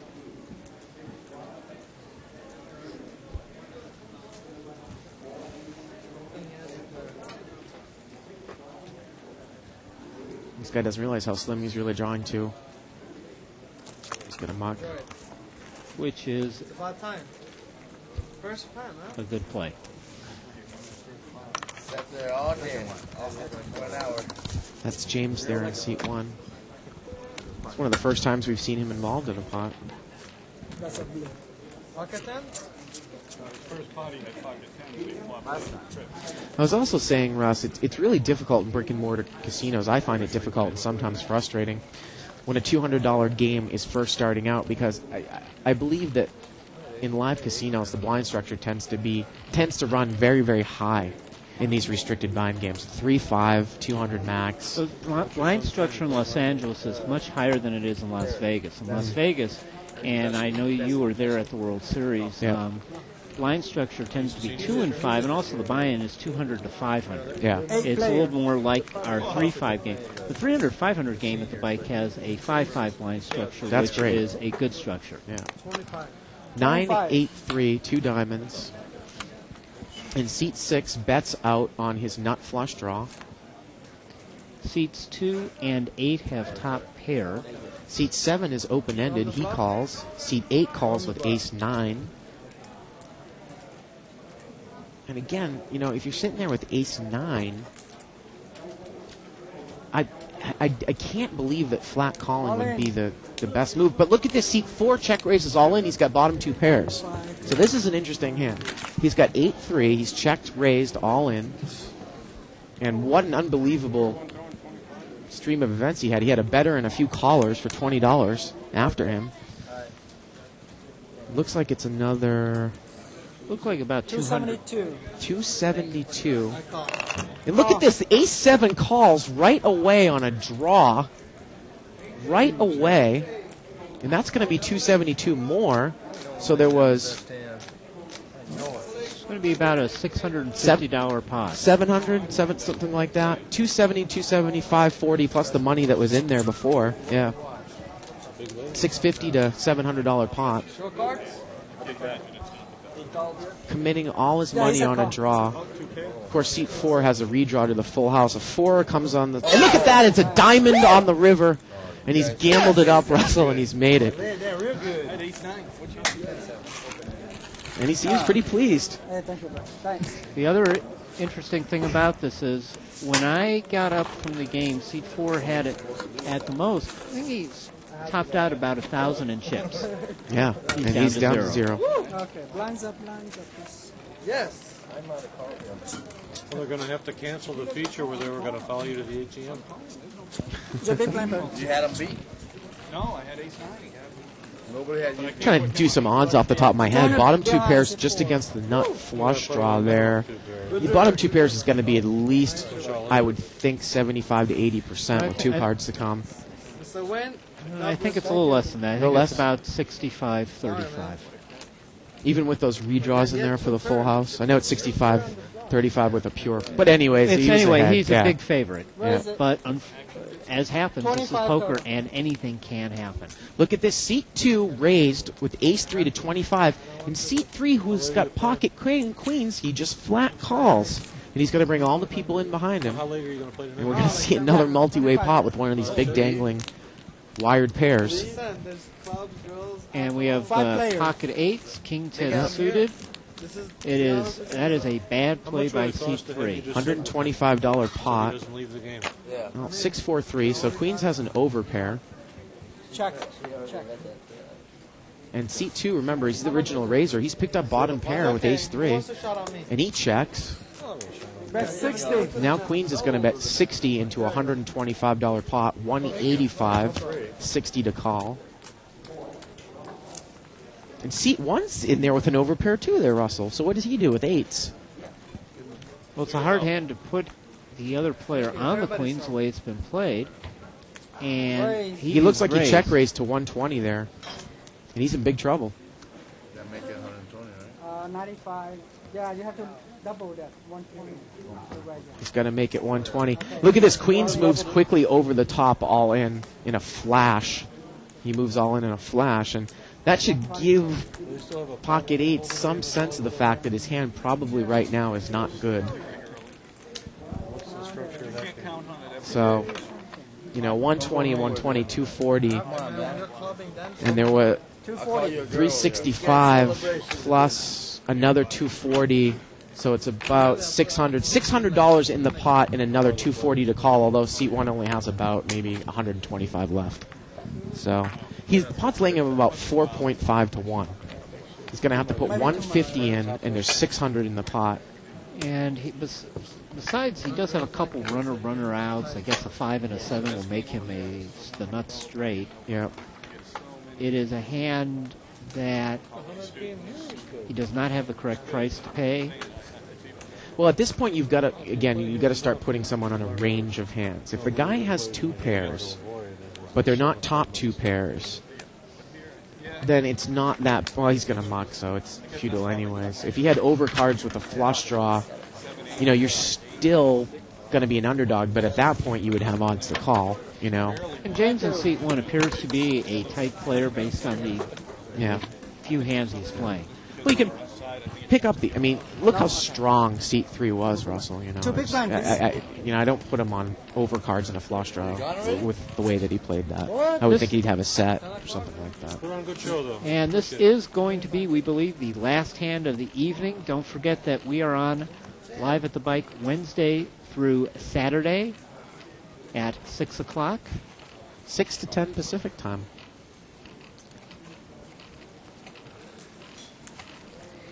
And we'll be back on Wednesday of this upcoming week with our 30-60 game. We're going to see 4-way action limped around. 10-4-3 all hearts. Seat 8 has a Queen of Hearts. Jack of Diamonds comes on the turn. Bet 15. And now he's open-ended with the Queen of Hearts. And he's going to muck, and that's going to do it for us tonight. Russell, why don't you mention your book one more time for some of the people that aren't familiar with it? It is Mastering No Limit Hold'em by Russell Fox and Scott Harker, available online at the normal places and soon to be in Barnes & Noble. And at the Bicycle Gift Shop. And at the Bicycle Casinos Gift Shop. Amazon.com, Congelco.com, and BarnesandNoble.com. Okay. Well, great. That's going to do it for another week of Live at the Bike. For Russell Fox, and I'm Bart Hansen. Please tune in on Wednesday. Good night, everybody, from Live at the Bike. It's here. It's big. And it's closer than you think. It's not a tournament. It's what you don't see on TV. The cash is real. The stakes are high. They bet big. They win big. They lose big. High stakes live action poker. Live at the Bike. Watch it live on the web or play it if you dare at the Bicycle Casino right here in Los Angeles.